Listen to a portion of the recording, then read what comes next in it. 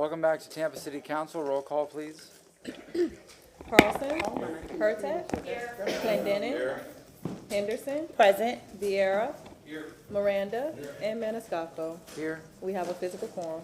Thank you very much. We're going to continue on with the public hearings. We have item number 84. Can we get a motion to open the 1:30 public hearing? Motion from Councilmember Miranda, second from Councilmember Clendenin. All in favor? Aye. If you're here to speak on this item, 84, please stand, raise your right hand, and we'll swear you in.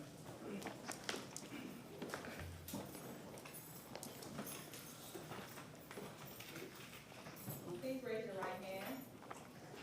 Do you swear or affirm that the testimony that you are about to provide today is the truth and nothing but the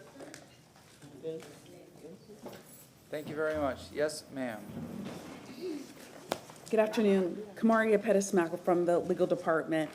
I'm here on item number 84, which is a review hearing for an application DE1 24-12 for the property located at 1910 West Gray Street.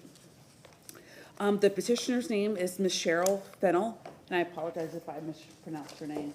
But she made a request to city staff to reduce the side yard setback and the front yard setback.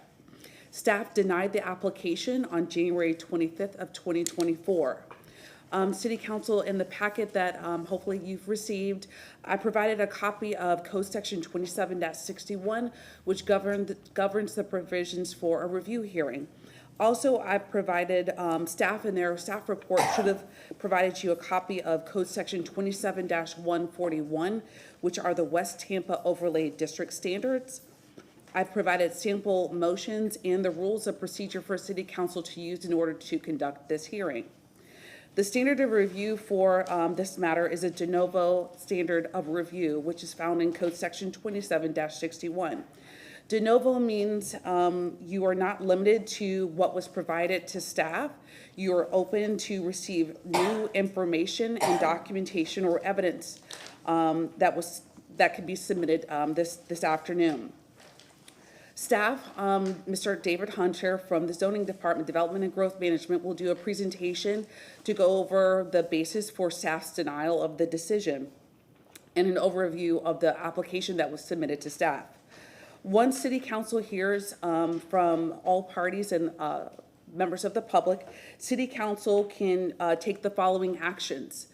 City Council can affirm the decision of the zoning administrator who denied the request to waive the specific setback requirements for the West Tampa Overlay District in Code Section 27-241, or City Council can overturn the decision of the zoning administrative decision and therefore waive the specific setback reduction requests by the petitioner. Again, I would encourage you to review Code Section 27-61, also for the review hearing, and also Code Section 27-60, which governs the process and the criteria used to determine whether or not to approve or deny a design exception.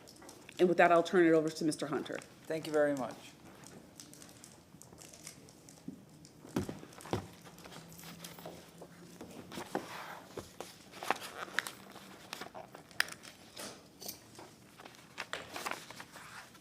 Could we have them turn on the presentation, the power? Can you turn on the power? Okay, there we go. It'll turn on once you put something down. Oh, the PowerPoint. Yeah. Yeah, it's up. It's up. Okay. My name's David Hunter. I'm the Planning and Design Coordinator for the City of Tampa. We're here today to discuss DE1 2412 for the property located at 1910 West Gray Street. The current zoning for the property is RS50, and it is in the West Tampa overlay. The applicant requested a carport addition to the front and the side of the primary residential structure. Next slide. Or is there a way to control the slide here? Does anyone else smell something burning? Yeah.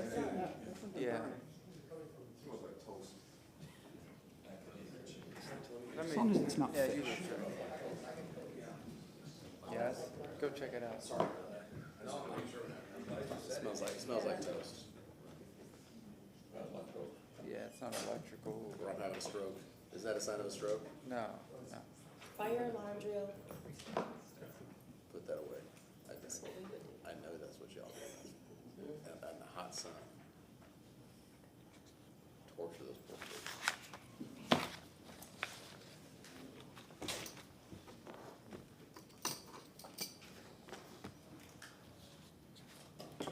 Is it good? Huh? We can't find it. The aides are all looking to make sure. Sorry, everybody, I just want to make sure there wasn't anything bad happening. We still don't know. All right, the aides are searching, so, Shall I continue? go ahead, sir. All right, we'll stop if we see flames, I guess, huh? All right, so as I was saying, this is the property is zoned RS50. It's located in the West Tampa overlay. This is an aerial map. You can see the subject property and the other houses on the block. I will provide you with additional photographs for that. In the West Tampa overlay, the front yard setback is determined by block average. And Do you know where it's coming from? Yes, they brought some tests by accident in the post office. All the way from there? Man, Well, we all knew Oh. it was clear. all right. I know what it was because when I cook, that's what it smells like. Okay, go ahead, sir.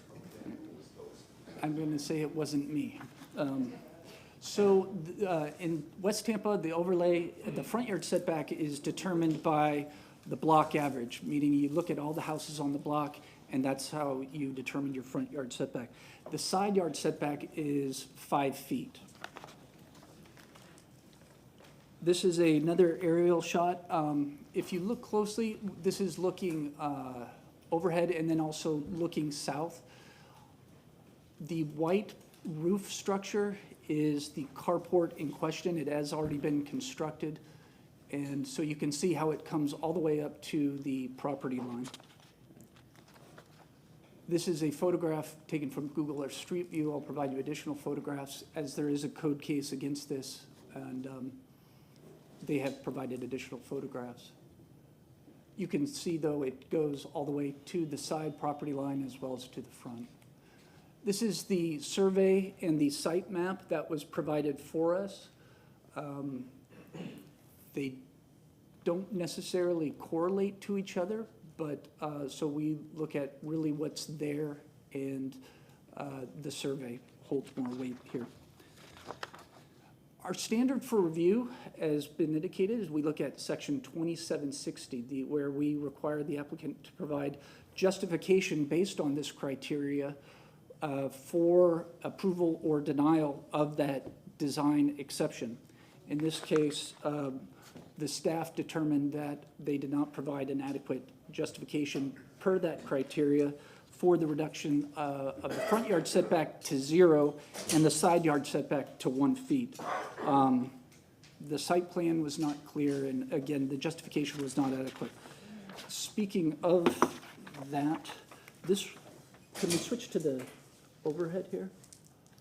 There you go. Can you guys see that? Okay. This was the letter of justification from the applicant. The big takeaway from here is that the applicant had this built back in 2010. They did hire a contractor and provided a copy of the receipt from that contract. The contractor did not pull a permit back in 2010, and so effectively it was built without a permit. From the eyes of the city, this is as if we are looking at it for the first time. It wouldn't have been approved, quite frankly, in 2010, and if they came in now, we'd be in the same boat. It wouldn't have been approved. Additional photographs. This is what the project looks like now, a little bit more clear. You can see the carport and how close it is relative to the other structures. It should be noted that when the carport is attached like this, it is considered part of the principal structure and must meet principal structure setbacks for front, rear, and side. It's not a separate item, and so it does have to meet principal structure setbacks. This is what it looked like in 2009 prior to that. These are pictures taken from the code enforcement case that is currently pending. You can see the proximity to the sidewalk. The side, again, right on the side. There was a measurement, it looks like, of about 9 inches to the post of the adjacent fence, and you can see how close that is. There was one neighbor that submitted support for the case, which I'm sure you've seen a copy of. Basically, this had more to do with, I guess, a complaining neighbor who filed the complaint, is why we're here today. The overlay district, again, front yards are determined by block averaging. Now, as far as carports can go, if they're on the side and properly placed, a one-story unenclosed carport constructed as part of the principal structure may be placed within 3 feet of the side property line if in compliance with all life safety codes. This is, again, a foot, less than a foot from that side property line. And what's also important to note, this is not compliant with the life safety codes, meaning I'm a registered architect, I've done this plenty of times. This is too close and it will not pass a permitting because of its proximity to that property line anyway. And that is my presentation. I'm open for questions, should you have any. Any questions? No. Yes, sir. What were the rules in place when this, if you have the dated contract, what were the rules in place when that contract was let for the Ed's Limited? Well, it started in, the overlay came into play in 2004, and so whatever the code requirements at that time, Okay. I don't know the specifics, let me put it that way. So but it's the same rules that are in place today? Effectively, yes. Thank you. There's been amendments, but effectively, yes. Anybody else? Thank you very much. So now we go to the applicant slash petitioner. Who is the applicant in this case? Come on up, ma'am.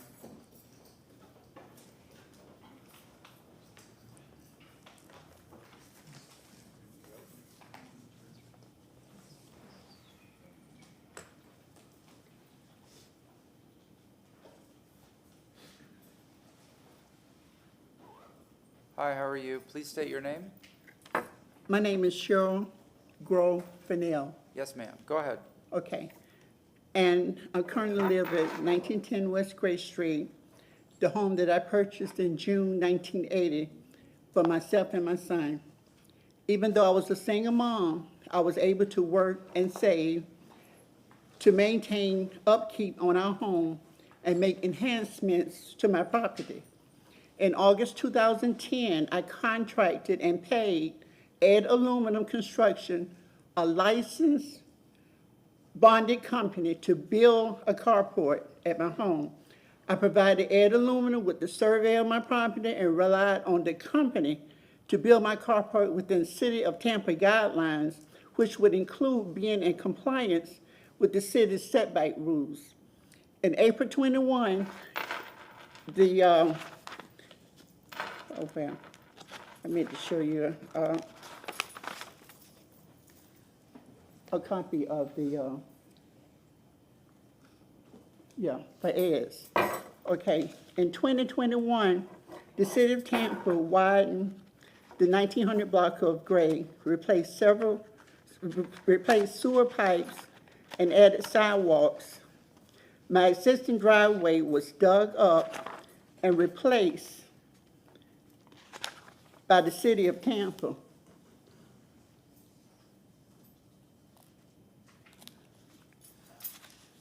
Contrary to the misrepresented information in the code enforcement complaint that someone filed against me, my carport was built 11 years prior.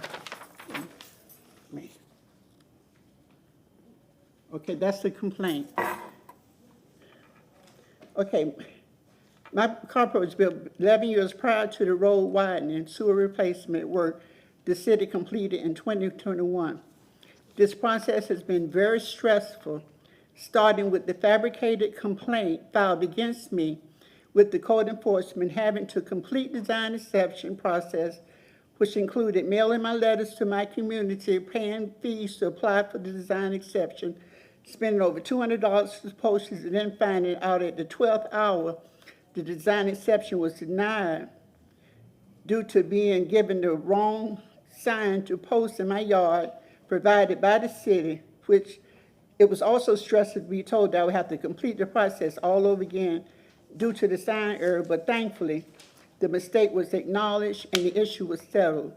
I'm asking the city council to grandfather and approve my design exception.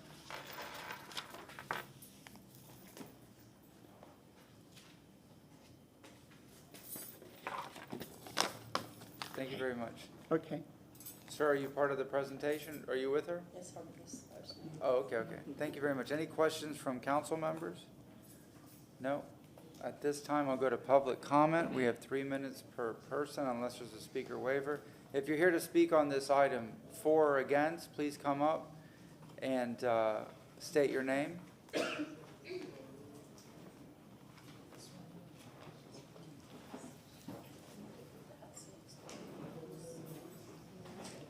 Yes, ma'am, go ahead. Good Please state your name. afternoon. My name is Meredith Sanger. I'm the neighboring house right next door. I'm at 1912 West Gray Street.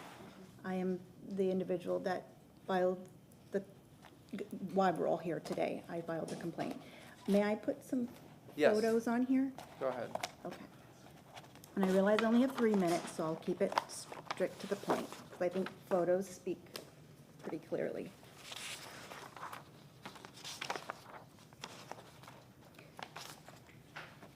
So, photos that were presented were great, but I'd also like to, No, the other way, The other facing way? up. Okay. Yes. Okay.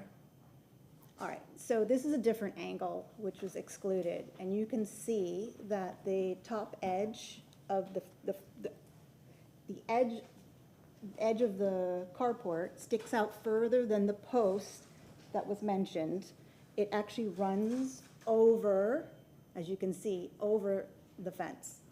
I have another photo of another slightly different angle. As you can see here, it literally runs over the fence. And when I put that fence up, it's not on the property line, it's inside the property line, so it's on my property. The edge, the outside edge of the fence is where the property line is. So my fence is within, so that to help illustrate where the edge of this carport is running. And as you can see in the prior photos, as well as this photo here, it runs pretty long length of the fence, as you can see in this photo here. I'm gonna make sure we all can see it. And there's two main issues I'm having. One, which was illustrated in one of the photos that the gentleman there had shared, this one's not as clear. The downspout of this gutter is shooting into my yard. And this is the main reason that I have this complaint. So my side yard, every time it rains, gets flooded. And it doesn't just rain and then stop and then the water goes away. I'm having large puddles that are sitting in my yard. Imagine, every time it rains. It's killed all my grass. All I have is sand in my side yard because of this. At the beginning, when I approached Ms. Cheryl, I bought those bendy plastic things that you can attach to it to reroute it down the driveway. For some reason, they keep getting removed, so I have been exhausted to the point where I'm not gonna keep spending my money when it keeps getting removed. The other main problem I'm having, because it is so close, when they're attempting to, I don't know if they're cleaning or what they're trying to do, they're climbing on my fence to do, I think this photo is pretty self-explanatory. Thank you very much, ma'am. I appreciate it. Yes, ma'am. All right, next speaker. All right, thank you.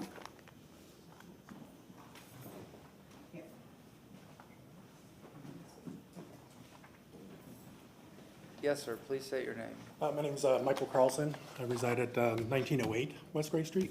I guess first and foremost, I could show this here real quick, but this is the actual survey that Ms. had done. And then actually it shows on here, we can get you a better copy, whatever, but the fence that she's speaking of is actually on her property, on 1910's property, not 1912's property. So she's over the property line, so she's showing that. I guess as far as, historical reference and so on goes, related to this is the resident, when she purchased her home, if you look at her survey, so it shows the actual structure and it shows that the carport's there. So when she bought her place, she knew it was there. So, and she only brought this up, because there's some personal issues or, that are going on between the neighbors. So she waited over a year to actually file this complaint. So after the neighbor stopped speaking to her. So I think that's, I guess the first and foremost. If we're looking at the actual overlays and the rules that govern the actual neighborhood in the street, what's not shown or discussed is there's a unit next to my property that's within 2 feet of my property. It's supposed to be 3 feet apart. There's at least 4 homes on the street that have less than 3 feet between space as you're supposed to have for a structure. So if we're gonna start enforcing some of these different items, there's gonna be a lot of construction going on our street because a lot of the neighbors are not in compliance. So, including the house located at 1912 and 1914, if you look at the house there, and the attorney was referring earlier, I believe, about the average of the setback. So that house is supposed to be 37 feet from the street. So their house is like 35 feet and some change. So her house is actually 2 feet too close to the street. So, if we're looking at, so all I'm asking is, there's some variances here, so for some reason, she's being singled out, and then if we're gonna, enforce the rules, I just ask that you look at, there's obviously a lot of issues going on in the neighborhood. There's a lot of different, properties that are not in compliance, either with the back setback or the side setback. These homes have been there for a long time. This carport's been there for like 14 years. The way I saw it when I bought my house, even though that structure is way too close to my property, I knew it when I bought it. It was on the survey. So I didn't ask that it be moved or anything like that or anything be done about it. So I'm hoping that you take the same stance here, that she knew when she bought the house, it was on the survey. Thank you. Thank you very much, sir. Next speaker, please. Yes, ma'am, please. Good afternoon, Connie Burton. Of course, I'm not no expert in any of it. The only thing I want to come and say that I know Ms. Grawl, worked with her years ago at Honeywell, and it was such a point of pride when working class women, after working 12, 15 hours a week, was able to go into home ownership. That meant a lot to a lot of the women's working at Honeywell at that time. And so when I'm looking at the pictures, I'm looking at now we have these big, huge structures of a home coming into established neighborhoods. And what seemed to be missing is that good neighbor quality. That now the residents that have lived there for 20 plus years, when you've had city staff, code enforcement, and whomever that could have, and why they wasn't paying attention to those deep little minute details, now it becomes a big issue. The huge homes are really a big, big issue to the community because we're trying to figure out how do they fit into this community that's already established.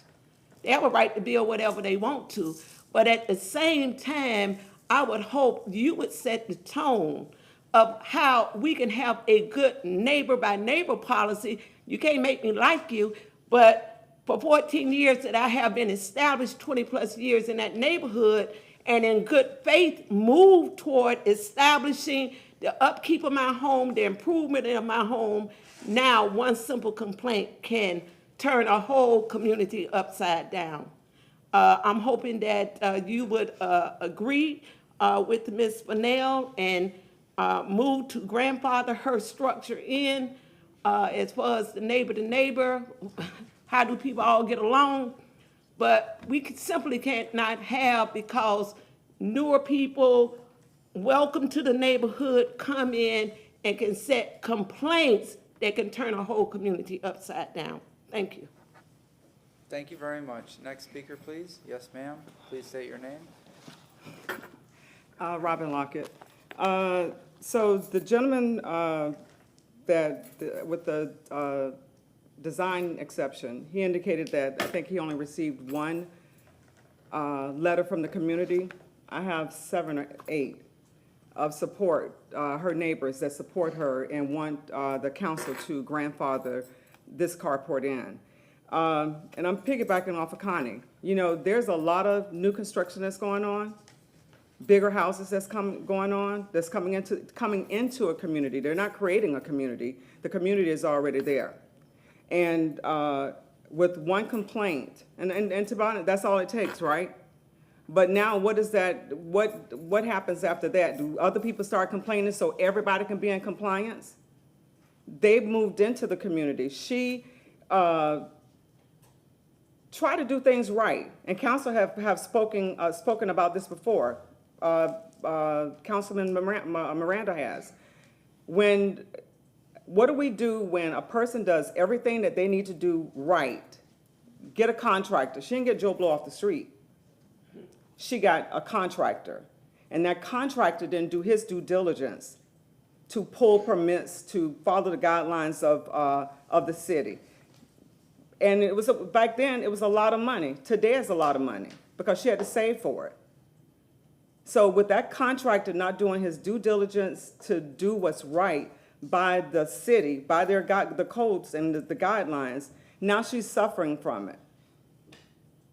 So I ask that you do grandfather her carport in. You'll get a lot of these, right? You'll have people from other areas coming in that don't know the culture of the neighborhood they're moving in. And they want to change everything to be like where they moved from, to become where they moved from. You have good neighbors. The gentleman that just spoke, Mike? I visit him. He's a great neighbor over there. Help people mow their lawns, have conversations. Great neighbor. But this complaint, although erroneous, yeah, it takes one. But she shouldn't have to tear her carport down or whatever because of an error that, a deliberate error. And it's deliberate because the contractor knows that there's guidelines that he has to follow. So he, in essence, stole her money because now she's in this. So please take the time to really think about this and grandfather her carport into, carport in. And I'll give you guys these Yeah, stuff. give This it is to my first Mr. time doing Shelby, this. yeah. Thank you very much, and we'll put that in the record. Anybody else wishing to speak?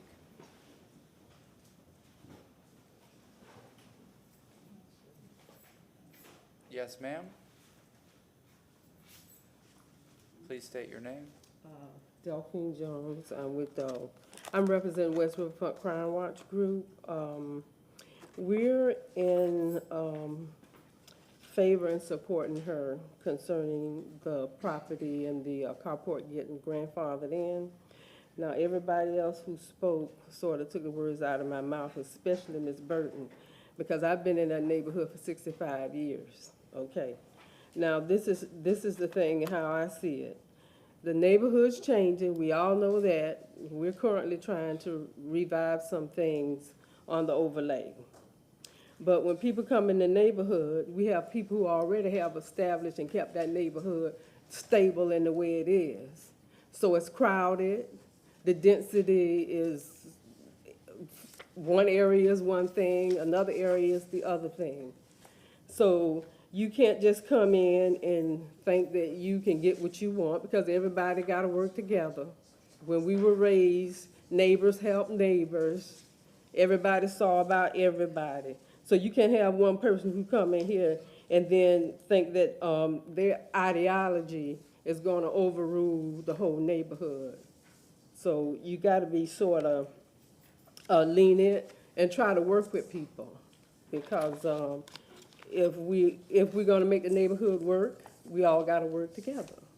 So that's how I see it. You can't come in the neighborhood and think, okay, just because you want it the way you want it, that's how it goes. You have to try to be neighborly and considerate of all people, because that's how we was raised, gonna take a village.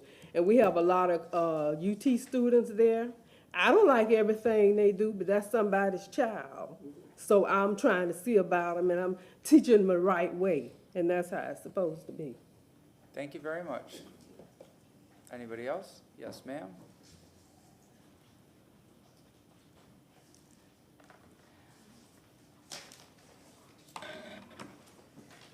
Good afternoon, City Council. My name is Sandra De Diego Sanchez, and I live at 2705 West Fig Street, which is 7 blocks away from the applicant. I am here today as a concerned citizen. The applicant purchased her home in 1980. Per Ursula, soon after that purchase, she had the driveway poured. The driveway being poured and the carport on 2 different dates. Then in August 2010, she hired a contractor, and they built the carport almost 14 years ago. There's a home with a carport directly across the street, just as a sideline. The letter by city staff denying this request makes mention of the West Tampa overlay. I had reason recently to pull records on the West Tampa overlay because we're beginning to work on editing it. The West Tampa overlay was not approved until 2015. All this work was done before the overlay and should be grandfathered in. If we use the West Tampa overlay as a guideline for homes built before 2015, many heritage-era homes would be non-compliant. I'm not sure why the zoning administration is so concerned about the setback.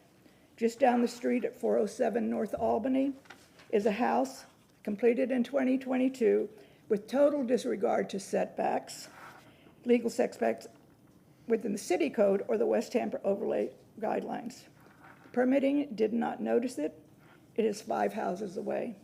I actually had a list of 10 houses that were in a 5-block area of this home, which land development has totally ignored the setbacks. No design exception, permitting missed it, so why this should be a big deal now, I don't know. Code enforcement has driven by this driveway for over 25 years, including the carport for 14 of those 25 years, and no one noticed. When the next door neighbor that had made multiple complaints against this applicant for the same issue purchased her home in 2022, this carport was in public view. The carport and any accompanying issues were there long before she purchased her home. The applicant followed the rules, hired a licensed contractor, and believed that that contractor knew the rules of the city code to make it compliant. Please vote to allow this design exception. This carport was built 14 years ago. The applicant should not have to have the financial burden of tearing it down when it's been part of her home for many years. Please help preserve her quality of life and allow her to age in place peacefully. Thank you. Thank you. Is there anybody else that wishes to speak?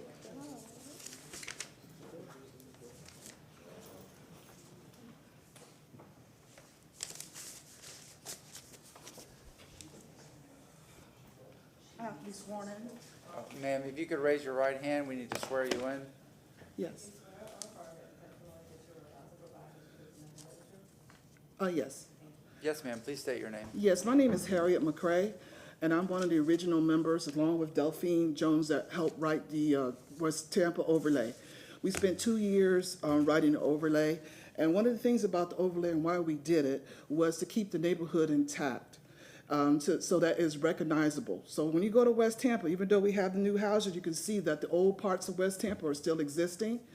And one of the things about the overlay that we did do within it is that there was a review process. And review process should not be something where this situation is occurring, but be able for people to come forward and, to speak about their situation and do things in a compassionate way. It's not something where we wanted to have everything a stickler, because we can't, because honestly, West Tampa is unique, just like the rest of the city, has its own style, as you all know. Just like Ybor does, Soho and everything else, we're one of those places. And it's filled with historical homes in West Tampa, which we wanted to keep intact. And that's why we did the guidelines that we did. We didn't want to have people in the neighborhood to be stifled with such situations where there's infighting amongst the neighbors. But there's sometimes, when things did come about, we try to resolve those things in a neighborly fashion, even with the review process and also what the overlay rules are. We want to have the flexibility because we want people to be able to live in their neighborhoods in peace. So this situation is one of those where, as a member of the original, as well as Delphine Jones and some other people here who may have been representative as a neighborhood association, this is one of those times where we need to be more compassionate. She has been in this neighborhood, she supported it, she's built there, she's have a life there, and that's something that should be made in consideration. Thank you. Thank you very much. Is there anybody else that wishes to speak? Wait, we got to swear you in, sir. Good afternoon. Wait, we got to swear you in. Raise your right hand. Have we sworn in? Yes, this is for the public hearing. Do you swear or affirm that the testimony that you are about to provide is the truth and nothing but the truth? Yes. Go ahead, sir. Please My name is state Clint Parrish, City of Tampa resident, and I'm here to speak regarding an issue that you've just heard about. I was visiting a high school classmate a couple of months back, and his mother started to explain to me the despair that she was under regarding what seemed to be something very minor and had been in place for decades, from my understanding. She had hired a contractor to put in and assist her with remodeling the frontage of her house, and now it had come to light that that may be some type of violation. As you all are probably aware by now, we're talking about a long-term Tampa resident, someone who's retired on a fixed income and was looking to enjoy the sunset of her life, reflecting on her accomplishments and service she's provided to so many people. And now she is now admired in this controversy regarding something that it would require, to me, I think, just a minor consideration on your part. And I just wanted to come down when I heard about the hearing today and to speak on her behalf and just say, this is the epitome of why we elect good people to represent us here on City Council, so that when citizens are boxed in by rules and regulations that sometimes do not provide them with the justice they deserve, they can come to you all and get the relief that they need. So I just like for you all to look considerably upon the request that she has made and allow her to continue to enjoy the benefits of her home and not have to go through making some major accommodations that would be costly and very, very burdensome to her. So I just wanted to just throw that in. I apologize. I just rushed in because I heard the hearing was today. So thank you very much. Thank you very much. Anybody else wish to speak? You can bring those up to the attorney, sure. All right, I see no one else for public comment. Is there any additional staff comment at this? Oh, I'm sorry. They need to be sworn in. Please raise your right hand, Armando, and then, Tracy. yes, ma'am. We'll swear you in. Do you swear or affirm that the testimony that you are about to provide is the truth and nothing but the truth? Thank you. All right, who is the first on the list? Tracy. Okay, Tracy, please unmute yourself, and you have 3 minutes to speak. Please state your name. No, you're still muted. There we go. Please state your name. Go ahead. Good afternoon. I'm Dr. Tracy Thompson. I'm a board-certified internal medicine physician, and I'm the primary care provider for Ms. Cheryl Furnell. I practice here in the city of Tampa at Dr. Tracy's house. Ms. Furnell is under my care, and I'm here today to support her in her need for a carport, given her current medical condition. She is actively getting treated by myself for her heart and lung disease, and recently had a surgical procedure on her heart performed by her cardiologist.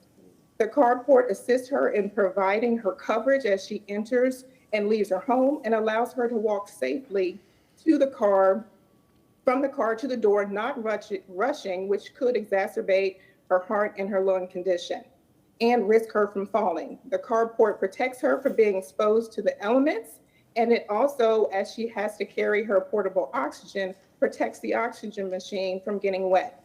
Again, as her primary care provider, I support the continued presence of her carport to avoid any exacerbation of her medical condition, which could land her in the hospital. So I request that the City Council support her petition to keep her carport. Thank you. Thank you very much. Armando, you're next. Please unmute yourself, state your name. You have 3 minutes. Hi, my name is Armando Castellon. I live at 1913 West Gray Street, directly across the street to the left, one lot from Ms. Cheryl, and I'm here in support of the design exception as well. As many people have spoken, a lot of the legal terms and stuff like that, that I don't have that professionalism to know and provide, but I can tell you that since I've moved in 2018, Ms. Cheryl has been a phenomenal neighbor. It's been very nice.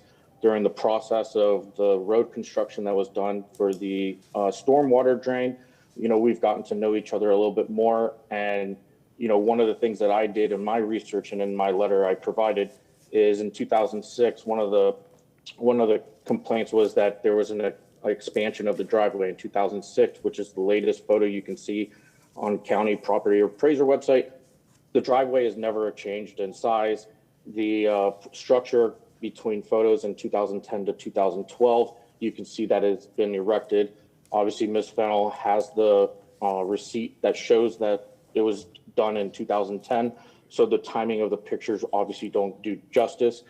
And then on top of that, a lot of claims are saying that the loss of grass, and as a neighbor, I have not seen pallets of sod to come to replace any of the grass that has been killed. If there's any type of sand as previously described, unfortunately with Google, we can't see anything historically because the owner at 1914 has completely deleted all the metadata by requesting her privacy on the service. So one of the things that I'm saying is that due to all the legal aspects and the necessity of giving Ms. Fennell peace of mind is to be in support of her. And to also add, this isn't the only person that the neighbor at 1914 has continued to harass.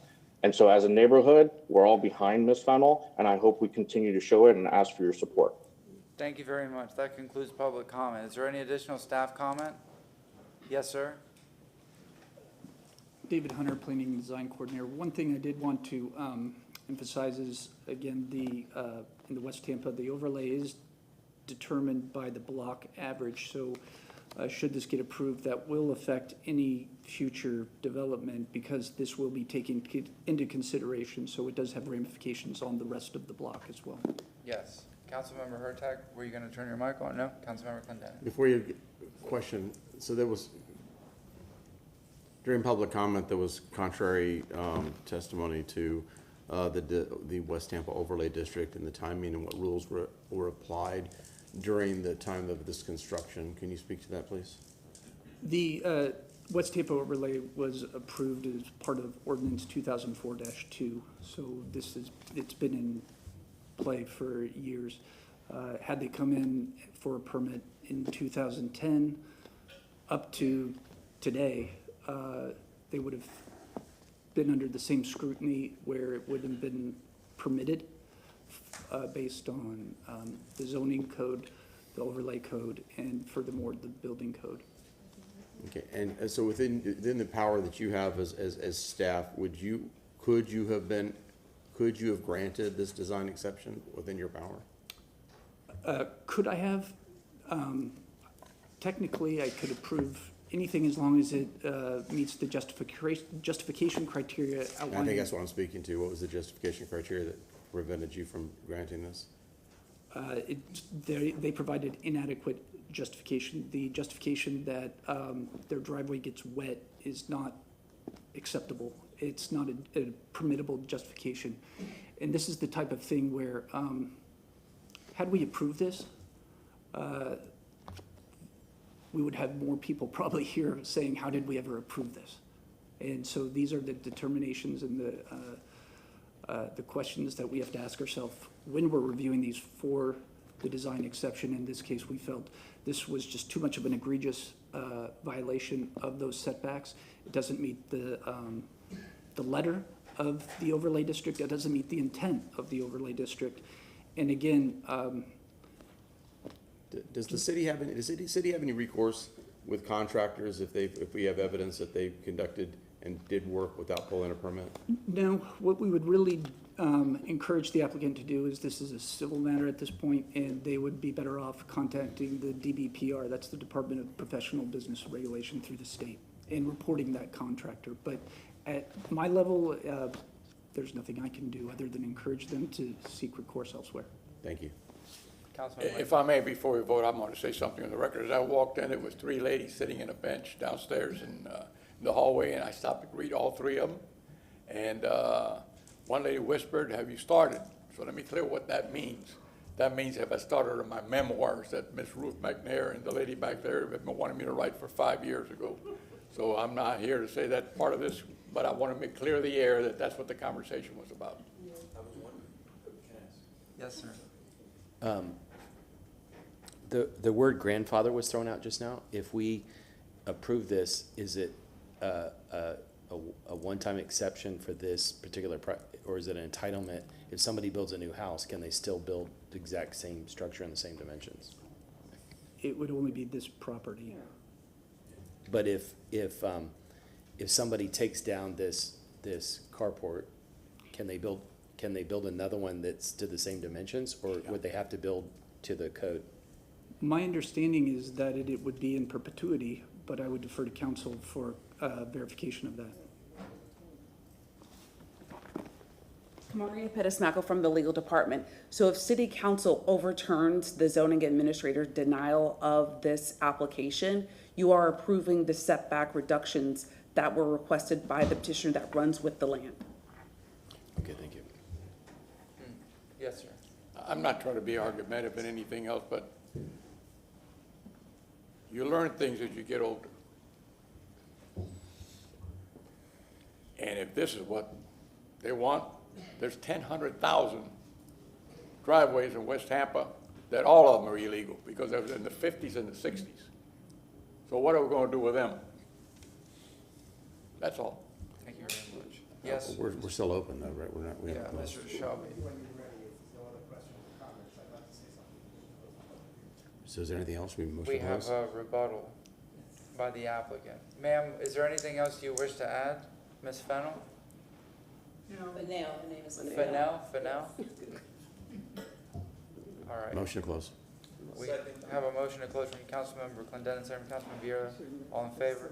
Aye. The motion to close is passed. Yes, sir?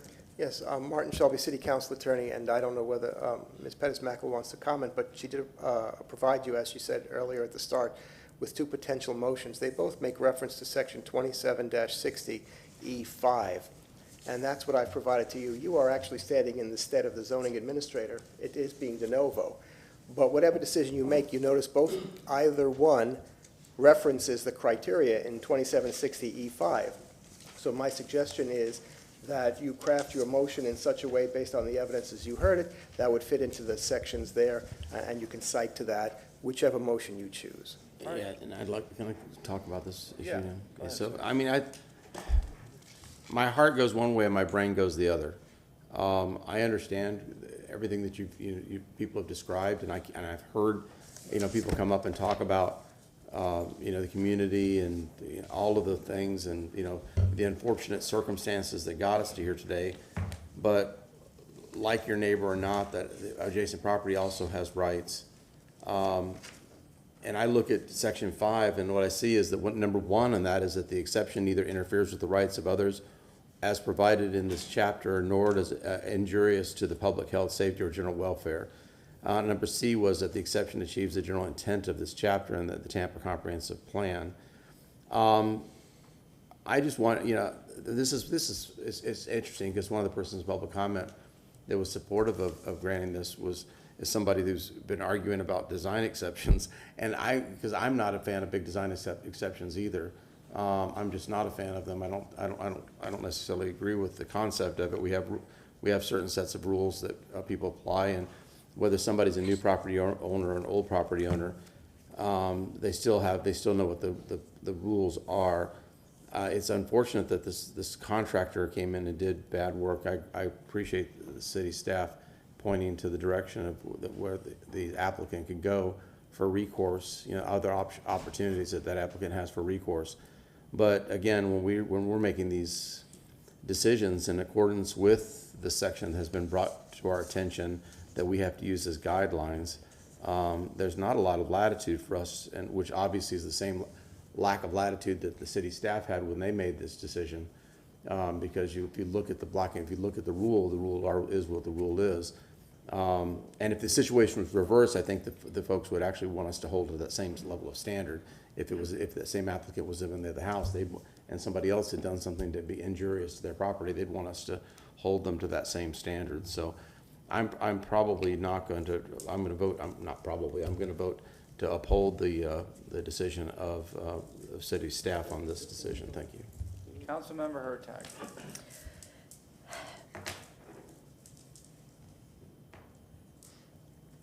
This is a great example of why we're trying to get magistrates out of it, because there's more than just black and white, especially when it comes in terms of like language here.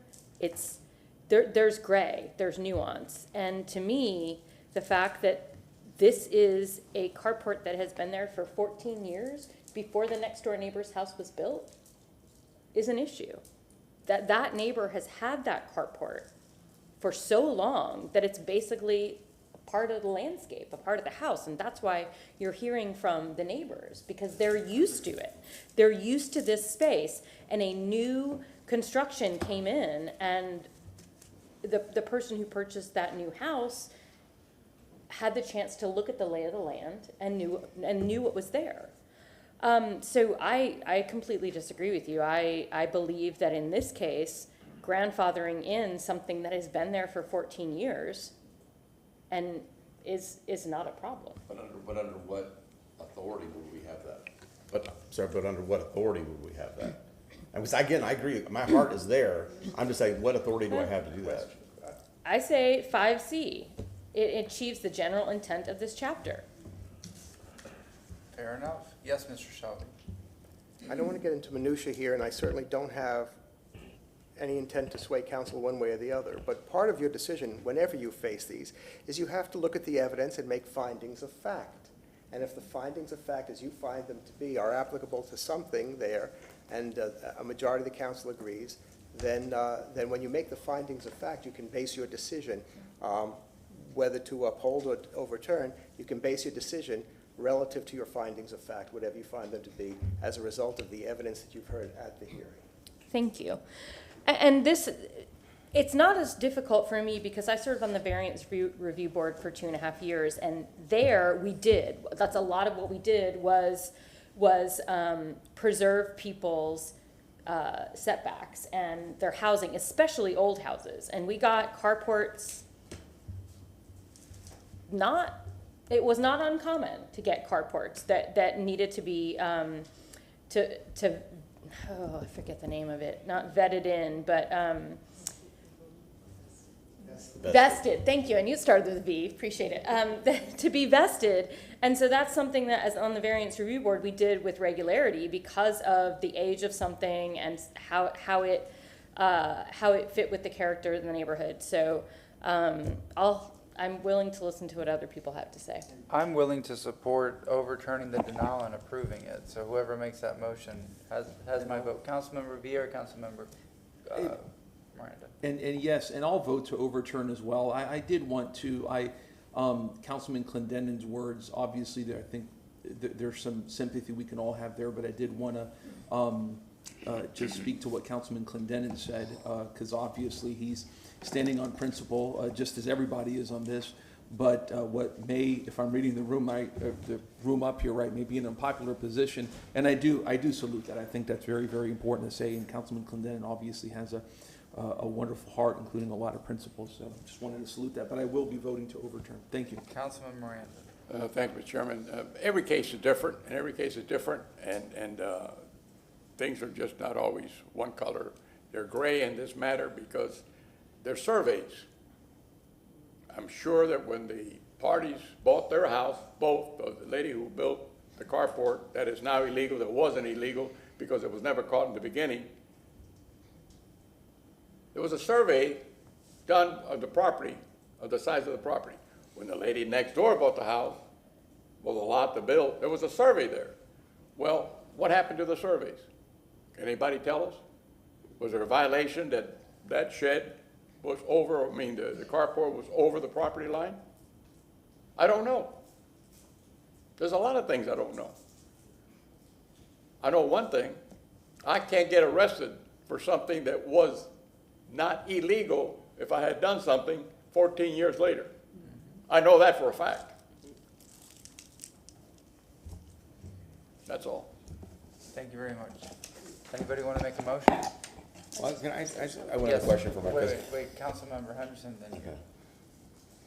Yeah, you know, the one thing that no one has said out loud today is that gentrification has some significant cons when, you know, new homes are coming into communities. And it's just, you know, so unfortunate because one of them is the disruption of social norms and cultural erosion. And the fact that you can clearly see what exists before you build your home. You can clearly see what already exists. And it does happen. You know, new folks come in and they want to change things. And so, and then we have rules. For me, I know that we have to, because of our city attorney, you don't have to stick within, you know, guidelines, but I actually do support the overturning of this particular case. And I'll just leave it at that. Councilmember Clinton.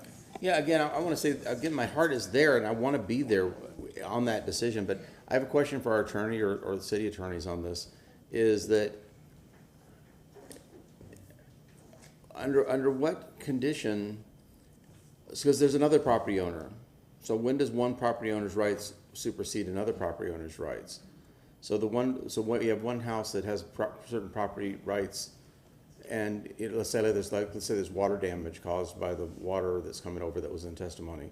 When does that property rights? When does her property rights get swept away?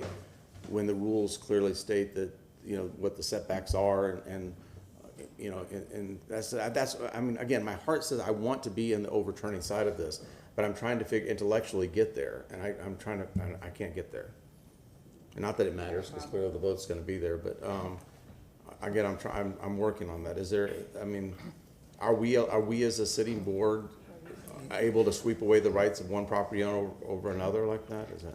There's nothing in the rules as they say, and I think Councilwoman Hurtak said it correctly. There is the letter, and it's in your interpretation of it, and I don't know what the motion is going to be, but you heard certain testimony that may apply to things that upon which you can base your decision. The answer is this: you are not ultimately a court of equity. You can't just, depending on who asks what when, make the decision. It has to have a basis, and it has to be based on competent, substantial evidence in the record, and of course due process has been afforded, and it has to be based, what the law says, following the essential requirements of law. In other words, the code has to be properly applied, and you apply the proper code properly. So what I'm suggesting to you is that what you can do is you can have a motion on the floor, you can hear what the findings would be and what the rationale would be, and if you believe the competent substantial evidence supports it, you vote yes, and if you don't, you vote no. And if you're in the other side, if you have a motion that you want to put forth to do the opposite, then you still have to follow the same process. But ultimately, what comes ultimately is you as a board are the ultimate finders of fact. A court can't overturn what findings you make factually, and you just have to make sure that you apply the proper code rather than say, I'm doing this because of another reason that is not totally at all within the code. So what I'm saying to you is these are the rules of the game, and depending on what council's determinations are of what the evidence shows, you take it and you go from there and see if you can meet what the charter requires, which is a majority of 4. Councilmember Hurtak.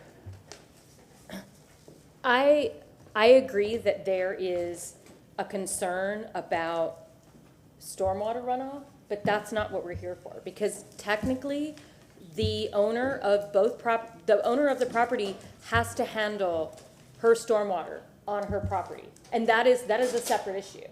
But oftentimes in variance cases, we would have separation of eaves and gutters, and that would not be a part of the eaves and gutters aren't necessarily a part of the setback. So really, we're not looking at that. We're looking, so that she could add a gutter system, and we could, I mean, we can't make them do anything, but again, that would, yeah, that's what I was gonna say. That's not part of the case. That's not our issue. That's a stormwater issue to be dealt with later. We aren't here to talk about stormwater. We're here to talk about the carport. And If I can, I'm going to direct your attention, you raise an interesting question and an interesting issue that may be relevant. I direct your attention to number 6, which is the right that a zoning administrator has, which is a right, I suspect, and Ms. Pattis-Meckler will correct me if I'm wrong, but I believe that's a right that also you have under the circumstances that you hear to impose a condition like that. And that might be from an equitable standpoint that may propose perhaps a solution, if you find that to be the case. well, I mean, I do find that to be the case. Everyone in the city of Tampa, you're required to keep your stormwater on your property. And I don't think that asking that and having the owner of the property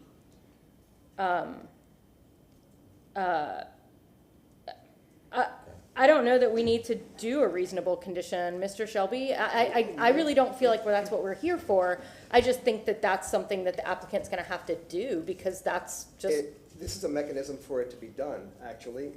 And perhaps if it would be appropriate, you could open and ask, if it's council's pleasure, to ask whether the applicant would agree to that condition. I'm gonna. Councilmember Carlson.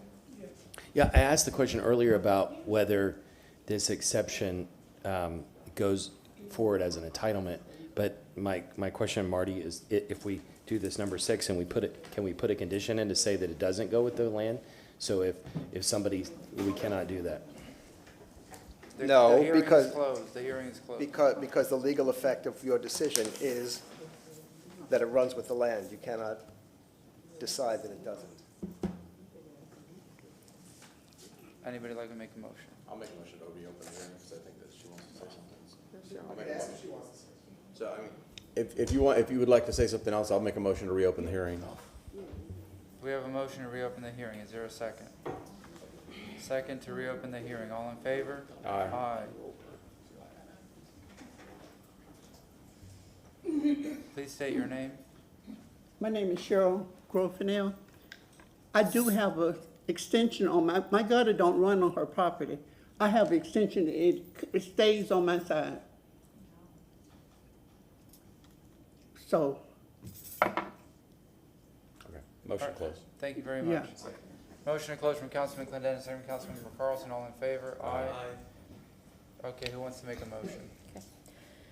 I move to overturn the zoning administrator's denial of the application for DE 124-12 for the property located at 1910 West Gray Street, because the petitioner provided competent and substantial evidence to waive the specific applicable standards set forth in City of Tampa Code Section 27141, subsection E, subsection 2C.2, based upon the criteria in 27-60 subsection E subsection 5 for the following reasons: subsection 5 subsection or B of subsection 5, that the exception provides a reasonable allowance of the use under specified circumstances of this application. C, that the exception achieves the general intent of this chapter and the Tampa Comprehensive Plan.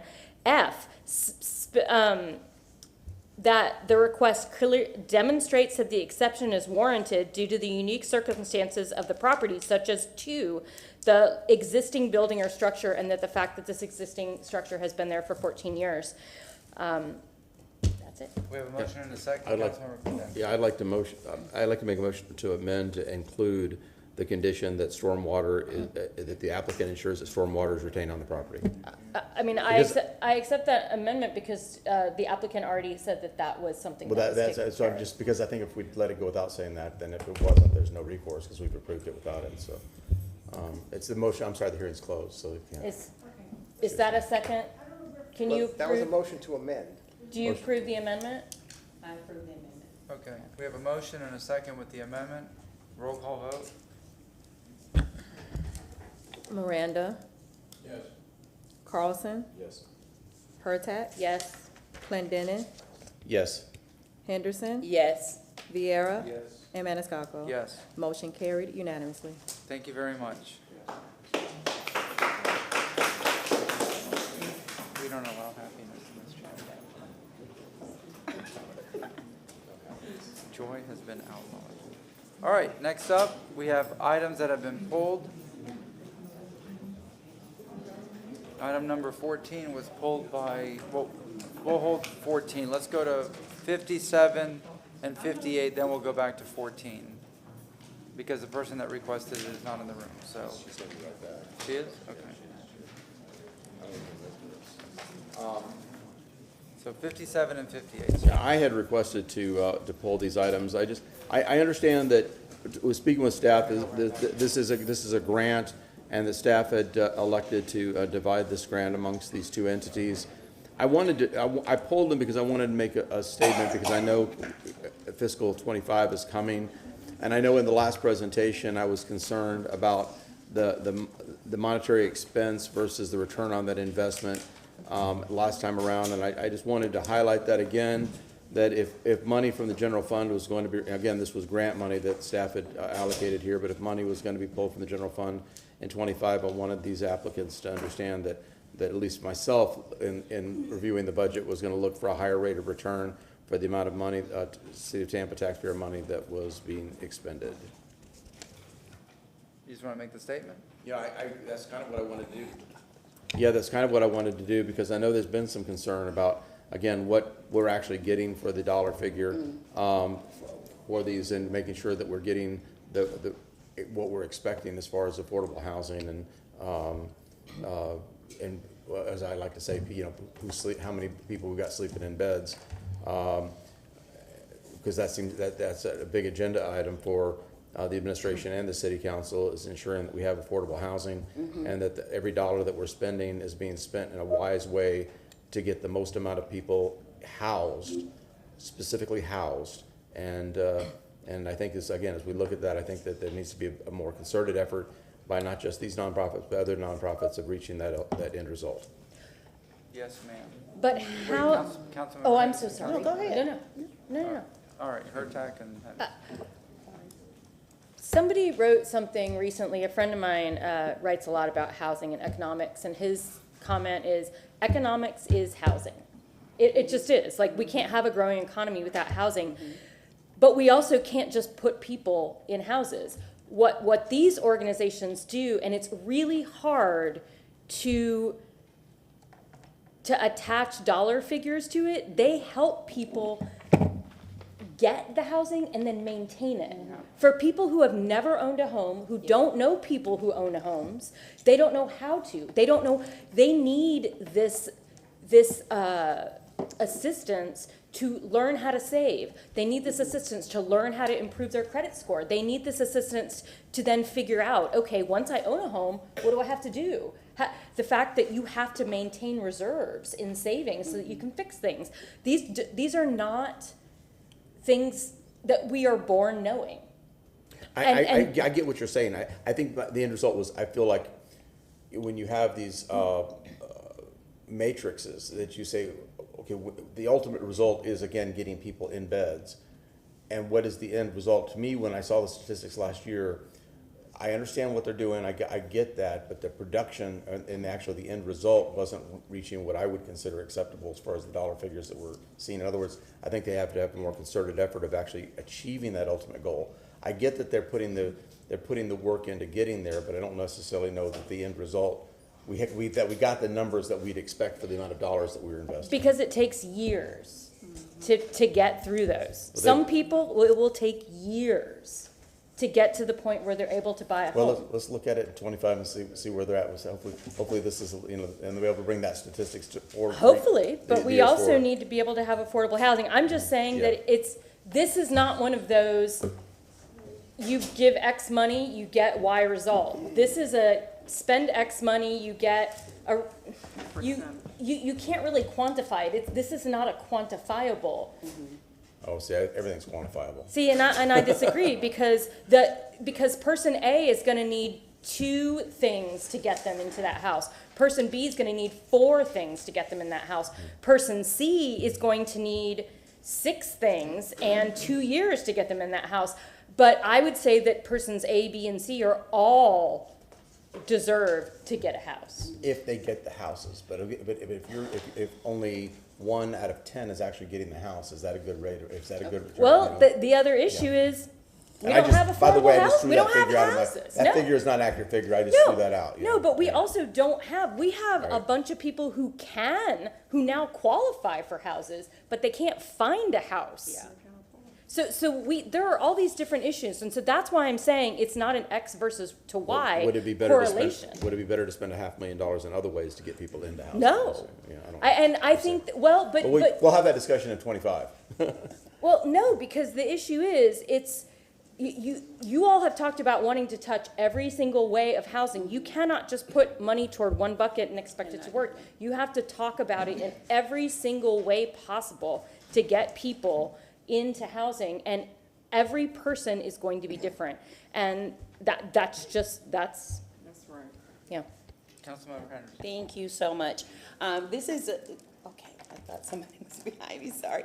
This just happens to be one of the housing counseling services that work. In fact, there are City of Tampa employees who have utilized this service to get into homes. I just might want to point that out. And I know that Kayon can speak on this. I have some notes I put in my phone this morning that they've already met their housing goals. If Kayon can speak toward that, and the city came back, they've already met the goals of the city grant, and the city asked them to spend more money to help clients get into homes. One of the things that is really important about this particular organization that I just want to point out is that even senior citizens who, let's say, live in Tampa Heights, this is a real story based on what Salitas House has done. A senior citizen who's been in their house for 45 years, they're poached constantly. So that education and training that Salitas House does is very important, because someone is offering them $250,000 for their home. And to that person, that's a lot of money. But Salitas House comes in and has to explain to them, if you give up your property, where are you going? You know, whatever. So that education, that level of service is there. And, you know, the down payment assistance program that they've done, like I said, have touched people who even are employed with the city of Tampa, and they have exceeded their goals. Hopefully Kayon will speak to that. Those are the notes that I have when I, question this particular. And I don't mean to take a thing. disproportionate So amount of time on to this Yeah. agenda. I just wanted to say, I wanted to use this opportunity to say, when you come back in 25, to have that report and show that return on the investment. Again, I didn't mean to waste a lot of our time today, because this is how this money got to us is different. But when we come back for fiscal year 25, I just wanted to use this as an opportunity to say, come back with good matrices and justify the expenditures. Thank you. Great. Okay, well, I'll just leave it at that, but Kayon, I would like for her to speak on it, just because, it was pulled and the public is listening. Housing is a big issue. We have housing folks in the audience, so I just wanted to give those two particular examples regarding city employees who've gotten into homes because of this program, as well as, and one other thing that I'll say is there's a picture here where this one particular homeowner, she went into the program in 2022, and she just moved into her home, but it took a long time, that education, what she had to do to change it and turn it around. So, yes, she's moving into the home in 2024. You don't see results in 90 days. It's not that kind of thing in some instances, but I'll leave it at there. Kayon? Leave it at that. Kayon Henderson, can you guys hear me? Yes. Okay. Kayon Henderson, Director for Housing and Community Development. Certainly echoing what you guys have stated a little bit earlier. So because there's no revenue, we're not getting any funds. So it's really difficult sometimes to really look at these services that are really relational to try to make them, give them metrics. I think you've given an example, Councilman Henderson, about someone who 2 years it took for them to purchase their home. We actually have a dedication tomorrow for someone who took 16 years to purchase their home. So when we pay, let's just say for this one client, we might pay $100 or $600 this year. Those housing counseling agencies are still required to work with them for the next 2, 3, 4 years to ensure that they get into a home. So if there's a specific way you're looking for us to calculate that, I'm happy to take a look and see if that can be done. But I, prior to this, even searched up kind of ROIs on social services and couldn't find really a calculation that would show exactly, I think, what you're looking for, Councilman Clinton. Yeah, I think the difference between a lot of other social services and this is that the final result is actually housing. So I think that the return on the investment is how many folks over a period of X number of years, even if we extrapolate it as far as we need to, how many folks do we actually successfully get housed in this program? And I think that's and how much money did it cost us per person when you average it out to get them housed? That was my question. And I'm only coming to this because I've only got 1 year of experience on the council dealing with this issue. And I just recall in the budget cycle when we were using taxpayer money, I felt that the matrices that were demonstrated didn't necessarily reflect positively on the success of the program. And perhaps it was just bad data, or it wasn't comprehensive data to show that. And maybe and perhaps again showing a different report, would completely sway me and change my mind on this. But I didn't want to spend a lot of council's time today on this. It was one of those things that has stuck in my head since this was first presented, and I just wanted to use this as an opportunity to say, let's evaluate this and everything we do, as far as spending taxpayer money. What's the return on the investment, and what are we getting for the money we're spending? Because we're asking other people to pay for this. And how do I justify to the other people that it's a good program? And I don't mind justifying to other people if it's successfully putting people into houses, I'm all there. If it's not, if we're spending too much money and there's better programs to get people in houses, then we should be pursuing that. And Would you like to make a motion to approve? I'll make a motion to approve items 57 and 58. We have a second from Councilmember Vieira. All in favor? Aye. Any opposed? Thank you very much. All right, back to item number 14. Thank you. I just wanted to have a discussion amongst us about this. I do not support this program, and last year, council decided to support it because we got a grant from the state. This is the very first year that ShotSpotter is gonna have to be paid for by the city in its entirety. Now, that will pay for 3 extra officers. And it covers 4 square miles. The city of Tampa is 114 square miles. How many square miles does it cover, you say? 4. Okay. It covers 4 square miles. And there was a great op-ed by Chief Burkaw today in the Tampa Bay Times talking about how to recruit officers who reflect our city. We could do that with this $280,000 and have someone in that neighborhood that would cover all 3 shifts. Is there anybody from TPD here that can talk about That's not my question. I mean, if you want to have that question, my question is, I think, yes, they're going to say they want this program. But I'm saying this is our chance to say, what do we want to do with this $280,000? Because right now they can't give any. The company itself refuses to share how they get their data, how it performs. There's the mayor of Houston just said they won't use the program anymore. The irony is this is the same discussion we just had about the Salinas houses. What's the return on the investment? So yeah, show me the data. Show me the data of like how. And here's the difference: is that Ms. Henderson can show us that data, but they can't show you data because it's proprietary. And the grant is. It's not a grant anymore, and I'm just saying, if we're talking about how we want to spend our money, there was just a FAN meeting with our chief of staff. Bennett, and the FAN folks said they want more officers. And wouldn't somebody say we're over-policing? Are we over-policing if we're adding 1 more officer? No, I overthink, this is gonna lead to that, so. Can we hear from Tampa? Councilmember Carlson. We've had 2 presentations on this, and I've been through the data that was presented by the company. It's easy to refute the data. I don't want to spend the next 2 hours going through that right now. It's presented in a way that makes it look like it's successful when it's not. I went along with it last year because we were getting a grant, but I'm not in favor of this at all. And the number 1 test is to ask police officers. And sure, there will be police officers that will come up and represent that this is a good idea. But when you ask police officers on the street, they say it's a waste of our time. They say we spend hours chasing false starts and not solving crimes that are not solved in other ways. And I don't want to waste we don't have enough police officers. I've asked for 200 more police officers. We're still not getting them. And we need to support the police officers we have out there and not take up their time on something that's not effective. And I don't want to hear another 2-hour-long conversation. We've all heard that before. I think we should just vote up or down on this because we know how we're going to vote anyway. Thank you. So I'm I say that we shouldn't move the resolution. So shouldn't we hear, No, they're here to talk, though. Just like he said. I mean, I didn't ask for them to be here. I simply asked for this vote to be called or to be pulled so we could vote Yeah, but I have to separately. base my decision on both sides. Your opinion and the opinion of the police officer. Is there anybody from TPD that can tell me if ShotSpotter is good, works, is not good? Anybody here? Sir? Yes, sir. Hi, my name is Edward Rojas. I'm a lieutenant with the Tampa Police Department. I think for all three of us, I think we see value in this program in ShotSpotter. There have been instances where we don't always get that 911 call. This ShotSpotter gets those officers heading that direction to potentially find victims, find evidence, develop cases against individuals that need to be put in prison or put in jail. I think 2024, out of all the activations of ShotSpotter where evidence has or has not been recovered, only 17% of those did we receive 911 calls. So a lot of the residents sometimes don't call for these. There have been instances when we've showed up to these 911 calls or these ShotSpotter detections, and have located victims who have been shot, or have located a victim 2 blocks away where the crime scene may not be as identifiable because the victim doesn't know where he is.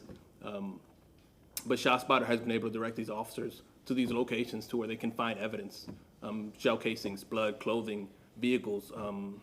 So yes, we see a value in this program. Okay. Councilmember Vieira. No, I was gonna ask, if we could hear from Tampa Police Department.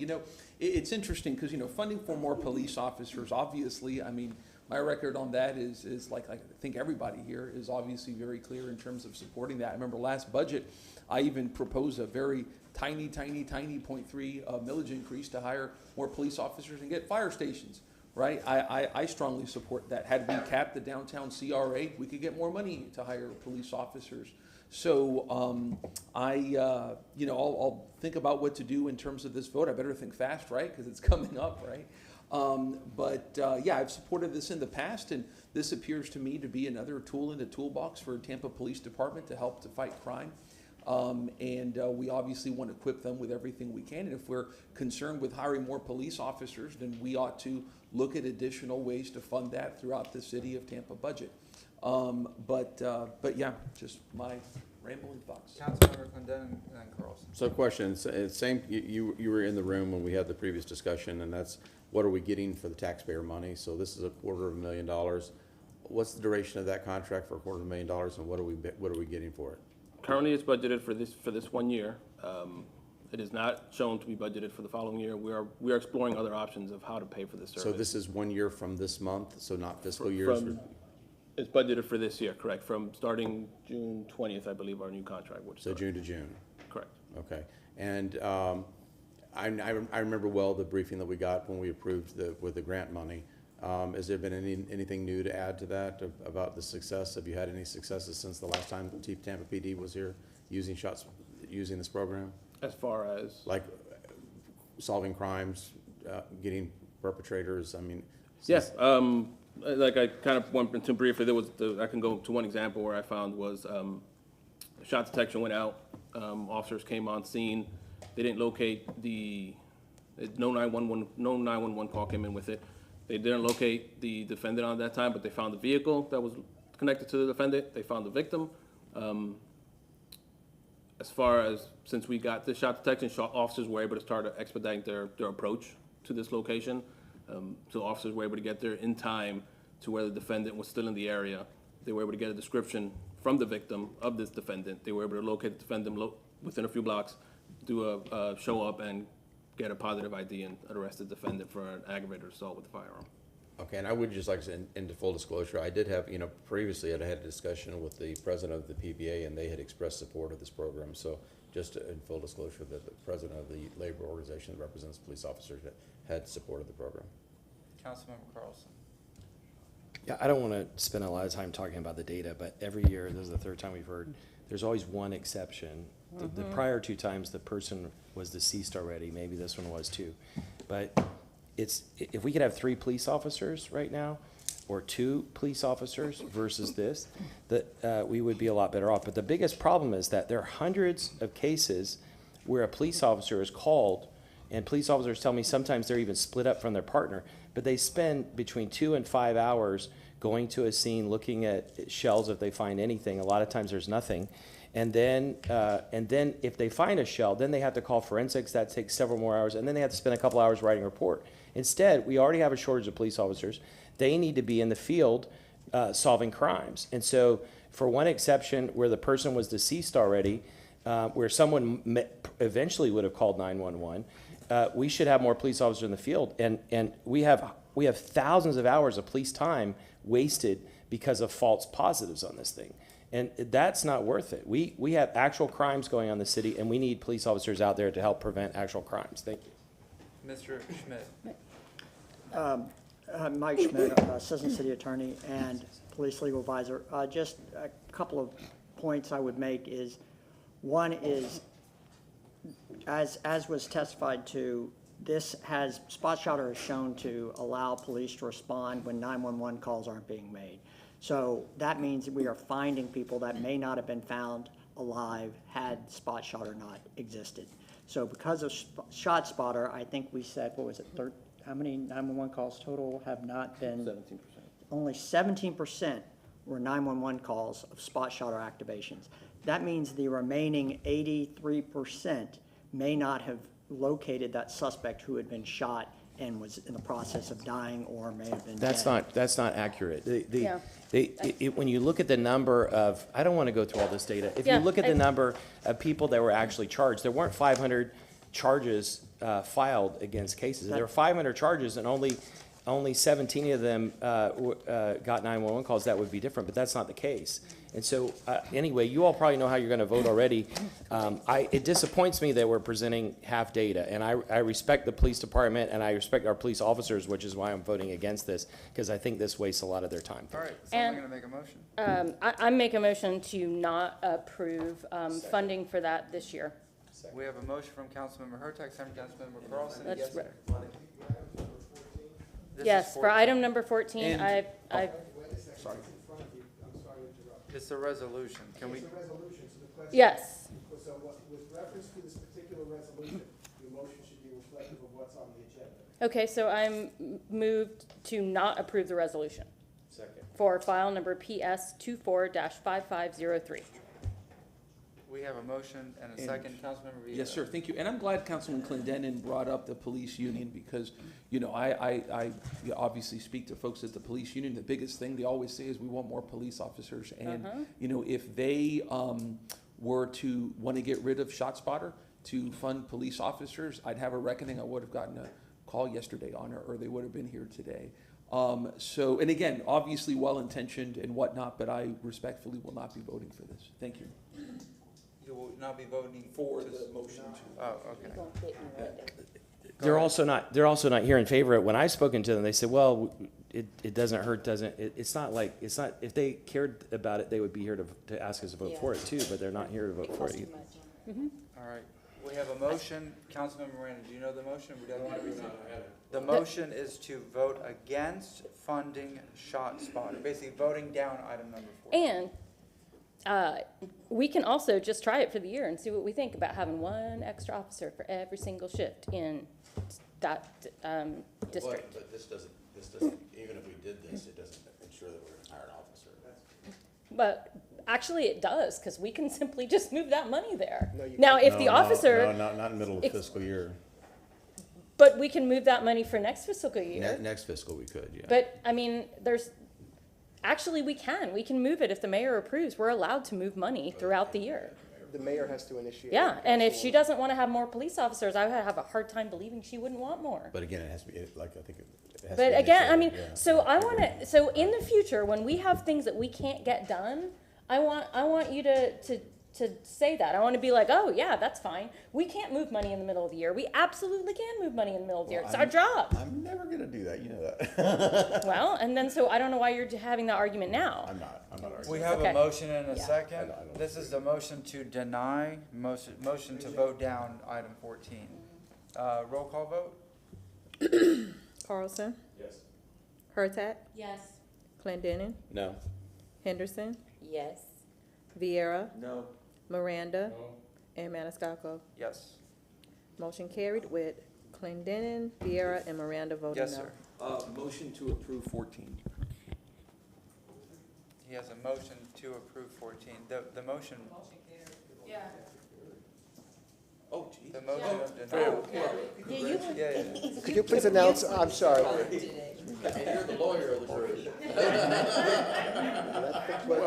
Sylvain, can you state it for the record? Motion carried with Clendenin, Vieira, and Miranda voting no. And that is a motion to reject or not There's pass a the motion to resolution. deny the resolution. Yeah. Oh, it was grants, now we're paying for it. It's a lot of it. For now, yeah. Yeah, it can come back another day. Thank you very much. They can come back if they feel like it. Thank you very much.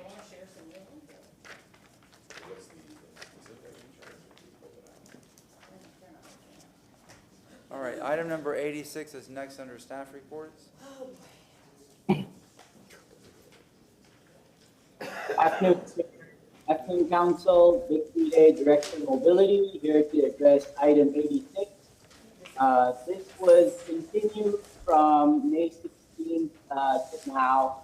To get further clarification, and on that note, myself and Brandon Campbell, we did meet with Ms. Hagar, and then we provided her additional information. I submitted a report to council on the same, clarifying the contract, the reason for its termination, and how we issue work orders from an approved budget towards the contract.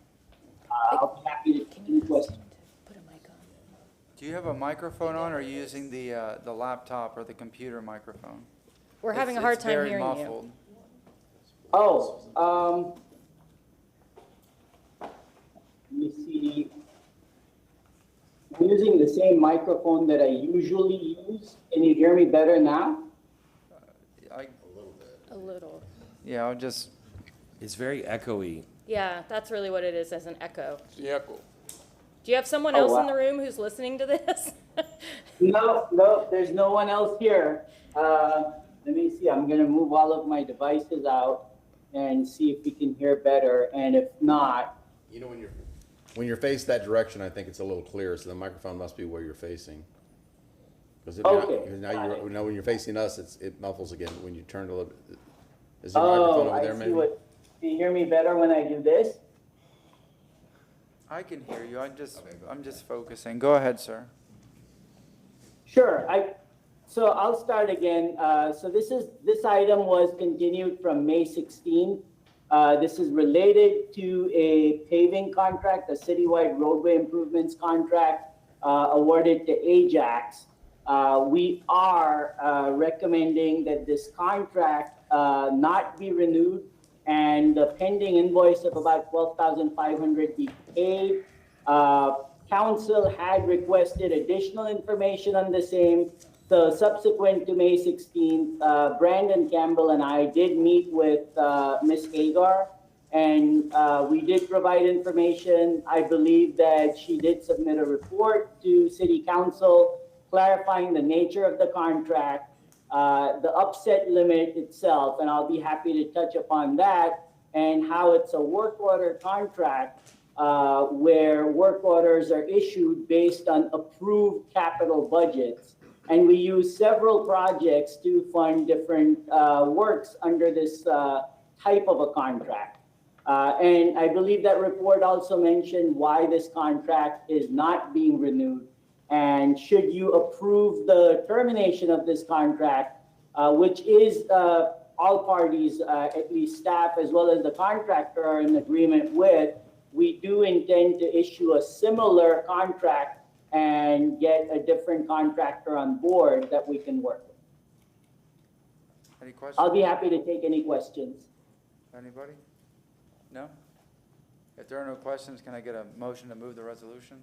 86, motion from Councilmember Vieira, second from Councilmember Henderson, all in favor? Aye. Any opposed?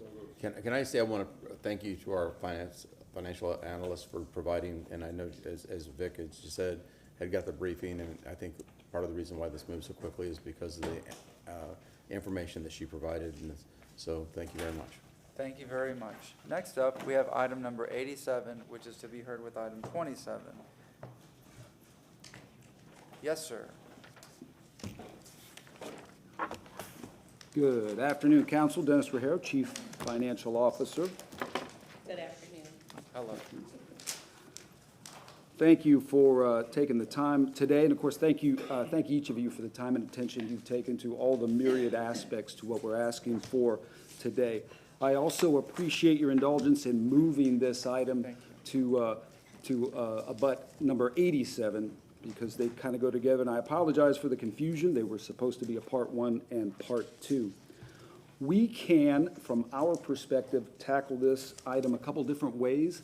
We have all of our myriad teams here, the solid waste team, the finance team, our financial advisor, our rate consultant is available virtually. We can do the entirety of the presentation, or most of it that we did before, along with some new information that council had asked for, or we can simply address the questions council had and the new information that council wants. From my perspective, it just depends on how much more of a re-education would council like. Are you gonna, prefer the new information. are you gonna go through the entire slideshow, or are you gonna go to? That's what I'm asking. We can. No, if you can just focus on the new information. Just the new stuff. Just the new information. All Your right. microphone, sir. All right, thank you. I have the presentation here. And then, and again, Director Washington and I will, I'm sorry, we'll just go through it and hit the highlights of what you've asked for. Seen this, again, the fund balance issue, and we've discussed the causes associated Mr. Chair, with can I that. just say one thing? Oh, I apologize. Yes, sir. Okay. No, sorry, I'm sorry to interrupt you. No. I just want to let you all know, I was overseas when you all presented, but I watched the whole video, I listened to all the questions, and I've had 2 briefings from you all, so I appreciate it. Yes, thank you. And again, we appreciate the briefings and the time you've spent. This is a revised slide based on council's request to include the entirety of the uses associated with this revenue. If I can have the Elmo available.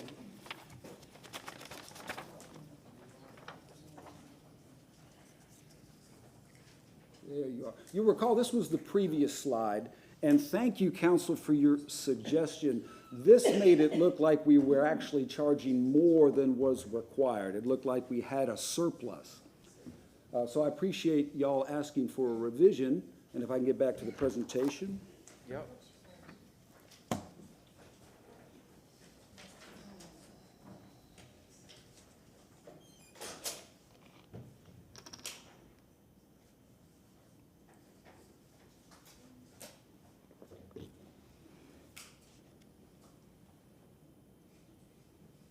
There we are, there we are. You'll see the difference, and the difference is the black portion of those bar charts. We had not included in the initial bar chart the debt service coverage required for those revenues. We had simply put, in our world, what are bona fide expenditures. Well, we have needs in excess of just the expenditures. We have to carry a significant amount of liquid funding to make sure, and we'll get into a little more detail in just a moment, to make sure we're meeting the requirements of the rating agencies and the market. So having said that, you see we still have the different components, the debt service associated with capital improvements, the operating capital, because it's not just personnel and operations. The overwhelming majority remains the dark blue line, and then you see beginning in fiscal year 26, if council approves, we think we'll be on track, on par for our sources to equal our anticipated uses. You've seen the various cost increase examples from Director Washington, our comparison of rates. Again, there's the static residential revenue for about 10 years, the static tipping fee revenue, all of the various components associated with the waste to energy and solid waste relocation. There is your monthly, the monthly increase by fiscal year, and again, at council's request, to the right, we have put the cumulative total. So you see, in the first year, your monthly increase is $3.32. In the second year, fiscal year 2026, we add another $3.63. To the far right, you see that total over 2 years monthly is $6.95. That was not on the previous slide, that cumulative column on the right. It still equates to the $20.05 we talked about at the end of that 5-year period. And of course, we still intend to offer that, that relief, that customer service program or customer assistance program of low income, 50% average median income. Council had asked, what is the 50% average median income? It's about $47,000 for a family of 4 in the Tampa MSA or Metropolitan Statistical Area. Council had also asked how much of the general fund is paying this, because council will recall that we can't use these funds to give people a break. In other words, we have to treat everybody consistently and equally. So any relief for those who might find this a hardship has to come from the general fund. It'd be about $260,000, $270,000 in the initial year. That's our projection. Of course, it depends on how many people take advantage of it and the needs as the years go by. But about $250,000 or a bit more will be the burden on the general fund for providing that relief. Councilman Moran. Excuse me for interrupting, but as I'm looking at your chart for 25, 26, 27 through 29, yes, then I'm looking at what I received, and it starts here with 24, 25, and 26, no principal payment at all. Am I correct? What I have is correct or not? I apologize. Which slide are you looking at, sir? Not on the slide. Your slide here, you got the monthly increase, but as I'm looking at what you gave us, or somebody gave us, the principals for 24, 25, and 26 are oh, yeah, no okay, principal at all? Understood. You're looking at the item. No, and that, no, we will not pay, or we do not intend to pay any principal initially because, again, the plan is to roll all the expenses associated with that banknote into, and of course, that's item number 87. We'll be getting to that. But then, if I may ask, then the banknote really doesn't cover the total of the cost of the project, because in 2029, there's a payment of $112,466,666. Could I ask that we wait until that okay. item? So this way I can tie it all together, but we'll definitely answer your question. I just want to know, because I'm looking at two things. No, I appreciate you scrutinizing it. And thank you. Where were we? Slide 12? All right, thank you, thank you. So we've revised that slide. We've provided the AMI information and also the burden on the general fund for providing that relief. You've seen Director Washington has spoken to some of the new miscellaneous fees and the comparables to other localities. You've seen this, the monthly average utility bill. We've talked about, again, I can't say enough about my internal team and Raf Tellis and Public Resources Advisory Group. Just the experts in the field. We've used them before, of course, and it's the PIPES program was an excellent template for this, I think. We've talked about the rating method, the various rating method criteria associated with the rating agencies. And again, we want to meet these benchmarks to the best of our ability because what the rating agencies decide is going to have a direct impact on how much money we pay. We've talked about this for nearly 2 years now. Again, just trying to socialize the public that it's not if, it's when. You've heard me say that before, and we think when is now. Here's our financing plan that hasn't changed. Again, step 1 is item number 87, which follows this item. And again, they're directly tied together because the only way we'll be able to pay for that banknote is with the issuance of debt. Again, the big picture. Again, we want everybody to know exactly what's planned down the line and all of the costs associated with it. And you see the total interest cost is significant. That has been commented on, and rightly so. It's about $250 million for the project proceeds, and at this time we project another $250 million in interest. But I will say this, although it doesn't seem like, and I have to tell you it doesn't seem like it to me either, 4.5% interest is historically not the worst interest rate in the world. And some of us of an age remember when it was much, much higher than that. But from about the mid-1960s until the great financial crisis or the Great Recession or whatever you want to call it, with some exceptions, you know, in fact, can I have my Elmo?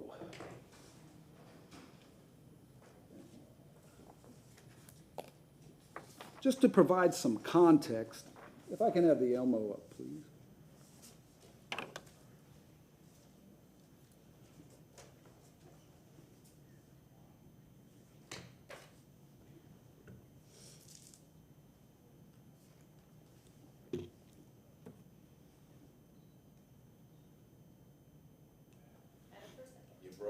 I was going to say, that was it. They're like, hey, would you just stick to one form of presentation? And this is entirely on me. I printed this off just a short while ago. This is the federal funds rate since the 1960s up to the present. And you see it's quite a craggy mountain, right? It's quite a craggy mountain chain. And you also see, again, from the mid-60s up through the great financial crisis. Now, this is the federal funds rate. It's not an entirely apples-to-apples comparison, but it is a good indication of how much it's going to cost for debt, depending on your credit rating, et cetera. But the overwhelming majority of the time, you know, maybe 4.5% wasn't all that bad. And I'm not saying 4.5% is great, but I am saying coming off the great financial crisis, you know, the Federal Reserve, in an attempt to get the economy going, to stimulate the economy, dropped the cost of money to, well, depending on who you were, 0. Okay. And wanting to slow the economy a little here, you see, oh, I'm sorry, let me put that up there, see. Wanting to slow the economy down, started raising rates, and then we had the pandemic.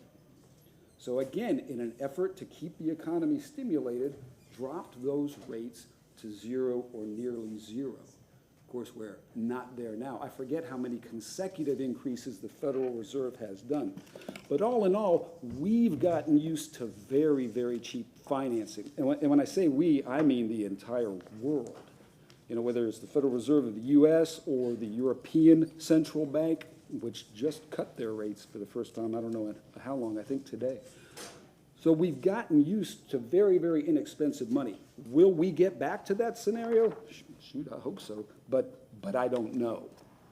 So there is a bit of shock, you know, including us who deal with this constantly, because the whole world got used to very, very low interest rates, and we're simply not there anymore. Can I have the presentation back, please? Yes, there you go, sir. Go ahead. Thank you. So again, I don't mean to tell you 4.5% is great, but if you're inclined to look at it historically, it's not the worst thing. So the council asked for different scenarios and different alternatives, and we're going to provide those on the slides to come. I want to clarify, these alternatives we're not recommending and we're not proposing. What we're recommending and proposing is, of course, what's in your package. But council asked, and we do want to provide, and it's good questions, and it's educational, I think, for everybody to see these alternatives. First, if I can break down the components of the rate increase in fiscal year 2025, and you see them on screen there. You see the overwhelming majority, almost 70% of the increase is just to keep the business running. That's the dark blue, operations and maintenance. That's purple. I'm sorry? Oh, that's purple? That's purple? The dark blue purple slice is $2.26. You'll recall the monthly average increase for residences, is $3.32, and $2.26 of that increase is just to keep the business operating.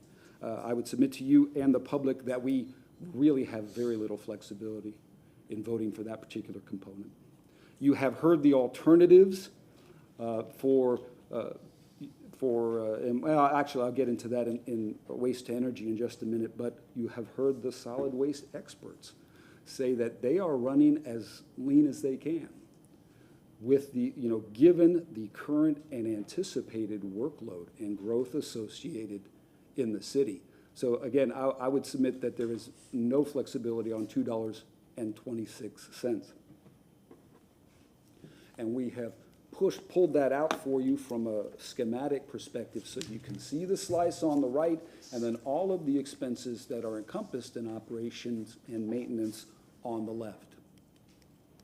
And I don't want to speak for the director, but if I'm the director, I'm going to tell you, I guess I am, but you tell me if we have to do those things. We got to pay for fuel. We got to pay for utilities, et cetera, et cetera. Am I speaking good enough, or you want to expand on that? You're spot on, sir. All right. Well, let me steal your thunder. And then, of course, if we can break it down into the next component, that's the waste-to-energy facility. You see at about 11% or 35 cents of that $3.32 that we're talking about. I would submit to City Council and the public that we also have no flexibility when it comes to that component. The contracts have been approved. The work has been done. You'll recall this was a relatively short-term project, one and done. We've already spent $80 million on the waste-to-energy facility predicated on the necessity of issuing debt, and that's item number 87 following this one. And the money's been spent, money's out the door, the work's being done, completion is imminent. So again, the $2.26 and then the 35 cents, I don't think there's any flexibility not to go forward with those components. Yes, ma'am. Yes, ma'am. I just had a quick question, because the 120, I was told that it's still 100 million for the waste to energy retrofit, but the 20 million is other projects. But those aren't in these other blue and aubergine eggplant colored. Aubergine, I don't know that I've ever, they are. Yeah, you see the 120 million you see on the left there, the 120.5 million. That's the green. Is green aubergine? No, Oh, aubergine okay. is eggplant. Those two are the same. Demonstrating my ignorance. Sorry. That's all. That is the green component, and it's the waste to energy retrofit. And I have an itemization of the other. They're all waste to energy related. And I apologize in the back there. Can I have the Elmo again? I owe them lunch.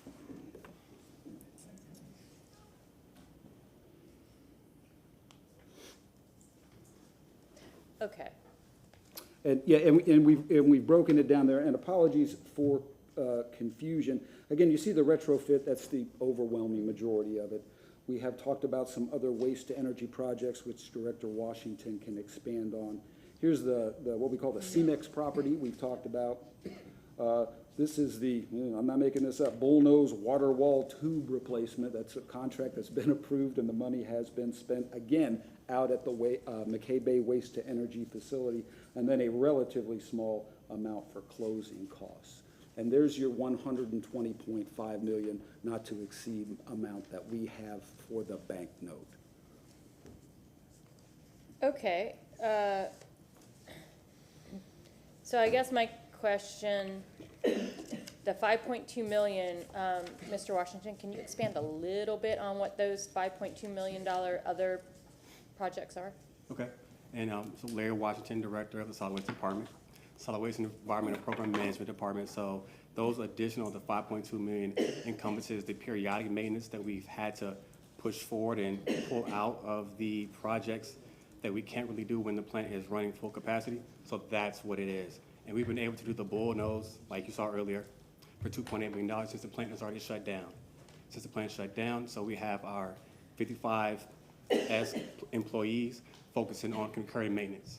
So while our contractor is working, CPPI, we're constantly working on these other projects as well.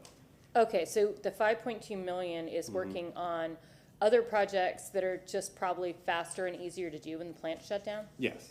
Okay, thank you. No problem. Thank you, sir.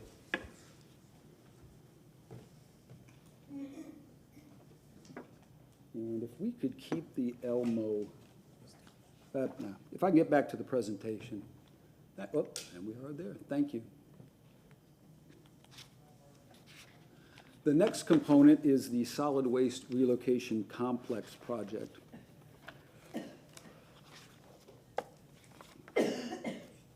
And you see that in the, what I would call light blue component there. This, and then you see all of the different components of this solid waste relocation project on the left. I won't go into all of those in great detail, but what I will say is, while this project is not what I would identify as urgent, like the waste-to-energy plant, you'll recall there was a tremendous sense of urgency for the waste-to-energy plant. It was, the condition of that facility was keeping people up at night. We didn't know if that was going to stay a viable solid waste function, and you've heard the cost associated with not having a waste-to-energy plant. This is not in that same situation, but you have heard all of the various benefits that we anticipate will happen with the relocation of the solid waste department from Spruce Street to 34th Street.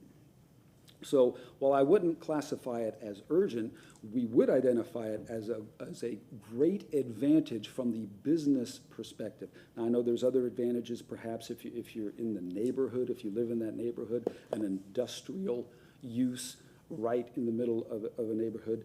And we've also talked about the potential value of that land if our facilities are not on it.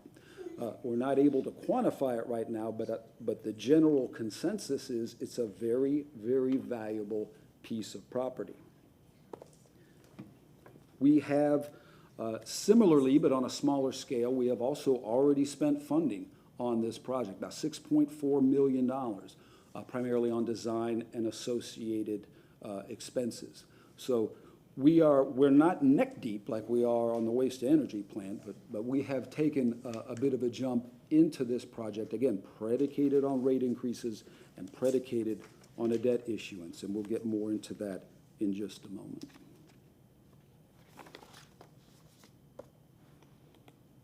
And the final component, again, about 33 cents or 10% of the monthly increase of $3.32. And we've referenced this before. These are all those other capital improvement projects, and you see a list of some of them on the left that the solid waste department still would like to do. Sooner or later, again, I won't speak for the director, they're going to have to do. A lot of attention has been given to the solid waste relocation project and the waste to energy project, and with very good reason. They're very large and they're very important. But again, they're a $40 million business, and they are expected to be operated like a business with a $200 million, I think, right now, capital improvements program. And this is 10% or 33 cents for those other projects. Now, I will say, again, we are not recommending this, but you see, and this is coincidental, kind of easy math, the 33 cents is about 10% of that $3.32 increase. There is an opportunity to defer these capital projects to a later date and reduce the rate increase. And again, it's just coincidentally is associated with about 10% or 33 cents. Is deferring these projects worth 33 cents a month? I don't know. I'm not the person to answer that. But council asked for scenarios and alternatives.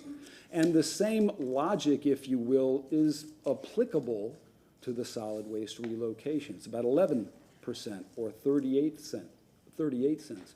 Our position is we need to move forward on that relocation sooner rather than later.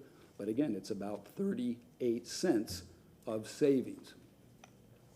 To give council and the public an example of what that would mean, this was slide 16, and you see on the left there the monthly increase and the cumulative increase. They've been struck through, and the two rightmost columns are the result of reducing the rate increase 10%, that 33 cents that we've discussed. Each year, cumulatively, and over a 5-year period, we go from just over $20 a month to just over $18 a month. And the impact on the monthly average residential utility bill with the other increases that are anticipated to take place in water and wastewater departments.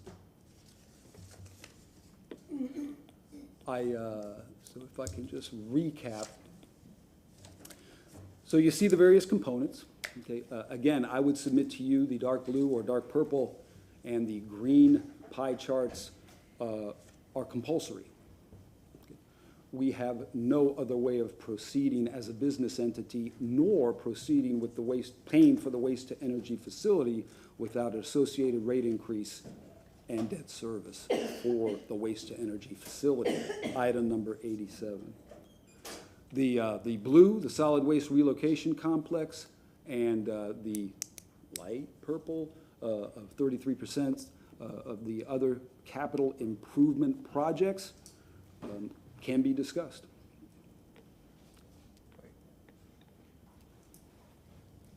And, oh, I'm sorry, do we have a question now? Mr. O'Hara, Yes. why didn't we do this with the stormwater assessment in 2016? That one went on property taxes, and this is on utility bills. Why didn't we, I'm sorry? Remember in 2016 with the special assessment for stormwater, why did we do that on property taxes and not do it in this fashion where people saw a utility increase every month, or was not applicable for stormwater to? Yeah, it's inapplicable in terms of how customers are billed. The solid waste is a utility, and our customers get a utility bill, and utilities I shouldn't say traditionally being defined as water, sewer, garbage, et cetera, as opposed to a stormwater assessment. Okay, no, just curious. I know one's an enterprise fund and the other one is a different kind of project, but, I'm sorry to interrupt you, but for the future, if we can represent it in almost any form we like. So if, for instance, council would like it bundled with the utilities in the future, we can absolutely do that to illustrate it. Now, you showed in the last few slides a 10% decrease overall in, what people would see monthly. Yes. How would that affect the overall project? If council chose to defer the capital improvement projects, the purple, if I can have the presentation. Let me go back here. There you go. Let me get there. Again, it's not our recommendation that we defer anything or reduce anything, but if council chose to defer those projects, then, of course, the department will undertake those projects at a later date. Director Washington can speak to the ramifications of some of those delays. But in looking at some of these CIP projects, delaying them is just going to make them more expensive. Delaying anything, you're spot on. Waste to energy facility improvements, it's not, we're painting the building. They're significant improvements and, having toured the facilities and seeing, what needs to be not patched, but fixed and replaced. Perhaps the best way to go is to not delay or defer anything. Anyways, Councilmember Clendenin, you had your. I did. Yes, sir. A couple of things. I'm going to declare that fuchsia. I got a bone up on my color synonyms. There you go. So, I'm the fun one. Secondly, I don't know if there's a business argument to be made for not granting your projects as expressed. My concern, what I talked about in the last time we presented, was the compression of the rate increase, that if we could stretch it out, not necessarily reduce it by 10%, but if we could stretch it out by a couple of more years, especially since a lot of the spending is going to be over a period of time. It's not necessarily front-loaded. Did you do an analysis of extending the increase over a period of 7 years or not 8 years? We have not. Now remember, and for a few different reasons. It would compel us to go back to the rate consultant and do another rate scenario, which will take time but can be done. But philosophically, if you defer those capital improvement projects, in essence, that's what will happen. The rate increases associated with the first X number of years will be lower, but you'll have to have. But then you have to sewer- come back, you have to come back to Exactly. us. So that's, I'm just trying to get the one bite of the apple to be able to accomplish the same thing with one Not- bite. yeah, I So, having to go back to that, what is the time frame of having to go back and do an analysis of, 7 or 8 years versus 4 or 5? We can ask, Murray, are you on? This is our rate consultant with RAF Telus. I know I'm catching you cold if you're there, but if you are there, do you have an estimate of how long it will take to do what the councilman just asked? Again, for the record, my name is Murray Hamilton. I'm the vice president with Raftalis. We serve as the city's utility rate consultant. To formally do an update and obviously review that information with city staff, we'd certainly need at least a 30-day period to return back to city council, I'm sure. In some respects, we have at least quantified something that would have to occur in order to phase in the rate adjustments beyond the first 5 years. That's what your chief financial officer just presented here. The financial construction of the rate plan resulting in days of cash, debt service coverage outcomes, and a positive cash flow, a balanced budget, if you will, are essential in order to issue the future debt, starting with a credit line, subsequently moving a permanent financing through bonds. So there's really not a plan finance that allows for moving forward with a lower rate increase that's already presented and funding those capital needs. So I think what I heard from your chief financial officer is, to the extent the city council does not want to move forward with the current rate plan, the only alternative is to delay those projects. And I think what was indicated was that fourth tier of financing that I saw from the presentation document, roughly 33 cents per month per average bill, which I think represents that 10% adjustment. Okay, so in other words, if we wanted to get, if we needed to get everything we wanted in this plan, there is no option beyond, or at least a fiscally prudent option beyond doing the staggered approach through 29 that you've presented? Is that what I'm hearing? Yes, Commissioner. I believe that's an accurate statement. And to take it a step further, I would suggest that in combination with your staff, city staff, and its financial advisor, which is PRAG, P-R-A-G, they have already put in place a preliminary financing strategy that was meant to help phase in these rates. For example, taking advantage of a lower cost credit line approach that provides the city a little bit of flexibility early in this financing period before issuing permanent bonds at some point in the future. And so I would suggest to this city council here that an approach has been taken to help stretch out those rate adjustments to the extent that they can be. Yeah, I'm not in this business, so I have to rely on the expert witnesses, to tell me that this is the financially prudent way to go as far as financing and to be able to get these capital improvement projects along. So I appreciate your input and I appreciate you being here today. Thank you. Thank you, Murray. Miranda, Councilmember Pearls. Thank you very much. What we're doing with the bank note that I see here, we're paying only principal for 24, 25, and 26? Yes. And then you're paying $4,016,667 for 27 and 28. And then I guess you're buying the note out or paying it out on 29 for $120,500,000. Yeah, yes, sir, and I believe you're referencing. So that means you're going to refinance it again? Yes. All right, so now we're paying $286,850. There's a refinancing of it again through, I guess, the stock market or other, what bonding agency. What's that going to be an additional $286,850? That's number one. Number two, on page 29, we talk about the low individuals with a 50 AMI or 65 years of age and older. So if I do the calculation right, and what you have here is what it is and what a cumulative increase and what it's gonna be, that 10% reduction is what we're talking about on the 50% AMI and the 65 years of age and older?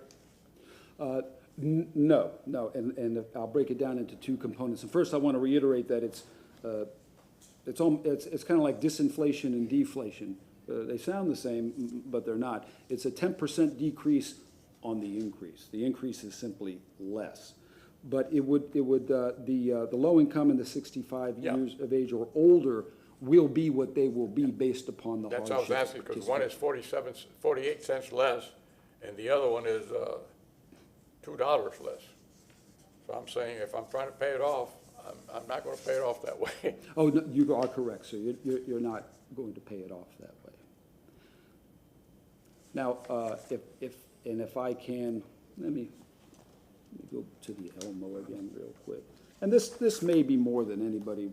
And by the way, 4.5% is a very good interest rate, because a lot of banks are giving 6-month CDs for 5.25 right now. Yeah, in this current climate, Yeah, I'm telling it's you what I not see. a bad, yes, sir.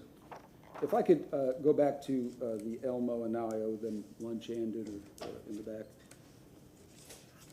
Because, and this will be a segue into answering another question that was asked. Again, this is what I showed before, the federal funds rate history. And it may be more than anybody wants to know, but what we're really talking about is volatility, right, is volatility. The question was asked at the last meeting, hey, why do a 30-year bond when perhaps you can simply continue to do those short debt issuances, 3 years, 4 years, and then simply reissue, and reissue? And you see one of the reasons why here, depending upon when you've taken out that short-term issuance, when you go to reissue it, you're either a super genius or maybe find another line of work, right? Because of the volatility.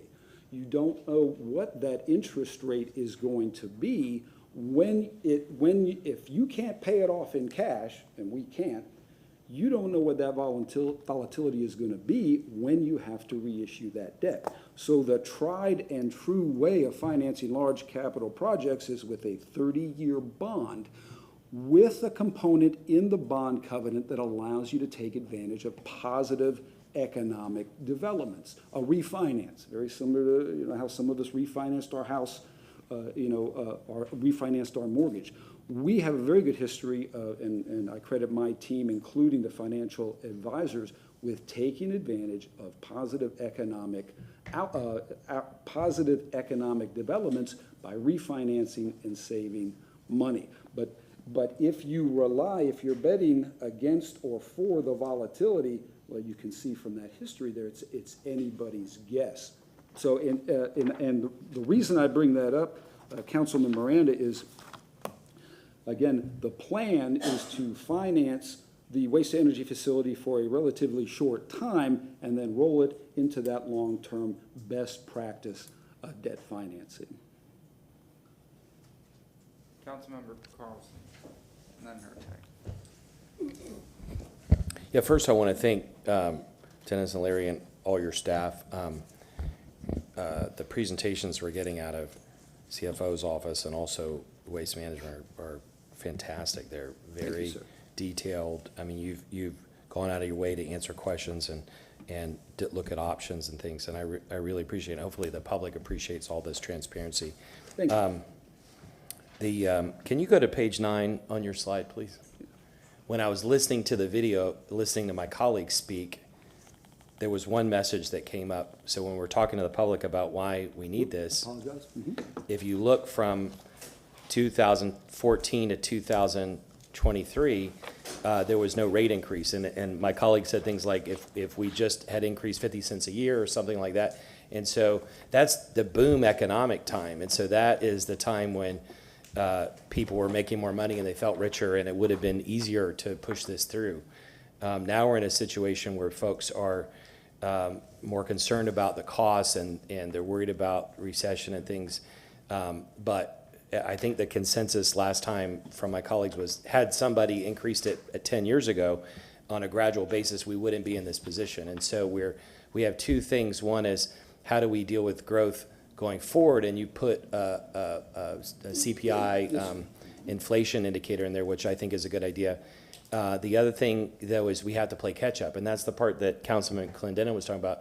If we have to play catch up, that's what's going to hurt people financially. For us, it's a few dollars. For some people, it's whether they can buy their medicine or not. We heard a lady speak this morning about how she had to cut back on things, and I think she missed getting part of her dialysis to come here.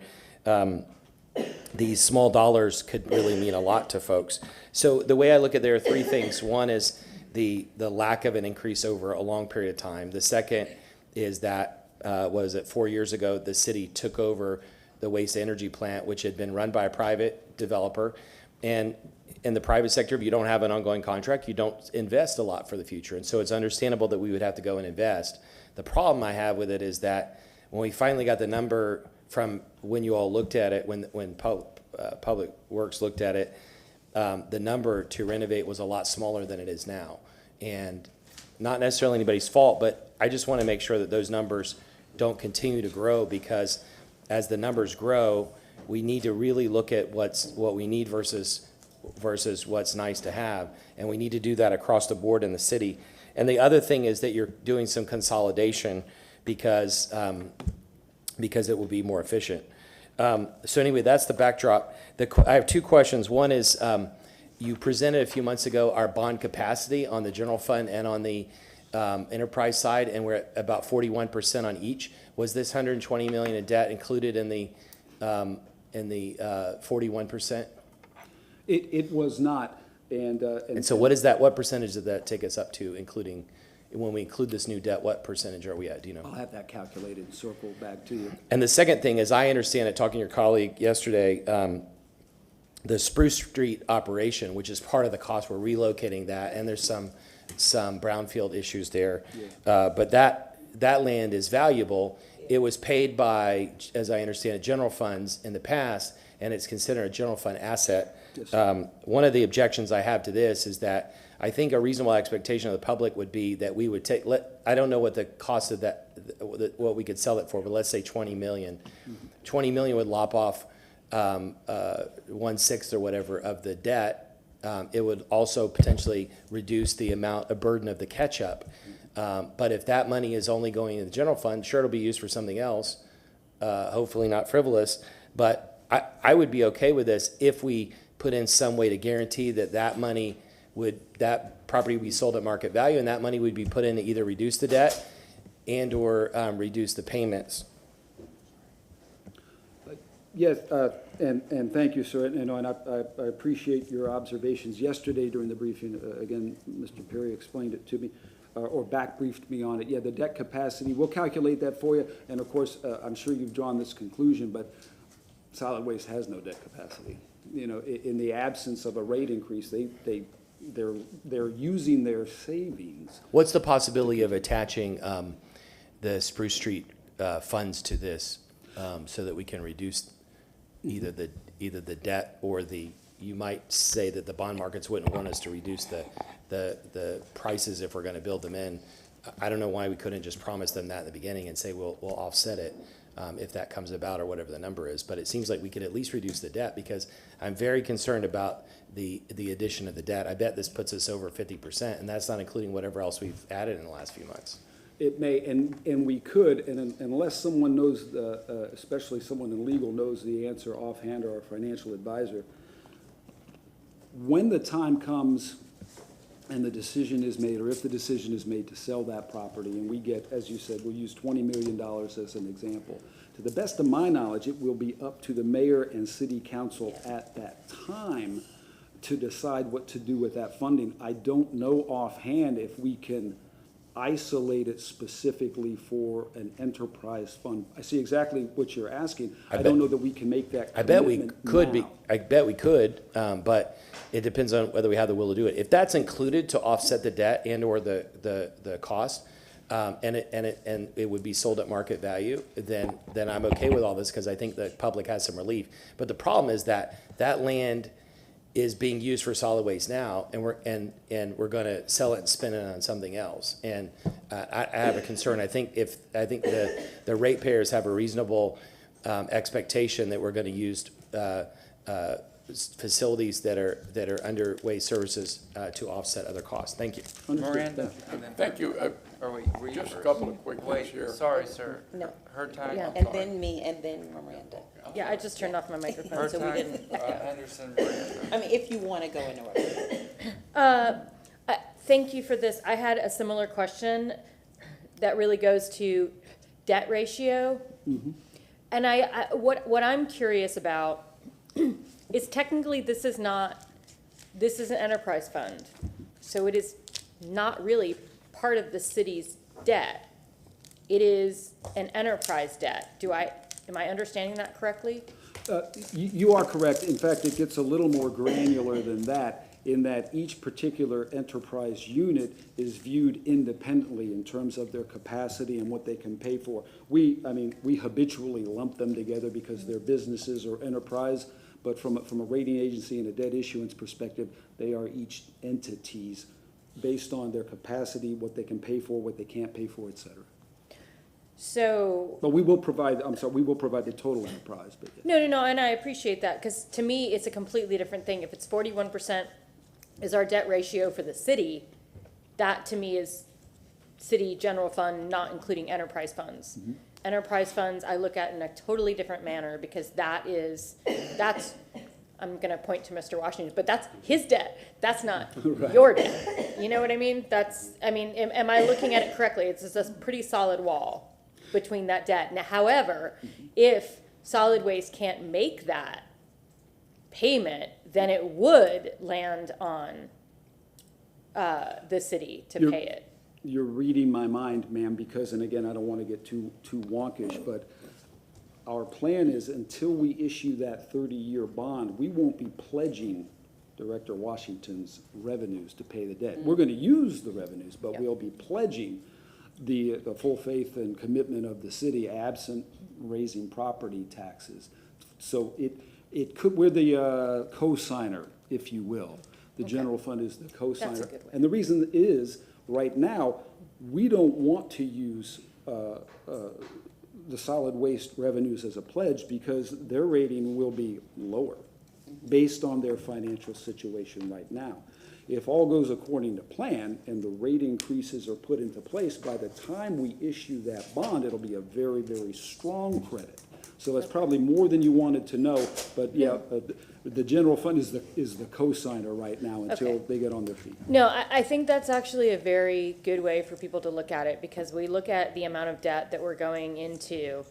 This to me is just a different type of debt. This is working on an enterprise fund solely focused on solid waste. Yeah, I think that was my question. Thank you. Henderson, Miranda. Thank you, Chair. Councilman Carlson kind of piqued my ears up when we talked about the property over in Carver City. Has that been a part of the discussion in terms of this particular proposal and funding source, the sale of this land?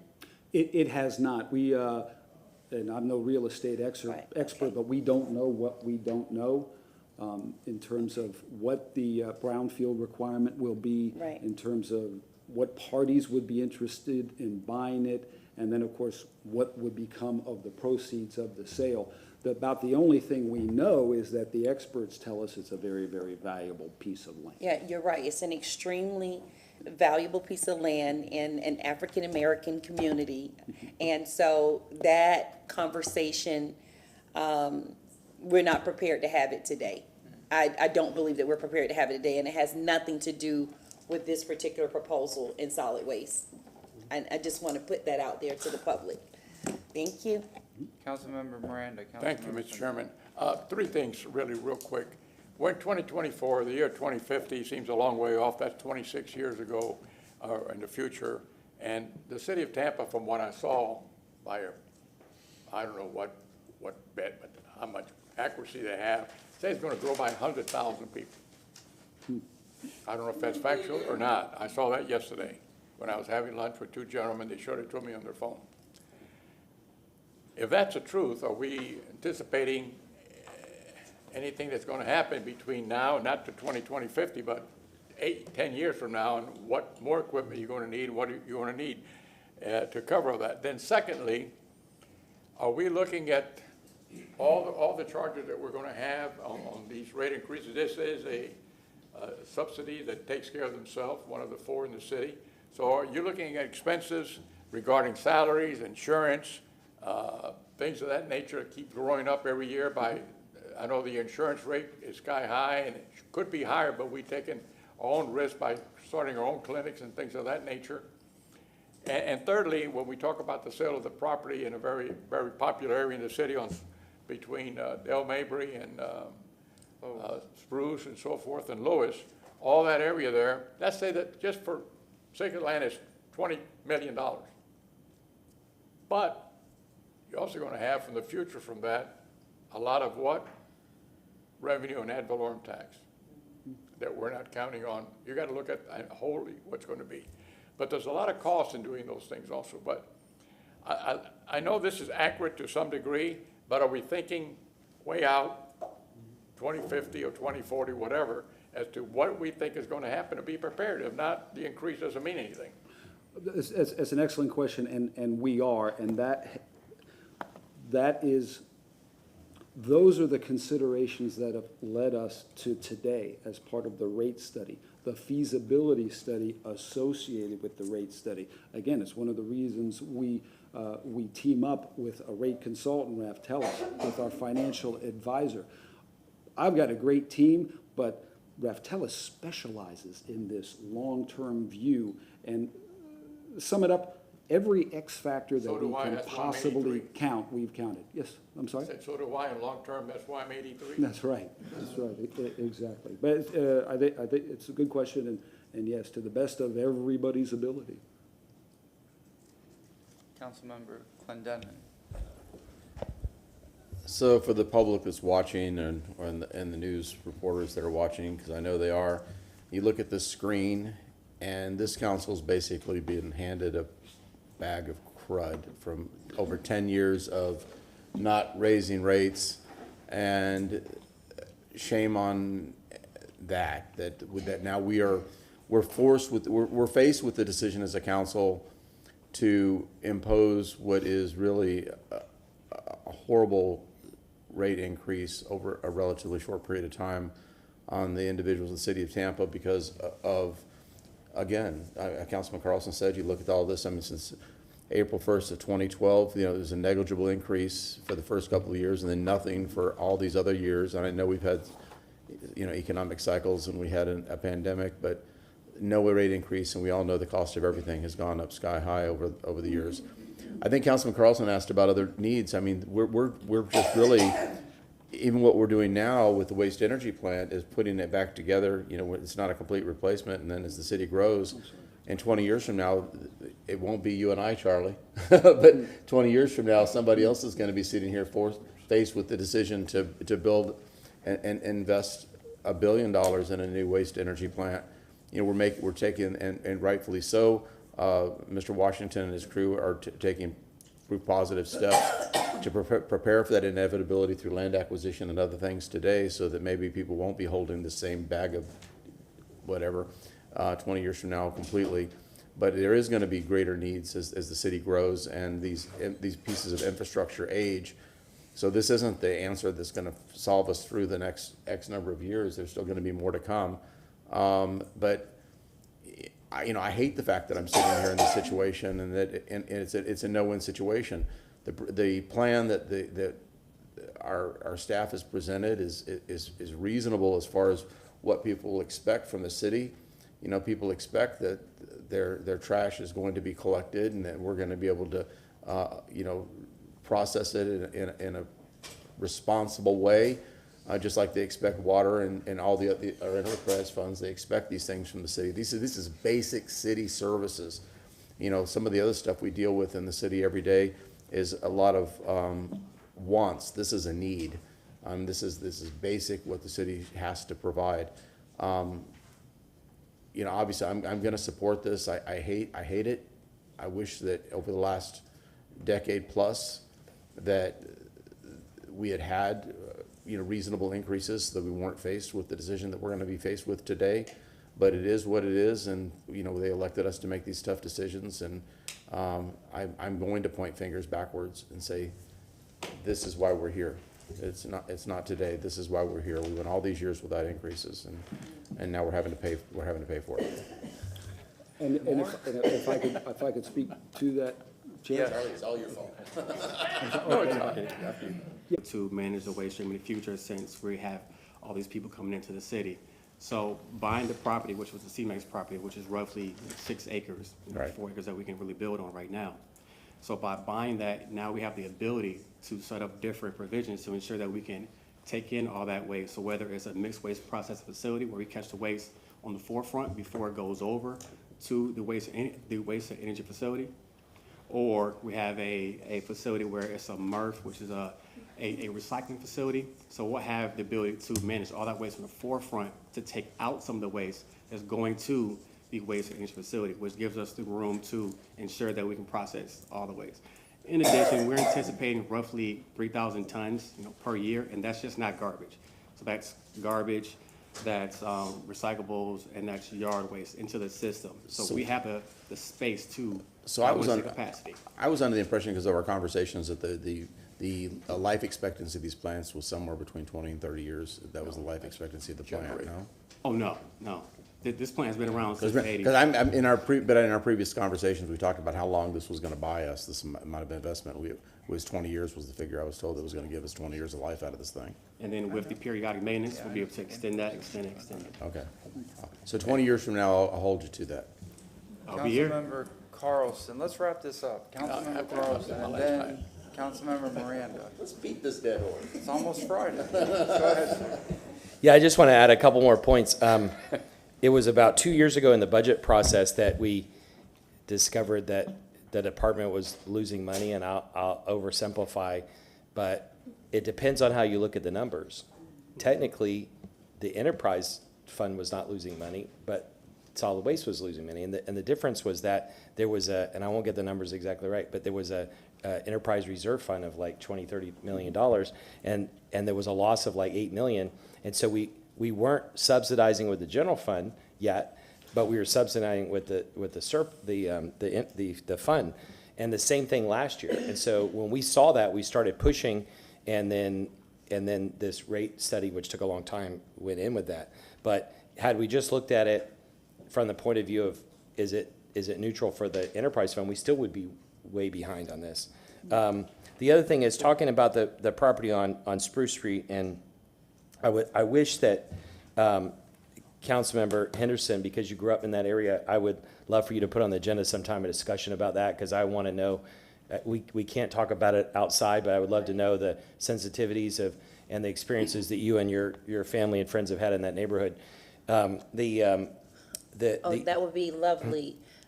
In fact, that one I'm actually handing over to the Racial Reconciliation Committee, for real. Just but everybody just to know what the sensitivity, because we're going to sell the property at some point. So what are the sensitivities we have?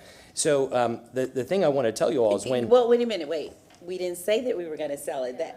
That was why I had to chime in on because right now it belongs to the city, and we get to decide what's going to happen with it. It may not be sold as part of this, but eventually it'll either be leased or sold. It's not going to stay in the current form. And anyway, let me just tell you this. When we first, it's going to be developed one way or the other. Right? Yeah, just to give you this, because it won't stay with the brownfield problems it has and everything. Yeah. The thing I want to tell you is when I was first briefed on, I don't know about the rest, but when I was first briefed on Hannah Avenue 3-4 years ago, what I was told, and this is oversimplifying, there were 2 buildings for $100 million going on that site, a new admin building and a new police station. The police station would be on the other side of the tracks.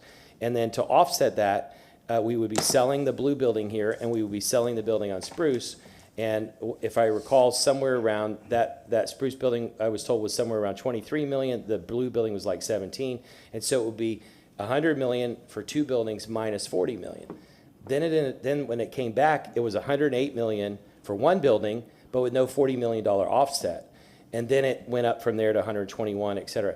The point I'm making is that we've been talking about what to do with this property for at least 4 or 5 years. We have not had a sit-down conversation about it, but it's not like I'm just bringing it up for the first time. It has been discussed, but using that as a context, in that original discussion about Hannah Avenue, it was promoted as an offset for Hannah Avenue. My concern is that whatever we sell or lease it for, I don't want it to be an offset to something else. I think that it is a solid waste asset, even though it's not in the enterprise fund, it's still a solid waste asset. The last thing is that when we started talking about this waste energy plant a couple years ago and the price started escalating, I asked, is there a 30-year plan? And some people in Public Works laughed and said that we don't do 30-year plans in government, but I actually took a class on how to do that, so I know that happens. There was no 20-year plan, and there wasn't even really a 10-year plan. And so what we've gotten over time is budgets. I really would like a written plan, a 30-year plan, to go to Councilmember Clendenin's point, a 30-year plan. What are we going to have to replace over the next 30 years? And the analogy I used years ago was if you buy a used car, you want to know how long the transmission's going to last, how long these other pieces are going to last. And we need to know that, especially if we're bonding out 30 years. We bond out a big number, but we don't anticipate that certain things are going to break down or we're going to have to expand. Then we're going to get stuck and somebody's going to have to ask for more bond in the future. That's not an issue for today, but I would at some point like to see a 30-year plan. Councilmember Miranda. Thank you for the last time. Look, the vehicles that pick up the garbage, used to be 360,000 plus, and now it's 489,000 plus, or an increase of 35.5%. Just the garbage containers, the blue and the green ones, they used to be $44.50. Now they're $54.68, or 27.4% increase. The container boxes, those metal boxes that you see, they're about 6 by 8 or whatever size it is. In 2019, they were $795. Now they're $1,580, or 98.7% increase. And this is the first time department heads are the ones that usually are responsible to judge their enterprise fund within those 4 departments, to tell the council and the mayor what's going on so that they can make the appropriation to fund the system how it is. There was only one exception. Way back 20 years ago, we wanted $2. There was 500 and some odd thousand water customers, $2 a month for water and $2 a month for tertiary treatment for the lines underground, because they were already 60 and 70, 80 years old. We didn't do that until later, but we did it, and now we're collecting 53% of paid money cash, even though it's gone up to $6 for each one, cash to do the pipes, which is $2.9 billion. So government does work when it thinks ahead, but we just got to keep ahead of the curve, and that's how it is. And we're going to finance 47% of it, which is fine.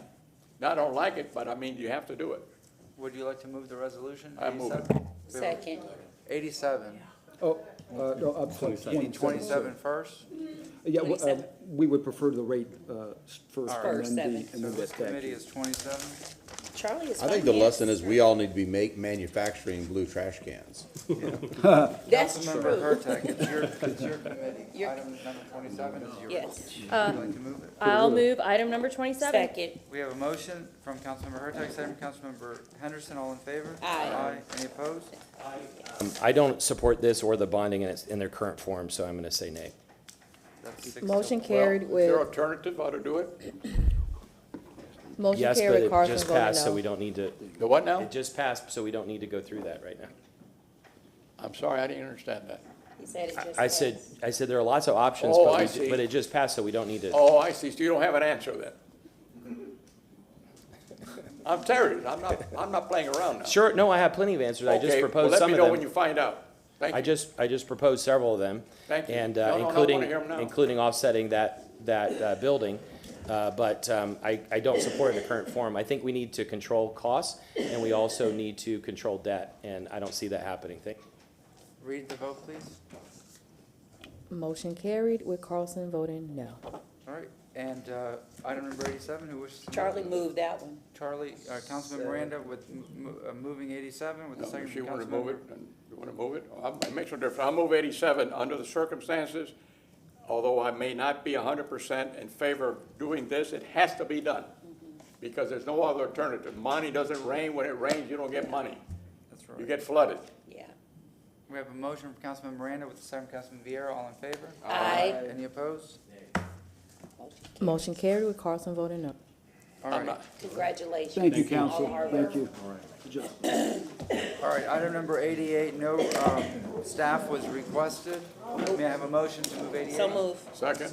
Motion from Councilmember Henderson, second from Councilmember Clendenin. All in favor? Oh my gosh, we're getting toward the end. No, No. not even close.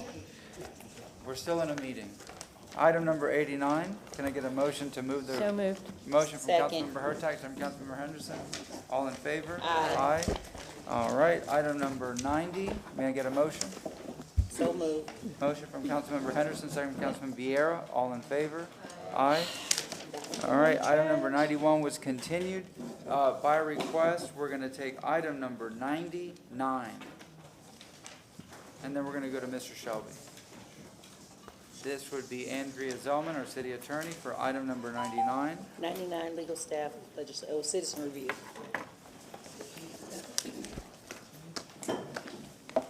And Ms. Zellman, no vote is taken today. This is just a status update. Informational, yeah. And don't forget number Mr. 98 Washington. also. But whatever order you want to take it in is fine with me. And I do have a PowerPoint, Yep, we have it coming up. and I'll try to make it brief. I know you've been hearing a lot about this, and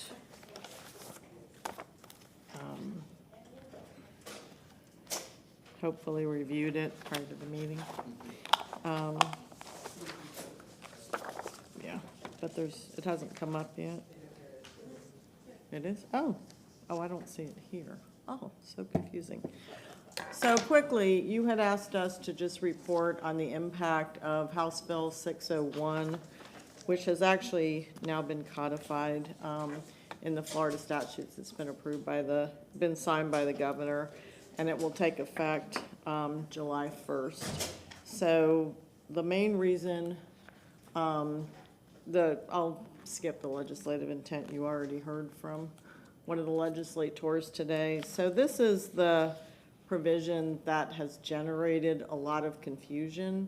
So I want to try to explain that to you more clearly. It is correct, this is the part of the bill that now prohibits the city from enforcing an ordinance that would do one of two things. Allow the CRB to receive, process, or investigate complaints of misconduct by law enforcement officers. And as a number of people have said, our board does not conduct its own investigations. They do receive complaints, but they don't conduct investigations. We're not saying that they do. However, the second part of that part of the bill that I've put in boldface refers to civilian oversight of law enforcement agencies' investigations of complaints of misconduct by law enforcement officers or correctional officers. And the bill, again, specifically says that as of July 1st, we cannot enforce an ordinance that would allow for such civilian oversight. Even closed cases as the board Correct. currently looks at. And this is the slide that James Michael Shaw referred to earlier. As you can see, it's a screenshot of a video. When you go to the National Association for Civilian Oversight of Law Enforcement, which is a national organization of civilian oversight agencies, such as the one that the city's CRB, they actually have a video called Civilian Oversight 101, and this is where they're defining what oversight is, and if you read it, it's a little hard to read. Investigates, no. Audits, no. Or reviews internal law enforcement investigations or processes, including community complaints and use of force incidents, conducts ongoing monitoring of policies, procedures, et cetera. And it includes any agency that has civilians doing it. You know, again, the review of internal law enforcement investigations is civilian oversight. I think Others have tried to that's the key confuse word you. there is review. Correct. Reviewing closed investigations, that this is the industry standard definition. It is the national organizations. It's the one that the co-sponsor of the bill referenced in the staff analysis from the Florida legislature this year. So again, it's silly to argue about is a review of a closed investigation oversight, because again, everyone in the civilian oversight of law enforcement world knows that yes, in fact, that is what oversight includes. So, you know, again, you've seen this slide now. This was actually what the representative who was here earlier read to you, the definition of a civilian oversight agency that was included in the legislative staff analysis. You'll also find that there was a famous Florida State University study of the effectiveness of civilian oversight agencies in Florida. Tampa is listed as a civilian oversight agency in that article.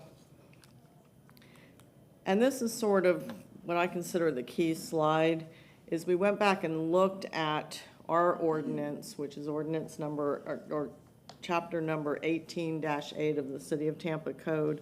And these are the CRB's duties and responsibilities as outlined in our code. Reviewing closed investigations, again, expressly prohibited now as of July 1st by Florida statute. Participating in the hiring process, not prohibited. However, that has proven to be somewhat problematic. My understanding, and I apologize, I meant to introduce, I have with me today Kamaria Pettis-Mackle and Mike Schmidt. There you are, Mike. Mike has worked with the CRB since its inception in 2015. Kamaria has been the attorney for the board for the last couple of years. And so what they've explained to me, because again, they work much more closely with the board, is this part of the code has been kind of difficult to implement because when TPD conducts hiring, it's an all-day affair. And so it has proven difficult to find, this is a volunteer board, many of whom have jobs, and so it's hard to get folks to want to give up a whole day to sit in on the interview panels. So I think statistically, in 2023, for instance, they had 31 hiring panel interviews, and they had a member of the CRB participate in 17 of those, but at 14, there was no CRB member present. And again, not to criticize the members, that's a whole day out of their life, but it's been difficult to implement and enforce that part of the ordinance. Going to the next duty and responsibility, complaint filing and tracking system, again, prohibited by the new bill. One of their other duties is to conduct an annual community survey, but the ordinance specifically says that's to obtain feedback regarding the department and its policies and procedures. As I'll talk to you about in a minute, the bill talks about creating a new board that would review policies and procedures. So again, that part of their duties has now been effectively preempted to the new board. Again, review of completed cases, not allowed anymore as of July 1st.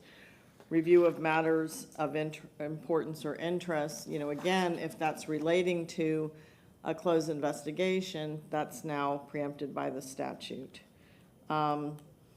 Another important statistic, Mike compiled this for us. The board effectively started meeting in 2016, and basically 83% of their meetings the board addressed only the review of closed investigations.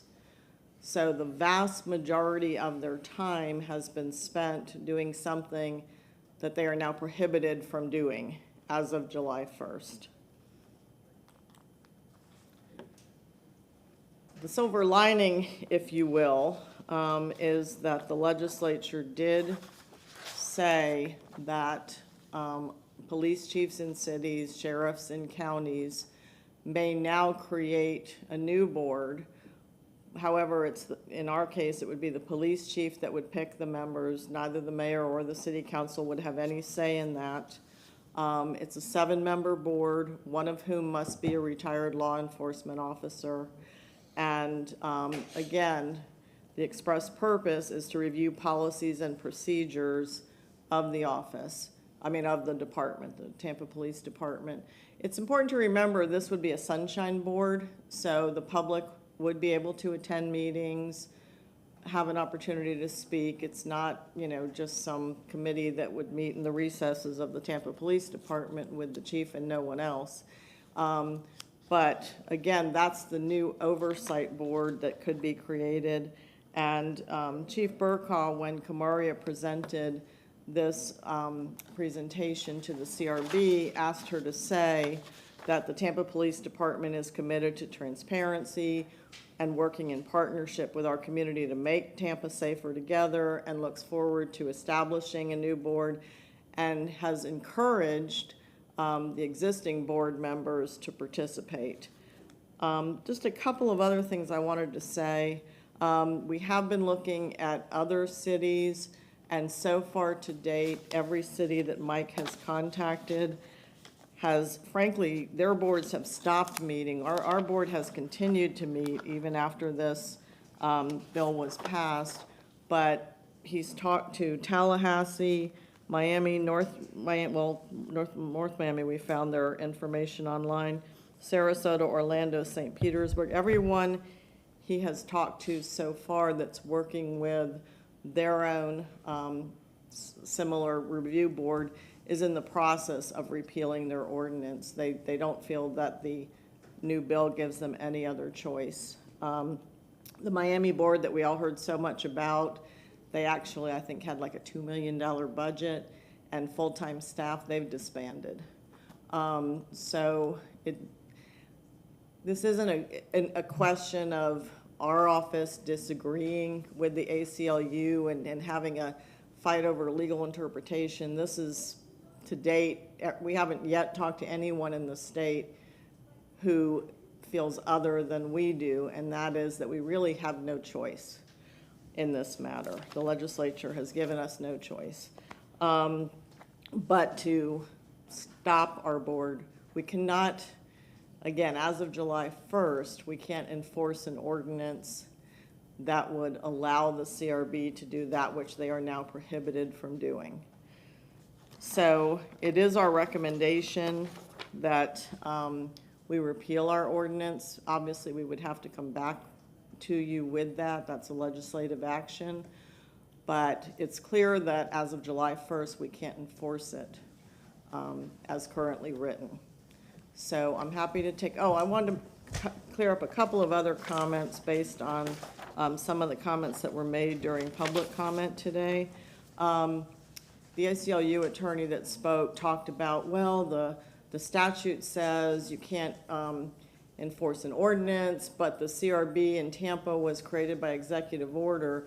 That's very misleading. Yes, in 2015, there was an executive order. However, the 2015 council then codified it by ordinance. In 2021, again, the city council adopted an ordinance amending the CRB, the original CRB ordinance. And there was language expressly superseding what had happened in 2015. So our CRB is a creation of ordinance. It operates under an ordinance now. And again, as of July 1st, we can't enforce that ordinance. So that was really, I'm sorry to be rushing, but I know it's the end of the day. So I'm glad to slow down and answer any questions you may have. Councilman Vera had his hand up first, and then Councilman Carlson. But first, Thank you very much. I just wanted to acknowledge Mr. Albert Cook, who's in the audience, who served on the board for a while. It's a volunteer board, but you've committed a lot of your time. I just want to say we appreciate you, sir, and thank you for being here. Thank you, Councilmember- and if I may, I'm sorry, Yes. that reminded me of one more thing I wanted to say. I do want to say, I've talked to Mike about this, I saw Mike speak very emotionally about this, and Kamaria as well, and I've watched several of the CRB meetings. They are very sincere, they are very passionate. We are very lucky to have people like that volunteer. I think, this board deserves the accolades for all the work they've put in over the years. Watching them really is quite interesting. They take what they do very seriously, and I think do a very good job. And I wanted to say that. And I also wanted to say, I know, I don't remember where I saw this, but someone, I know, one of the attorneys that spoke at the CRP implied that the city administration was behind this or was happy about this outcome. I can tell you from being the person who originally told the mayor what the outcome of this bill, what the impact of this bill would be, and I don't mean to be dramatic, but her face fell and she said, that is a real shame because I really believe this board went a long way in building up trust from the community in our police department. And everyone I've talked to, Mike and Kamara, who work with the board, and the police officers who work with the board, have said similar things. So I just want to put that out there. Thank you. So I'm sorry, I'm happy to answer Councilmember questions. Vieira, Councilmember Carlson. Thank you, Mr. Chair, and thank you, Ms. Zellman, for your very detailed presentation. I really appreciate it. So I'm glad you ended on that, which is people's position, which is, first, before I go in there, I'm glad that Chairman Maniscalco, you mentioned a past member of the board. We've had some great Tampeños on this board, amazing people. Judge E.J. Salcinas, I know, was started on it. Colonel D.J. Reyes. Lincoln Tamayo, who, if any of y'all know Lincoln, that guy, he is like a wonderful guy.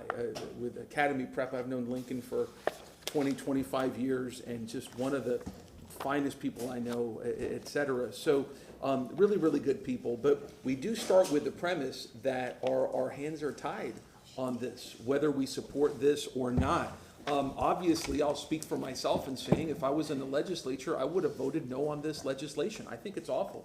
I think that what the city of Tampa has, and very soon had, is something that is part of a larger vision on something consistent with the values of community policing.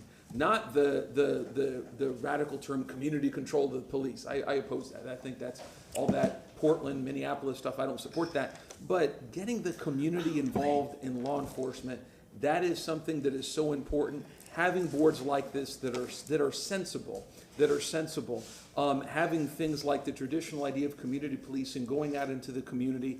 Chief Burkaw had a wonderful op-ed in the Tampa Bay Times this morning, and allowing cops to do what cops signed up to do. I remember when the issue of the so-called crime-free housing issue came up, and speaking to a police officer, I always, one of my favorite parts of the job is always talking to first responders, cops, and firefighters at a PBA event, and somebody telling me, reading about that issue and going, I didn't sign up to do that, because they signed up because they want to help the community, but getting the community really, really involved. So for me, this legislation is something that intrudes on local government control on a very, very sensitive issue. And I would have voted against it, but our hands are tied. And to say otherwise, I find no support. With all due respect to people that disagree, I find no support to say otherwise right now.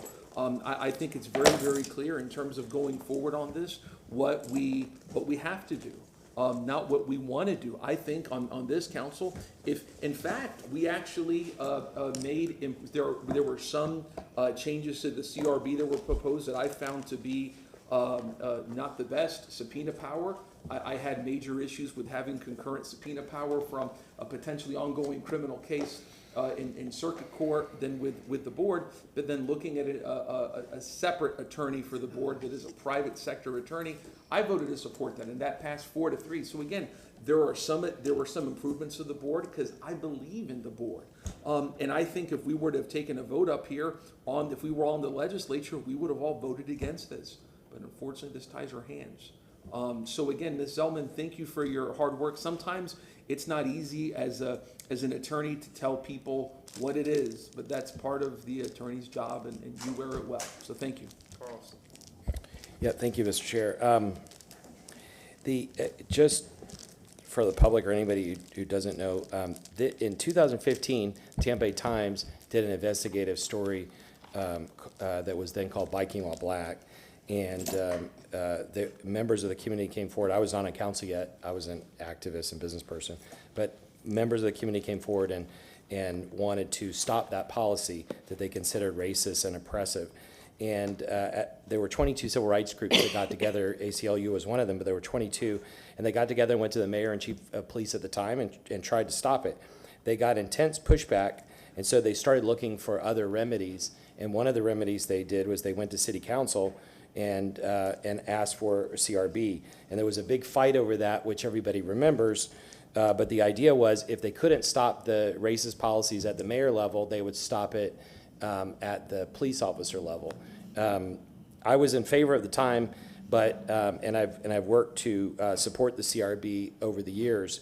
The premise, I think, was always a bit off because the problem with Biking While Black didn't come from individual police officers. It came from the top.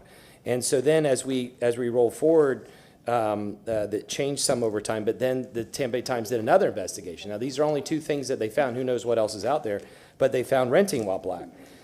Biking While Black resulted in a Department of Justice investigation that condemned the policy as violating civil rights. Renting while black, as far as I know, after 2 or 3 years, the DOJ is still investigating it for civil rights violations. And so these are big concerns that the community has. We can't go back to 2019 or 2015. We need to move forward in protecting civil rights. And I think this administration, for the most part, has worked with city council and the community.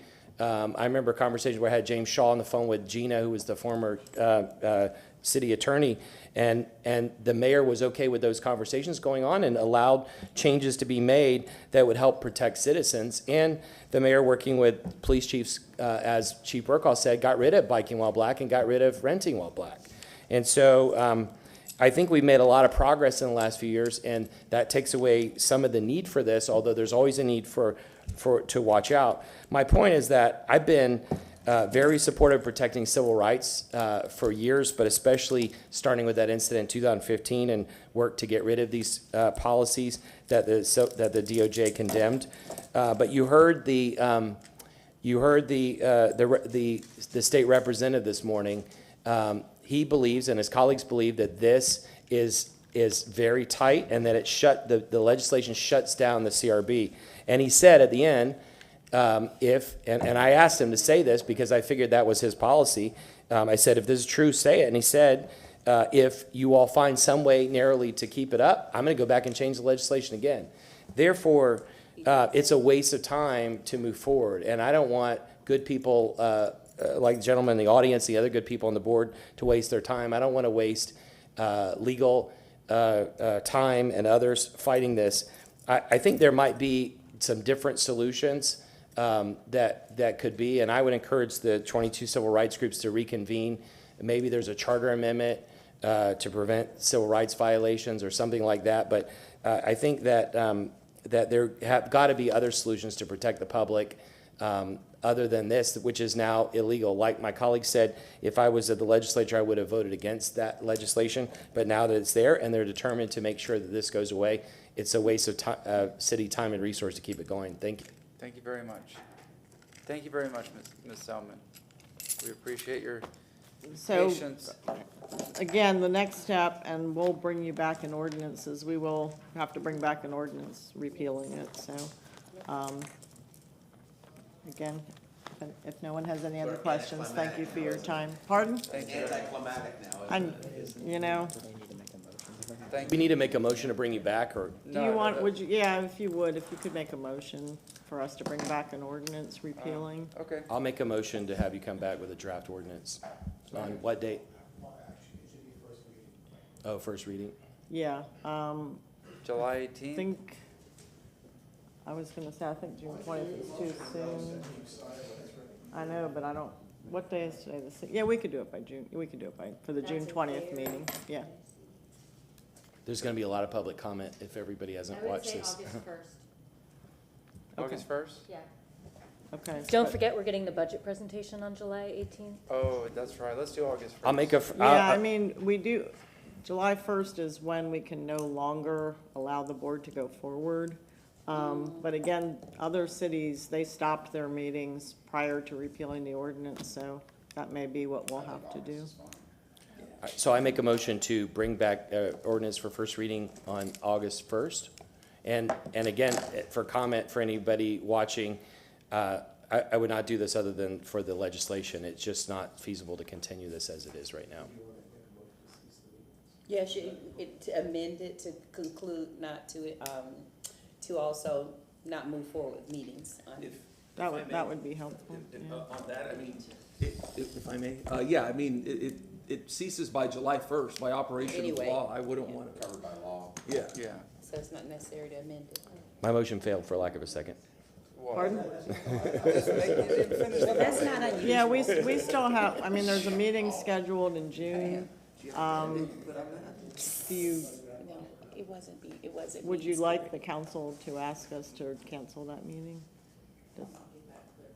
Yeah, I think that would be helpful, just to have a clear statement, since you are the body that created the board, just to direct us to notify the board that we're gonna have to cancel the June meeting. Yeah, no, we didn't create it, I didn't. Can we just do a separate motion and Yeah, go pass the ahead. first one first? All right, the first motion is to come back with the first reading August 1st. Do we have a second? Second from Councilmember Miranda, all in favor? Aye. Any opposed? And then the second motion is to ask for the next meeting to be canceled. Just ask the staff to cancel the Cease. Yeah. June CRB meeting, June 25th meeting. June 25th. I would say specifically to say all meetings until the issue's resolved. Yeah, Okay. that's fine. Is that a motion, sir? Yeah, sure. Cease all meetings until the issue is resolved. And Charlie second. The second is from Councilmember Miranda. All in favor? Aye. Any opposed? Nay. And then we need some way to thank them if it is done. Motion carried with Hurtak voting no. Thank you I very. think that would be a nice gesture Absolutely. to thank them. We can do it under new business or, you know. All right, next up is Martin Shelby. I thought she had 98 as well. Andrea, are you not? I do, it's up to you, I'm sorry. Andrew Zellman, City Attorney, it's up to you if you want to do the rules first and then the residency thing, or the residency and then the rules. I think that's all you have left at this point. Okay, Ms. Selman, we're gonna go to number 98. Okay, we are going to do residency first. Sorry. Sorry, Marty. He has to stay here. I'm bumping you. So this is, hopefully you all read, I did a brief memo in response to Councilwoman Hurtak's motion. And really the gist of what she was asking me, and correct me if I'm wrong, is, you know, what could we do short of a charter amendment to reduce the number of employees, city employees to whom the residency requirements apply. Just to put it out on the table, I hate to even suggest this, but if you wanted to do a charter amendment, there is time. We would have to do it pretty much immediately to get it on the November ballot. But there is time. If that would be the cleanest and neatest way to change the residency requirements, if that is council's desire. Otherwise, what the memo provides you with are some other ways to do it, to at least shrink the number. Because again, just to start at the beginning, what our charter provides, I actually made an Elmo.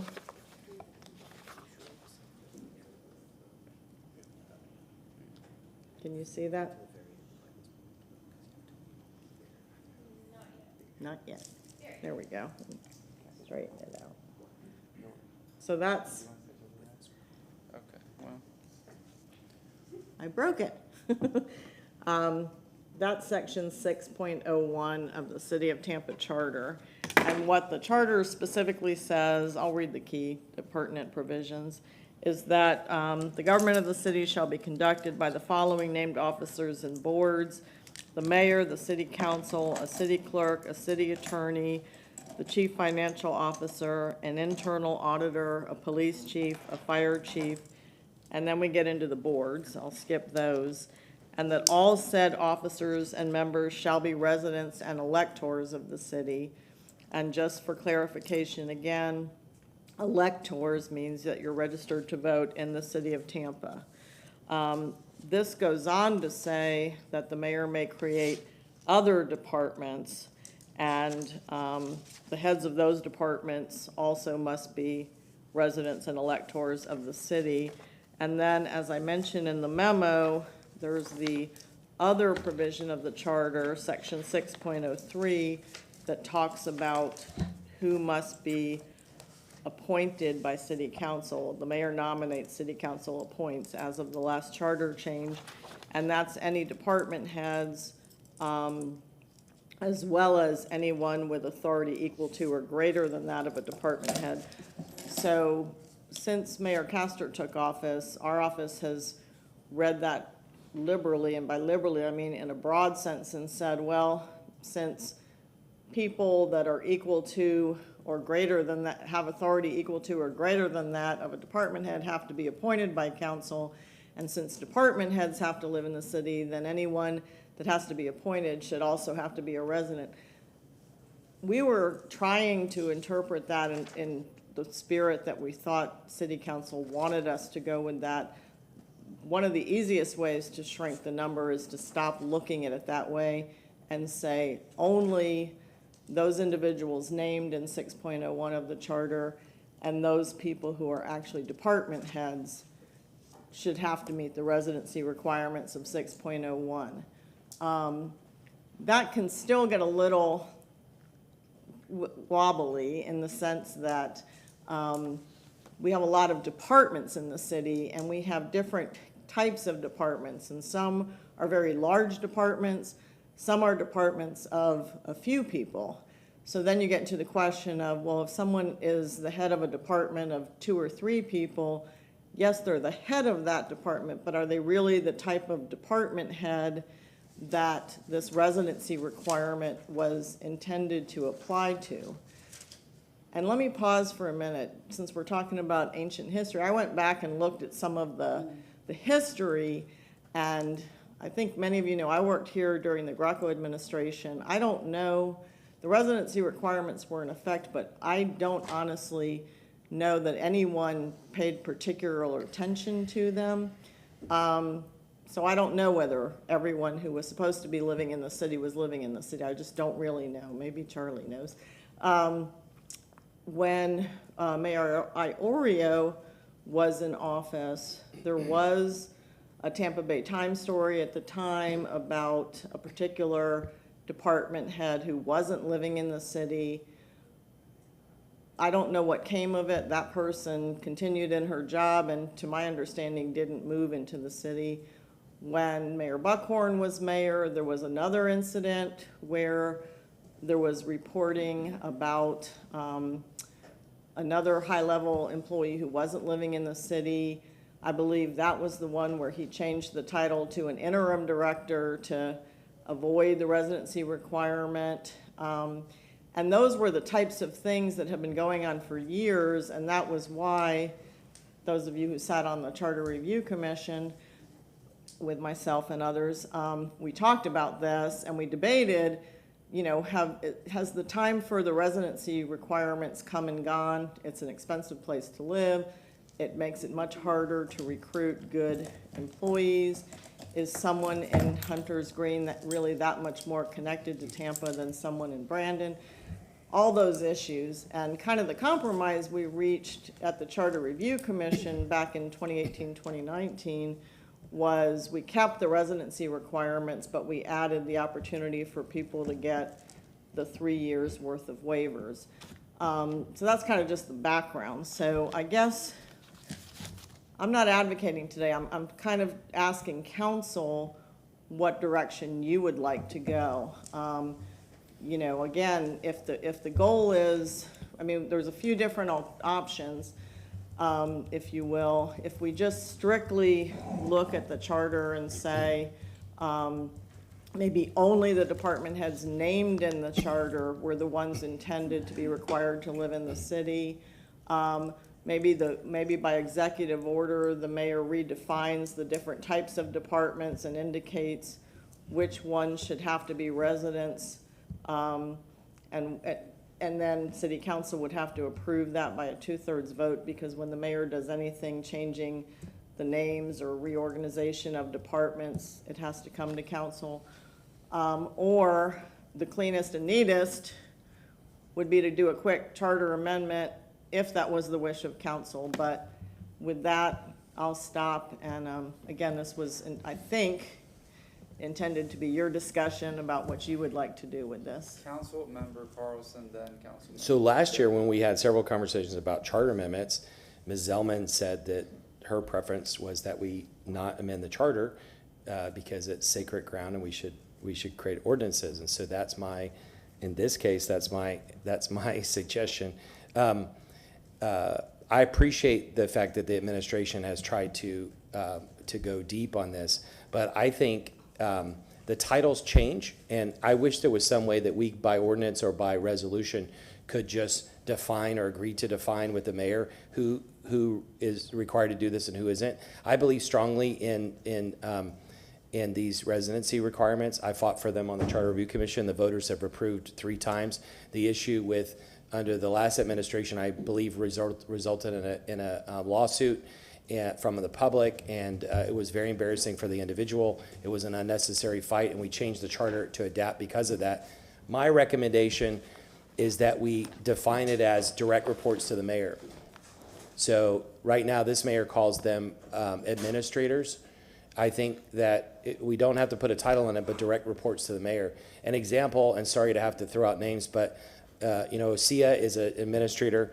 We approved Tony Mulkey, who's the head of parks, and maybe technically you can call it apartment, but the way this mayor has structured things, she has 6 or 8 direct reports, and I don't think it's a good idea to go 1 or 2 levels down below that. I think the direct reports of the mayor are fine, but that we don't have to add any additional to that. So I wish whether it's ordinance or resolution, that we would just more narrowly define it. Thank you. Can I just respond to the one thing? Yes, ma'am. Because you said that, what I said at the time we were having the charter debate last time, and I do believe the charter is a sacred document. It's the city's constitution. And the concern was the way in which that last charter amendment process happened, where things were just literally the morning of a workshop, 20 amendments were being presented. That happened, to be fair, that happened because the city staff delayed and delayed and delayed. So I don't want to go through all that. I was going to say, why don't we stay focused on this issue? I shouldn't have brought that up. Let's stay focused on this issue. And so I would just say, on this particular issue, I feel as if it's been talked about now over and over again for years, so I don't think it would be, should you wish to do a charter amendment, I don't know that it would be something hasty that you're doing without forethought. I feel as if we've been talking about it again since 2018, but let's move on.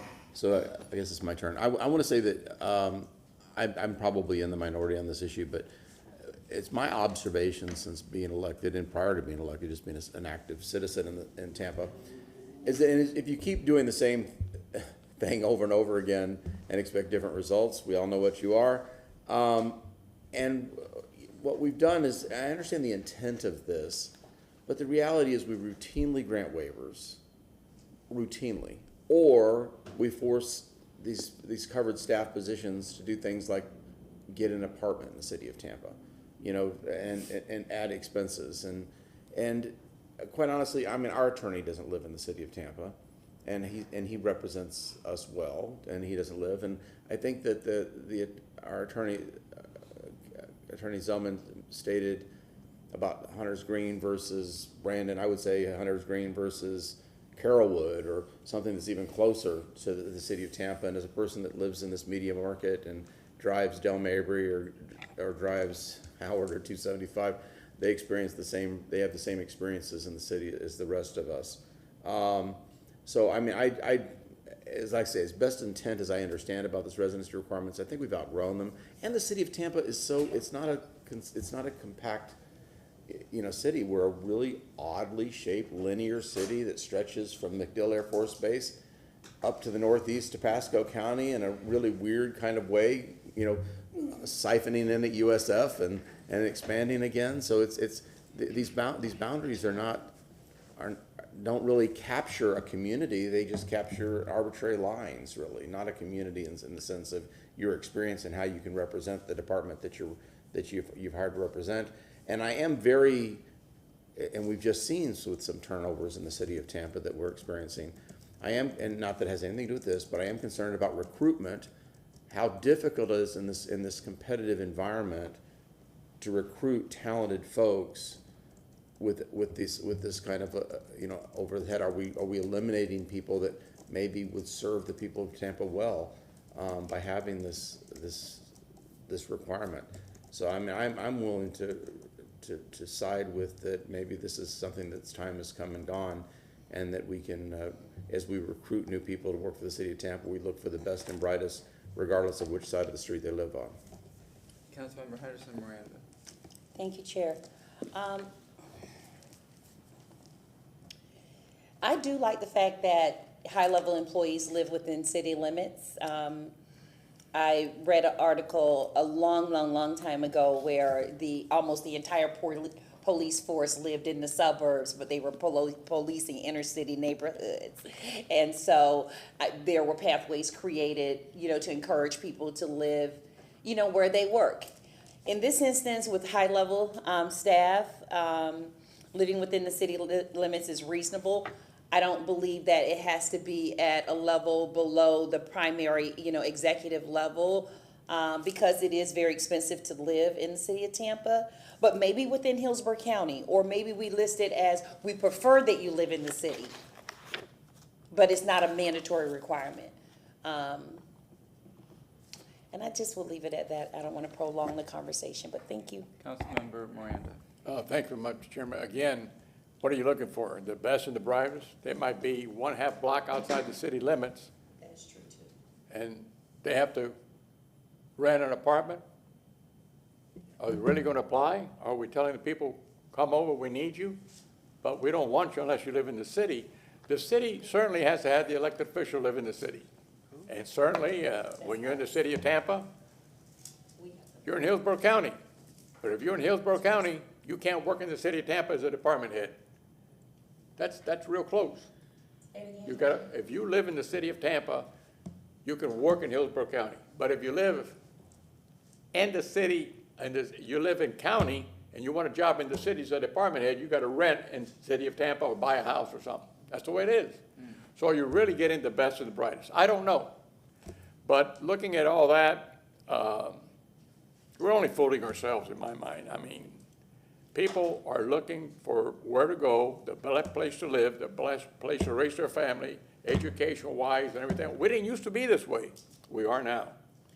So you're going to have more applicants coming in that are as much qualified as the one you have in the city of Tampa or better.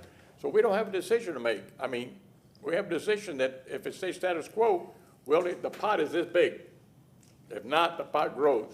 Maybe we're afraid of letting the pot grow. I don't know. So what's happening here is that we're, in essence, in my opinion anyway, I agree with Councilmember Clendenin, that there has to be some change somewhere because we're not getting the best and the brightest. And regarding the police department, I would say at least half of them live somewhere else.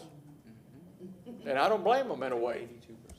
They work here, they do a good job, and they can't afford to live in the city. So that's how it is. When you look at all these things, society changes, people change, ideas change. What kind of transportation do we have other than a horse and buggy and a car? You ain't going to get here from somewhere in Odessa in 15 minutes, I'll tell you that. There's no transportation to speak of. There's no rail, there's nothing to speak of. So we had that once, and General Motors took it away when they said the buses were better than the streetcar. And that's what happened in the 50s, and the tracks went up in the mid-60s. So we don't even have the tracks anymore. So all these things are making it much more difficult to find whoever is qualified to qualify because they do not want to buy another house. They're happy where they're at. That's all. Thank you. Councilman Vera. Yeah, and I tend to agree with Councilman Clendenin and Miranda. There are certain things that you hear about and you go, well, of course I support this. Well, of course I support this. The resident requirements, and you think about it, you actually apply just a conservative level of scrutiny to it, and you go, yeah, it doesn't make much sense. And I think there's one of them, and here's why. Number one, as people have said, we grant waivers all the time. All the time. It's toothless. Number two is you I don't want to say force people, but a lot of people will go and get these 600 square foot apartments somewhere within the city, pay $1,500, whatever a month, in a very, lame attempt to circumvent it when they live in Carrollwood or Pasco County or whatever. It's just, the desired effect, right, that doesn't really accomplish anything for us. And all it does is tax and waste our time with residency requirement waivers that we're very rarely going to deny unless if we just loathe the person, right? And then it just makes more of a burden to hiring people. I mean, we just lost in the city in the last couple of months 3 amazing people, 3 of the best public servants I've ever seen. Wonderful, wonderful folks. You know, and when it comes to hiring people who would for whom this would be applicable, the residency requirement, we want to find people who are just the best people. And I think putting something like that on is just arbitrary. Again, it's one of those things where you would have asked me a year ago, well, of course we have to do that. Makes sense. No, it doesn't. Apply any level of scrutiny. To me, it doesn't it doesn't withhold whatsoever. Thank you. Anybody else? Yes. Yes? So and this is an off topic kind of, but to address some things that was brought up, and I've had a conversation with our chief of staff as a concept to address the percentage we just talked about, our police officers and other folks that are not, this does not apply to, but the flight outside of the city, is that perhaps the city should be looking at cost of living allowances for our employees that live in the city to incentivize, it's the carrot versus the stick, that we can provide, incentive for people to live in the city and maybe encourage our police officers and firefighters and all of our administrative staff to actually live in the city. That as we look in the future, just as a concept, Carlson. Yeah, like I said, this has been approved by the voters 3 times. One of the changes that we made was to give, I think it's 2 years grace period, and that's it, because the rule was flagrantly ignored before, but now we have a set rule. The question here is how do we define it? Even if you want to have a charter amendment, that still has to be approved by voters. It may not be, but if it is, the soonest we could implement it would be December anyway. So right now we still have the rule. If somebody is using somebody else's house or a temporary space, that means they're not telling the truth on the form, and they should be terminated for not telling the truth. It clearly says you have to be a resident and a voter in the city of Tampa, and if there's proof that somebody is not either of those things, then they're not telling the truth if they've already said they will.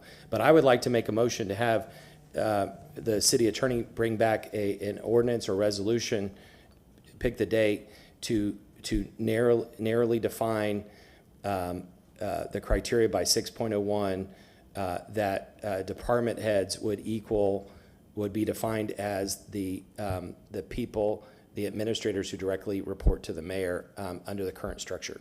Second. We have a motion and a second. Councilmember Hurtak, you had your microphone on. Anything else? No, I was just gonna say that's what I was gonna do, is to make that similar motion, because listening to everybody, I tend to agree that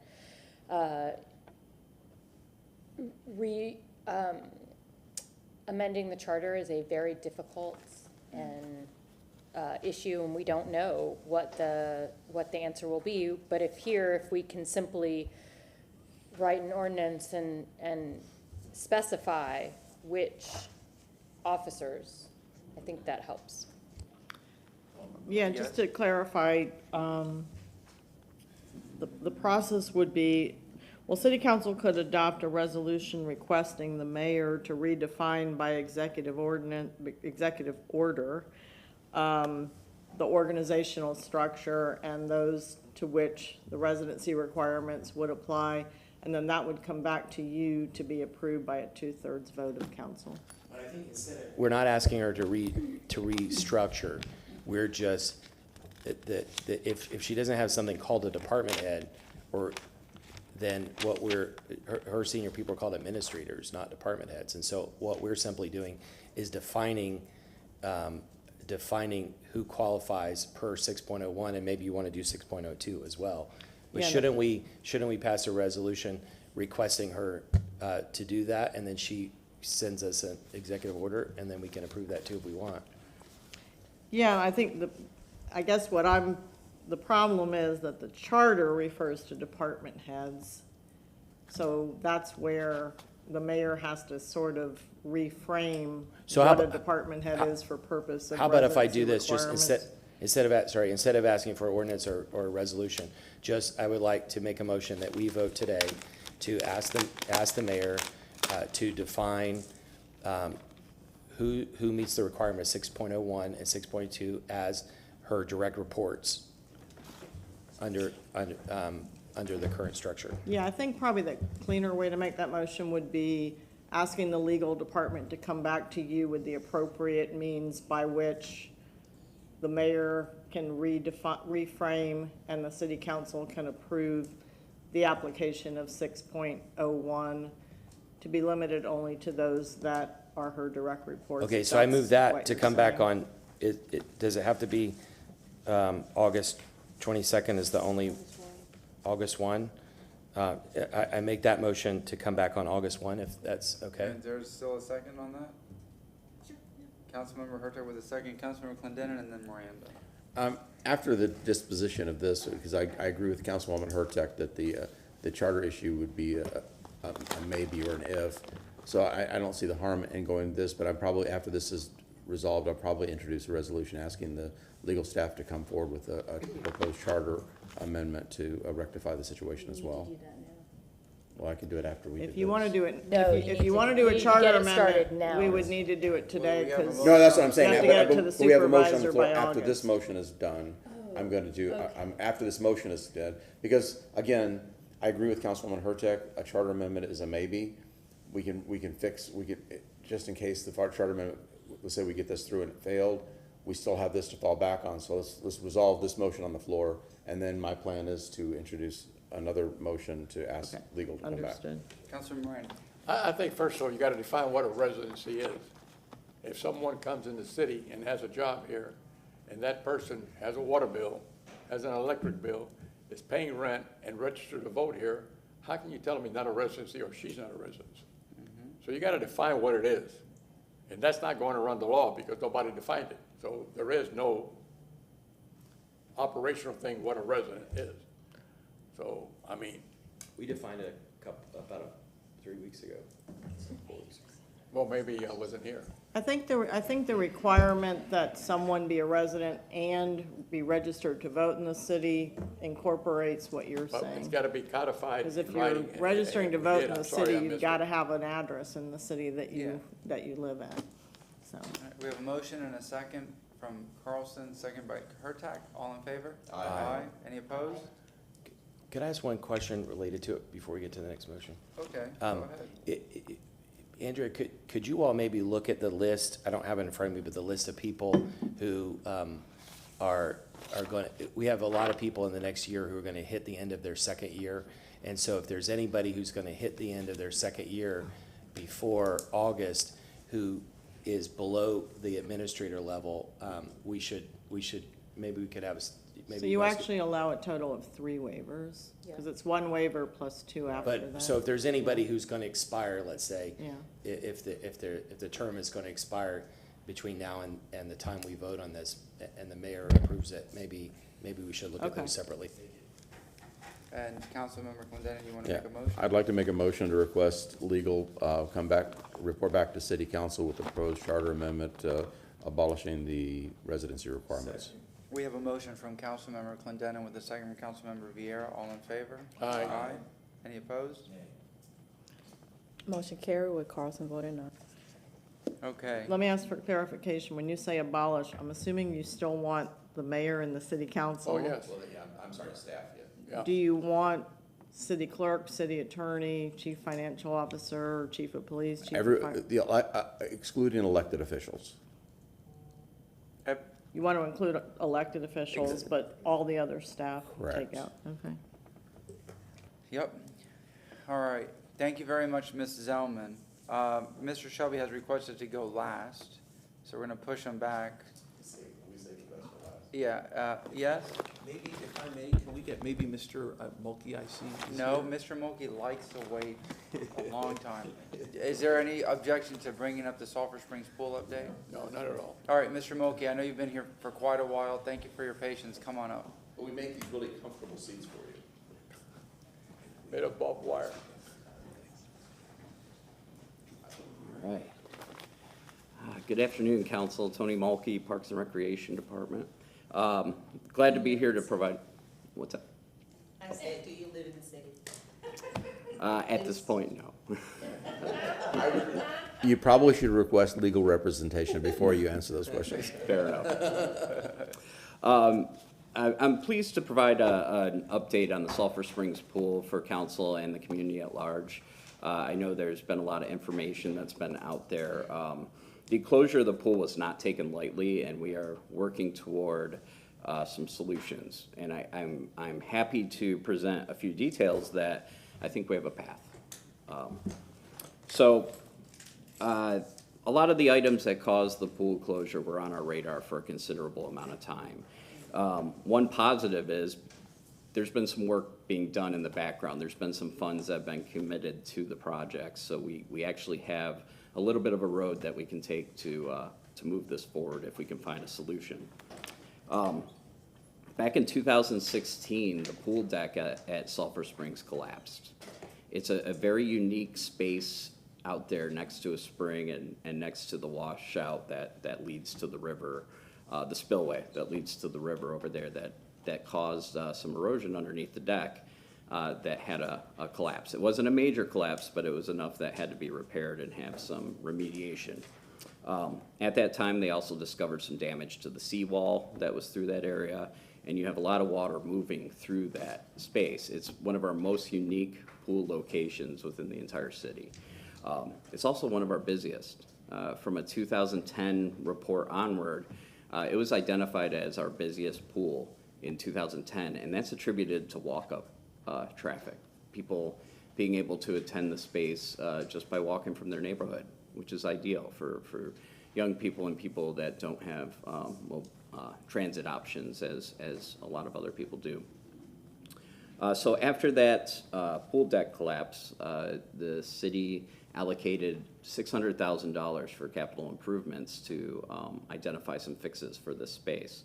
At that time, we had an exploratory investigation performed on the pool in 2019. The first $600,000 was allocated in fiscal year 2019. So this exploratory investigation of the pool was undertaken that kind of reemphasized some of the things that we were seeing with losing water out of the pool. So it's not just the spring that's an issue. It's actually the gutter system and the pool finish with some cracks that were identified where water was leaching through that pool shell and into the ground.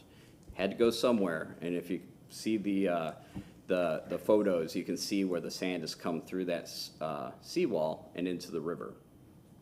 So we have kind of a roadmap of the issues. We have some estimates that have been updated. We're continuing to update those. From that report, we requested additional funding to address these issues. And in 2023, we were awarded another $1.6 million through the capital improvements budget to address the whole situation more holistically. So that's kind of where we're at, where we have funding, we have some analysis. We're doing further analysis, which leads us to late 2023. In late 2023, we closed the pool to try and tackle some of these issues. The main issue on this was the drainage grates in the deep end of the pool were not compliant with the Virginia Graham-Baker Act. This was an act that was passed federally to require all public pools to have drain grates that were compliant to so that it prevented entrapment and suction injuries from children or users of a pool. So the grates originally put in were compliant, but they weren't secured well enough because they were aftermarket grates that were kind of bolted in, so it needed a better fix. That fix required drainage of the pool.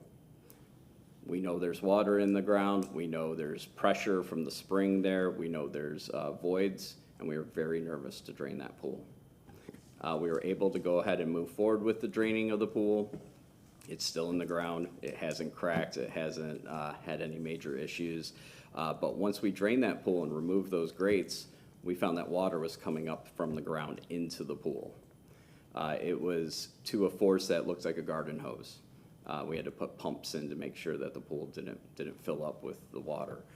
Given the flow and the pressure of that water, we suspected spring water that's flowing through whatever channels underground. With that consideration, we performed some ground penetrating radar within the pool. We had previously done so on the pool deck because it was dry, and we were able to do that analysis and found some voids in similar areas that we had problems with the pool deck previously. Within the pool, we found a significant suspected void through the center of the pool with some evidence of some structural rebar warping within the pool shell itself.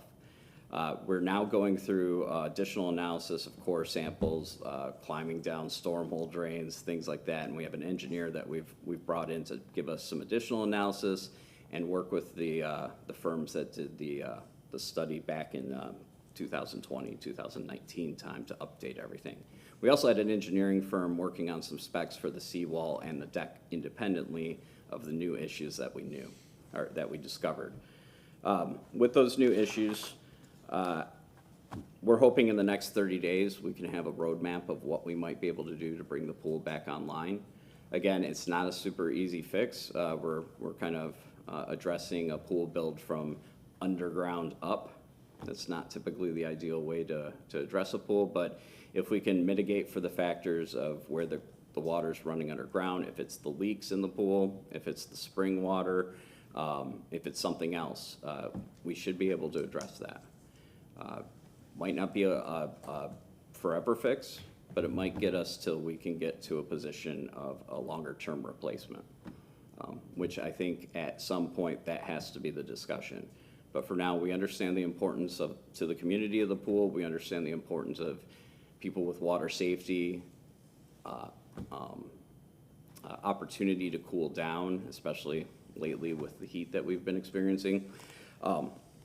So we want to help facilitate that. So with that, I'm pleased to announce a few steps that we're taking that are going to go into effect starting on Saturday. We're going to start running a scheduled shuttle from Sulphur Springs Pool to Copeland Pool, where we've expanded programming. We had to work through some logistics with waivers and permission slips and things like that, but that's going to be all rolled out hopefully tomorrow, and we'll see that start operating on Saturday. That's going to operate 6 days a week. So not 7, because Friday's when we do our in-service training and we have some kind of maintenance things that we do over at Copeland Pool. So it's Saturday through Thursday, so 6 days a week on that. Additionally, we've been working. Can you speak on that a little bit more in Sure. terms of details? Sure. Scheduling? Sure. So the schedule that we have, we actually have, on the weekends, there will be trips at 1 p.m. and 3:30 p.m. We offer open swim on Saturdays and Sundays, so that coincides with that window of the open swim. So 1 p.m. it would depart Sulphur Springs. It's about a 10-minute ride up to Copeland Park. It would return back at about 3 p.m., so a couple-hour windows. We're going to have a couple vehicles, so we'll have some flexibility if needed. If we have increased demand, we can change these. So we have staff, we're engaging with staff that are on light duty. We're engaging, with staff that we have rotations with lifeguards and things like that. So we're being really creative to kind of fill these spots, but we also want people that can address some of the other issues with waivers and help with people that might have families and different age groups. So a lot of different scenarios that we kind of played out to be able to accommodate and provide good customer service, because we know it's not convenient. We realize that, but we want to try and do the best we can. When we take away a public amenity, we want to provide opportunity, and hopefully we don't take it away for too long. Additionally, we're working with HART. So we first reached out to HART and say, hey, where's an opportunity here, not just for Sulphur Springs, not just for Copeland Pool, but citywide. Where can we promote public transit, water safety, and opportunities for people to use the pools? We want to put people through the doors and get people in the water and get them trained with swim lessons and things like that. So we're working with Hart to promote, we don't necessarily have door-to-door service, but at times, somebody in the Sulphur Springs neighborhood or on the west side of the freeway might have a more direct path to a pool from their home. So we're working with Hart to get all that mapped. What are the best routes to the pools from wherever you live within the city? It's not just Sulphur Springs, it's not just Copeland Park, but it's Bobby Hicks, it's Inner Bay, it's Loretta Ingram, it's all our pools. It's also our splash pads for opportunities to cool down in the hot summer weather. With this, if you show our pools a bus pass, we're still working out the waiver issue, but with the bus pass, they'll be able to get into the pool for free. So passes to pools, and they're gonna help promote it for us. We're gonna help promote it internally, just more opportunities. Additionally, we realize that the main access to the Sulphur Springs Park is through the pool. We are working to change some of the fence lines to open up the playground at that space. We're opening up the historic gazebo for public use that's been cleaned up. Some of the issues that the neighborhood has talked to us about has been addressed. We recently had Publix and Keep Tampa Bay Beautiful provide a major cleanup out at that site. I forget how many tons of debris were removed, but they created good sight lines for better security. You can sit in the parking lot and see the river now, something we haven't been able to do for a long time. The picnic shelter on site has been repaired. It had a broken up roof and was looking a little tired, so that's been repaired. We're working on some other elements to try and improve that space and get the public to use it. The best kind of antidote to negative behavior in parks is use, it's activation. So we're gonna be trying to get people to be able to use their park when the pool's not open. So these are the steps that we're taking. I wanted to try and give you a real high-level overview of this, and happy to answer any questions. All right, it's gonna be Vieira, Maniscalco, Miranda, Clendenin, Hurtak. Take it away, Louis. Thank you, Mr. Chairman, I appreciate that. And Mr. Mulkey, thank you as always. You know, we had a town hall, you and I, a week ago, and you're always a pleasure to work with and always a man of your word. And I think some of those solutions, short-term solutions you're talking about, they're really great. I'll talk a little bit about the budget and things with Sulphur Springs. You know, you recognize that this pool is so pivotal to the community, that it's a real lifeline for a community. The important thing to note about Sulphur Springs is that even before the issue came up with this pool, I first heard about it on the Walter Smith show, and then I made the motion, I guess I was on there on Sunday, I made the motion that Thursday for this, that even before this, you know, you had a community that was really in need and still is in need. It's certainly something that should be on the top of our minds. For me, this pool and the challenges that we see with it, and the different challenges we see in Sulphur Springs, it's more of a symptom of just neglect. Not from Parks and Recreation, from all of us. You know, Harry Truman said the buck stops here. The buck stops with all of us. It stops with all of us on city council, stops with the county commission, stops with the mayor, you know, all elected officials. Sulphur Springs is an area where about 3 in 4 of the children there live in poverty. The good majority of them from working households that go to work every day, and yet with that paycheck, they still can't get out of poverty for their children. So I always say that with Sulphur Springs, they need more than the great things that you're putting forth, which is a repaired pool, because all that does is make them whole to where they were a couple of months ago.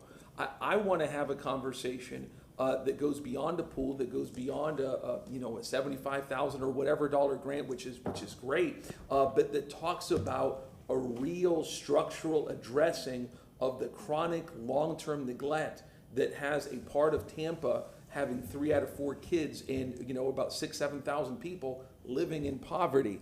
Michael Harrington talked about the other America. This is part of the other Tampa, and we have to talk more and more about that. So for me, this is about a change in policy that this is a part of, and a welcome part, and you're doing a great job on that, but that is not just incremental, but is something that is structural. I had brought up a couple of weeks ago in CRA, you know, looking at talking about having a Sulphur Springs CRA.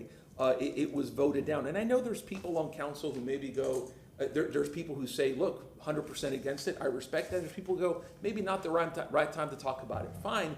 But for me, that issue of a Sulphur Springs CRA is inevitable. That issue will not go away. If we don't address it in this council in one form or another, it will come up in the next council because the need is there. That's what CRAs are for, and that's something that's very, very important.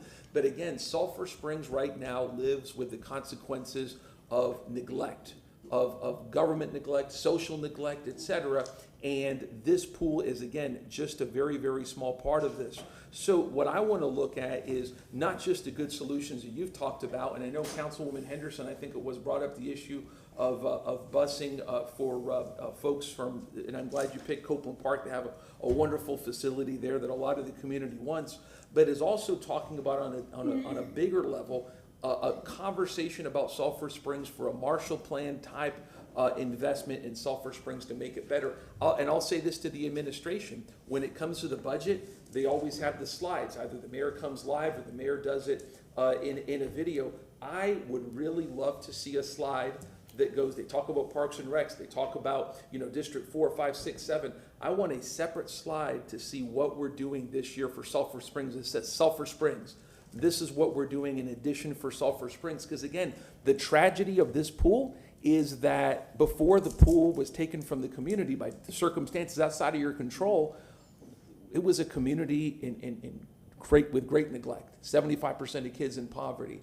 And take a look at where it is now without that pool. So, Mr. Mulkey, I really appreciate your jumping on this with some good solutions. Maybe council members have some other things that we can put forward. But for me, this is part of a symptom of a larger issue that we have to look at, to structural solutions for Sulphur Springs. But more than anything, getting that conversation moving on Sulphur Springs as a center of city policy. That's the biggest thing that I think we can do, hopefully in Tampa City Council. So thank you, Mr. Chair. Thank you, Mr. Mulkey. Thank you, Council. Appreciate it. Thank you so much. Thank you very much, sir, for the report and for being so responsive, because I reached out to you weeks ago. I don't know if it was a Friday, if it was after hours, and you responded right away. I had several questions that were sent to me by the community. I think you answered almost everything here. The only other question that was asked was, why not build a pool on the Wayne Pappy, property? And American Legion. well, Park, near yeah, that, it's that one of the ball area, yeah. fields and put a pool. Councilman Vieira mentioned it, Sulphur Springs is technically, it's completely forgotten, the community in general, I think. It was said to me by Joe Robinson, who was the president of Sulphur Springs, not that Joe Robinson, the other one. This is the poorest neighborhood in the city of Tampa. It's a greater issue, but we're looking at here, this swimming pool. You mentioned the structural issues. My concerns are we gonna be throwing away good money after bad money, or whatever the expression is, because you have this spring that feeds into the pool, that feeds into the river. Is it a sinkhole waiting to happen? You were terrified, you say, not terrified, but you had concerns about draining the pool, and now you say you have a natural spring popping up through it. I've asked the administration, I've asked Mr. O'Hara to see about in this budget putting money to build a new pool, not on that site, not in that spot, but on that site in a different location, somewhere in the parking lot, whatever, nearby, where it makes more sense. I think it's, I don't want us to be throwing money away, saying, okay, we patched it up, and then in a couple of years, remember what happened with Cascaden Pool? It wasn't done right. The contractor had to come back. That was another battle, and money was spent there. I hope that the administration comes back in this budget proposal or budget presentation that comes up and says, this is how we fund a new pool. If it gets to that, I know it could be $4 or $5 million. I'm not asking for a whole complex, but just another swimming pool. We spent $40 million on Fair Oaks, $100+ million on the Hannah building. We just talked about raising the solid waste rates, in order to fund $100+ million in projects. I think this is a noble effort and a good investment in this community, because shutting down that pool for reasons beyond your control and safety issues and structural issues, it's hurt morale that's already been damaged for a long time. It's a very important pool, It's a historically significant pool because it was, during the times of segregation. I don't know if it was one of the first pools that integrated or, there's a story there. I don't think it was the first. No, but it was, when everything was integrated, I think it's one, that's what I've been told, it's the pool that a lot of people would go to. But Sulphur Springs is very important. It's changed dramatically in the last 50 years. Someone this morning mentioned the arcade that was demolished on Nebraska. I have pictures of the demolition. A beautiful building, and now it's a parking lot. It's just, we need to make this investment. We spend a lot of money elsewhere. I hope the administration comes through, or we as a council, and looking at if we have to build a new pool on the site just a little bit farther away, because the community uses it. You said it's the busiest pool in the city of Tampa? It's one of the top 3 at this point. So one of the top 3, we had the issue with the Angus Goss pool, which is now a dog park. That pool never came to fruition, and that was in 2019 when we had that discussion. I don't want to let the community down. I think it would be a noble and worthy investment to build a new pool, maybe if we can't fix it properly, and take it from there. So I hope the administration is listening. I hope that they're working on some kind of a financing plan in order to do it. Thank you. Councilmember Miranda, Clendenin, Hurtak, Carlson. Thank you, Mr. Chairman. Just to echo everything you said is correct, but you're right when you said that you have to look at what the cost is to repair, and if you're going to repair, how much guarantee you have is going to last. Because the aquifer and everything, that's a moving object to some degree. So you're taking a big risk. And I think possibly to look at it realistically, and the city does own a lot of land in through that neighborhood. On the other side of the interstate, there's a lot of land there. And it's on the water, it's got the tower, and we're using it sporadically. I don't know what the plans are, but No. Wow, I thought you gave me a quick 5 minutes, but I can accept that.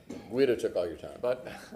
But anyway, I think you have to look at what reality is, and I remember when I was a little boy out there in 1860 Candle Court, what we had was Cascade Park, and we walk a mile to go swimming, but there were so many of us, it looked like, a lot of dolphins, because all you saw was hands in the air. I didn't know how to swim, and I had to hold onto the gutter to learn one hand, to learn the other hand. Finally, I got the deal where I could walk on the 3-foot side and learn how to swim. Everybody learned that way.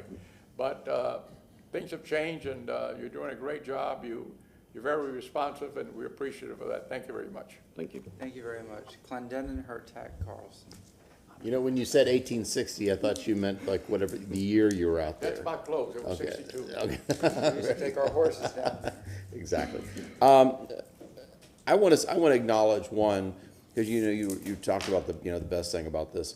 Now the best thing is that one, you were all proactive and you were on top of this, and no one was hurt. The worst thing, we have property that's damaged that could be rebuilt, but because of the actions that the city took, you were proactive in ensuring that you did the right thing by shutting it down to ensure the safety of the public. So I think that's the untold story that maybe isn't, that people aren't talking about, is that one, y'all did the right thing. We have infrastructure that was eroded and by act of nature has maybe lived past its life cycle, and we have to look at replacing it. I agree. I'm sorry that Councilman Vera's not here, because I disagree about, I voted against the CRA. I still would vote against the CRA if it's brought up today, but I think having a master plan for the Sulphur Springs area, speak of the devil and he shall arrive. I was talking about Sulphur Springs, Councilman Vera, and I said I disagree about the need of a CRA, but I do agree with your idea, and I would love to work along with you and the rest of the council to do something reference a master plan for Sulphur Springs, and be able to, because it goes far beyond what a CRA could even provide, because of and part of this plan has got to be transportation, because a key in an area like Sulphur Springs is being able to move people and be able to get people to employment, get people to education, get people to recreational areas, so that these kids and other people that live in this community have equal opportunity to be able to take part in this wonderful city that we're building in all these corners of the city.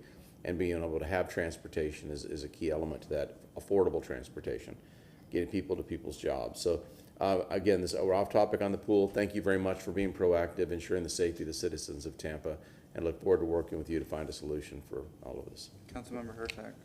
Thank you. I'm gonna start by saying thanks for your work and I guess Publix's work and Keep Tampa Bay Beautiful for clearing that sightlines to the river, because I was there for the boat parade. It's a Seminole Heights Sulphur Springs tradition every year, and you really could barely see it because you can't see the river from that spot. So I'm happy to hear that they're working on cleaning up, and you and I had talked about cleaning up that space and making it more accessible, so I appreciate that. But I'm going to echo what others have said. I don't know if it's a great idea to really think about renovation at this point. To me, it's not just a thing of money, it's time. There are a lot of parking spaces in that park that could easily be a pool. So there are options that we could look at. So I'd really prefer to look at replacement, just because at the point that you put $4 million in to fix and move the water and do this, why not, put that toward a new pool? And the sooner we start thinking about that, the sooner we can get it open. And I think that's really what we're all looking for. And I think it would be great if we could reopen it, but I would be hesitant to put any money toward that due to what's under it. And you may be able to fix it. I'm sure there are great engineers out there, but liability-wise and just comfort level-wise, when you're talking about rebar that's not doing well under the pool, don't know how you're gonna fix that without opening it up. So I just don't think, from what you say, it does not sound like that's a wise path to go down. And instead, really just looking at where else on this space can we put a new pool?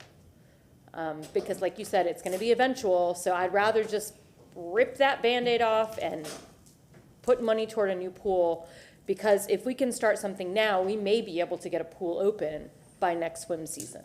And that would be a lofty goal to begin with, but it would be really wonderful. So I hope you and your team and the administration think about that. That's part of the equation. Yes, I figured it's part of the equation, but I'm just gonna put a little more plug. Councilmember Carlson. Yeah, I just want to thank you and your team for being on top of this. I know it's been tough communicating with the public on it, and the faster we can get information out, the better. But thank you for being on top of it. Despite the numbers, my preference is preservation always. If you are even considering not doing preservation, I would get together the preservation groups immediately, like next week, and start meeting with them and talking to them, get their counsel. And if there's a consensus that another path is the right way, you'd be better off having them on your side, or they may have some innovative ideas to help. And then to the Sulphur Springs area in general, I've been against any new CRAs, because CRAs are for, I call them taxpayer subsidized gentrification. It's for subsidizing high rises and glossy high rises.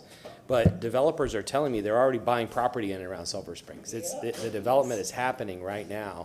And so I think that there is not the big development that a CRA causes, but there is other development. People are buying buildings, rehabbing them, putting in new uses, and it's going to happen really fast. It's like, remember Seminole Heights back in the 90s? You could buy a big house for $30,000, and maybe not that low, but things are going to pop fast. And so we need to, this is not your area, but we need to work on the Sulphur Springs plan ASAP so that we can guide that in a way that's respectful of the history and culture of the community. Yes? And if I may, yeah, and I was going to say, whenever, because you bring up the issue of a CRA, and I kind of did that in many ways. Number one, I think it'd be a good idea, but also to sort of force a discussion on doing something big and structural in the Sulphur Springs area. I don't care if it happens by CRA, by, saying 12 Hail Marys and a lemonade stand, whatever. I just want to get the job done. I think that's very important. But Mr. Chairman, may I make just a really quick motion? And it would be, if you'll make it end, I will, but just to request that the administration in their budget presentation, when they do a budget presentation to City Council, that there be a slide dedicated to what that budget does for Sulphur Springs. We have a motion from Councilman Vieira. Do we have a second? Second from Councilmember Carlson. And I know we have a workshop coming up on Sulphur Springs as well. Yes. Councilmember Miranda. I'm just gonna say one thing, and I'm not disagreeing with that, but if you get the city and you look at it in District 4, 5, 6, and 7, and you look at it as a total, and you watch what the city spends in each of those 4 pieces of pie, you're gonna find out they're very, very close. We I have guarantee you that. motion and a second. Do we, all in favor? Aye. Any opposed? Thank you. And I'm gonna keep talking with the administration, asking them for the money. Again, we spend a lot of money elsewhere. This is a great, you wanna call it, not even a legacy project. The community deserves it, and the community uses it. It's not like, oh, we're just, we're gonna build something pretty. The demand is there. It's an underserved community. I don't think it's the city's fault. It's just how times changed over the years. You had the big Kmart property, and that's huge. Now there's businesses there, but my mother will tell you how much time they spent in Sulphur Springs in the 60s and 70s, and how much of it has changed, but how much the rest of the city has flourished. So it has been neglected. It has been forgotten on a very busy stretch of, Florida Avenue, Nebraska Avenue, the interstate. I mean, the access points are there. So Hillsborough River. I mean, you could go on and on. It's a beautiful. I can't say that anymore. I got criticized for calling a neighborhood beautiful, but it's a great and important part of the community. Yeah.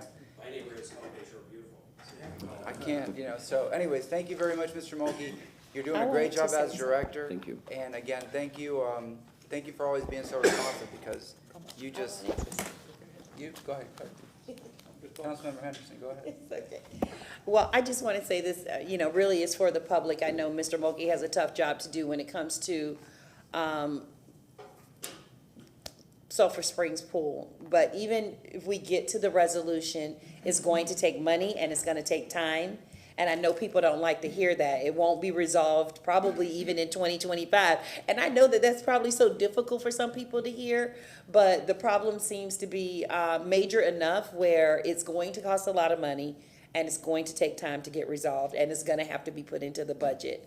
And I know that the citizens, use this at a high end. It's one of the top 3 pools being used. But in the reality of things, it is our job to say the tough stuff. And it's just not going to be a solution that's resolved overnight. And I just want to say that to the public, because I know that it has to be said. And I don't mind, putting that news out there. Thank you very much, Mr. Mulkey. Thank you. All right. All right, we're going to go back to item number 94, and this is Mr. Bede, who I believe he may still be online.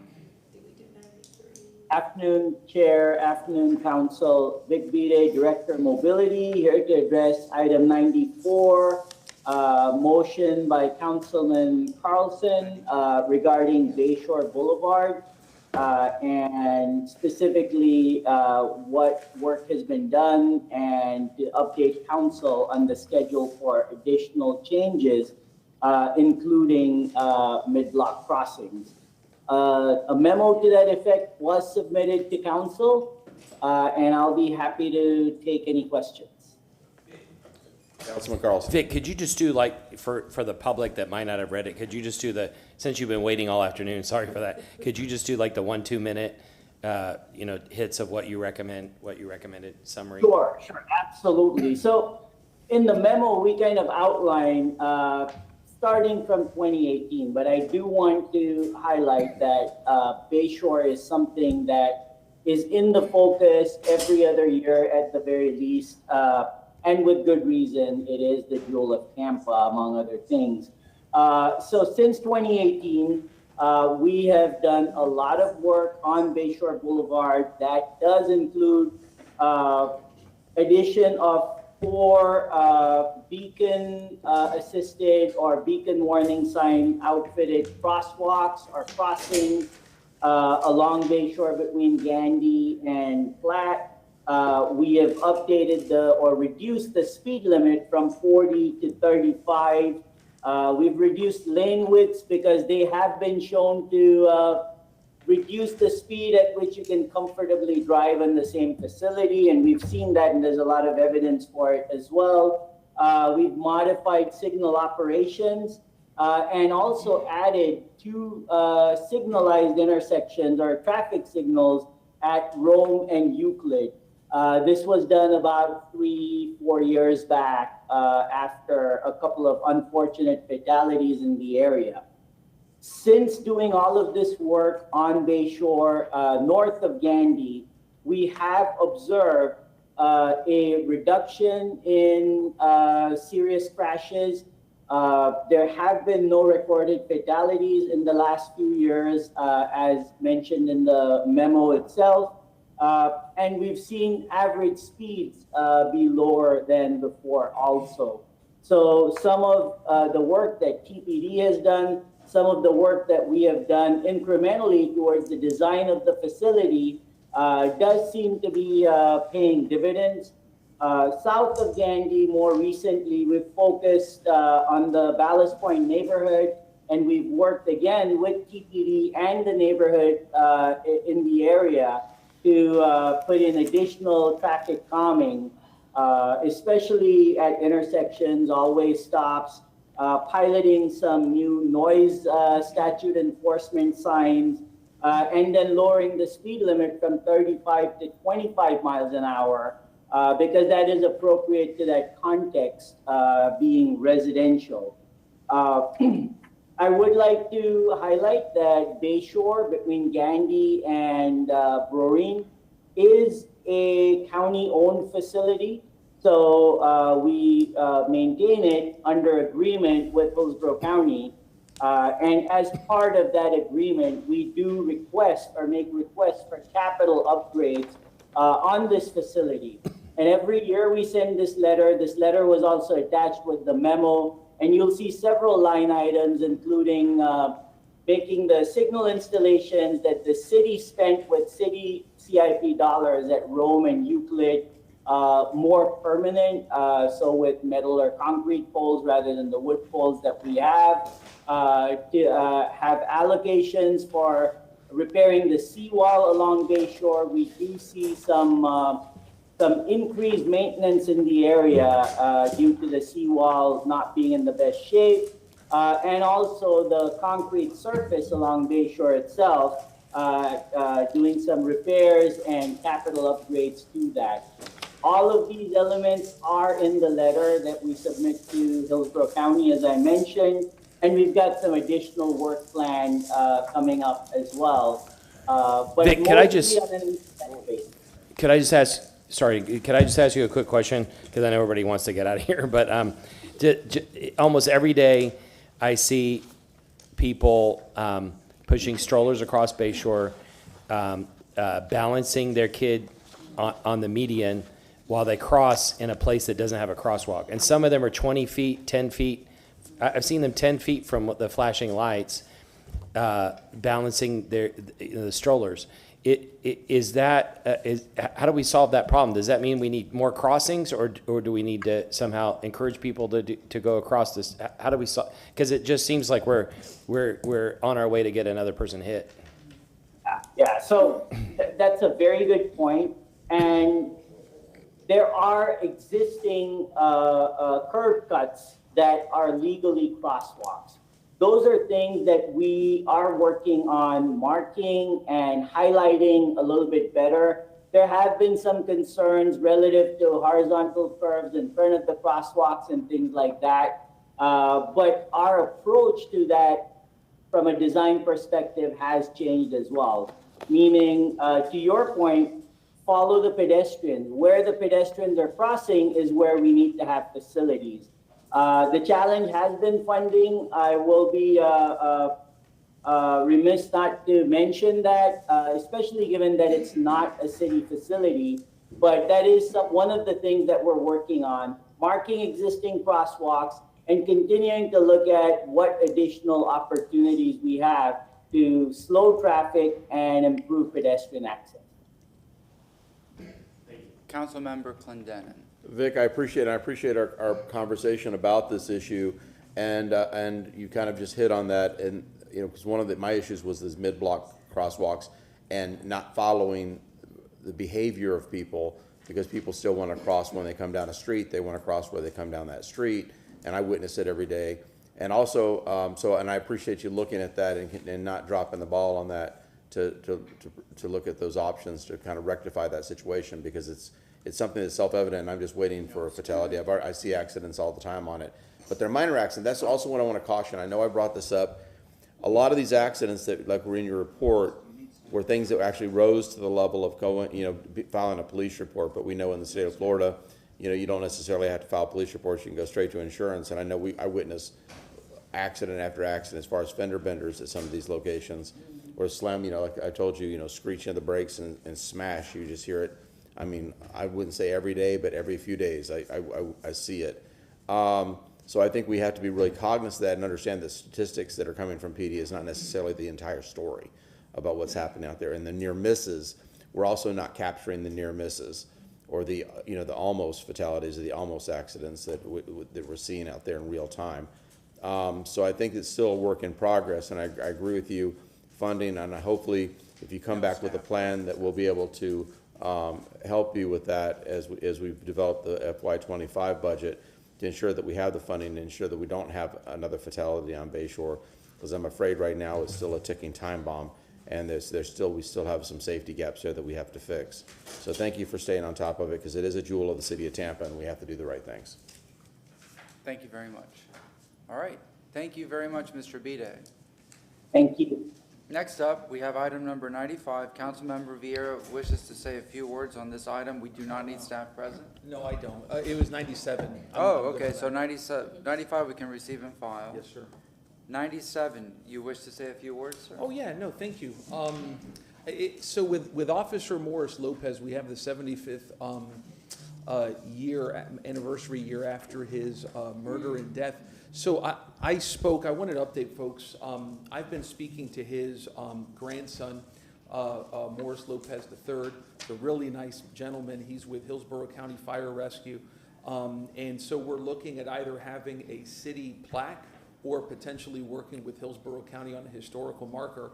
And there's the City of Tampa Police Memorial Board, and I'll be reaching out to them tomorrow for that. But just long story short, obviously we have so many exceptional people, too many in fact, who have given their lives with Tampa Police Department as well as Tampa Fire Rescue in different ways for folks here in the city of Tampa. But on July 9th of 1949, Officer Lopez was on 7th Avenue and 16th over in Ybor City when he was murdered.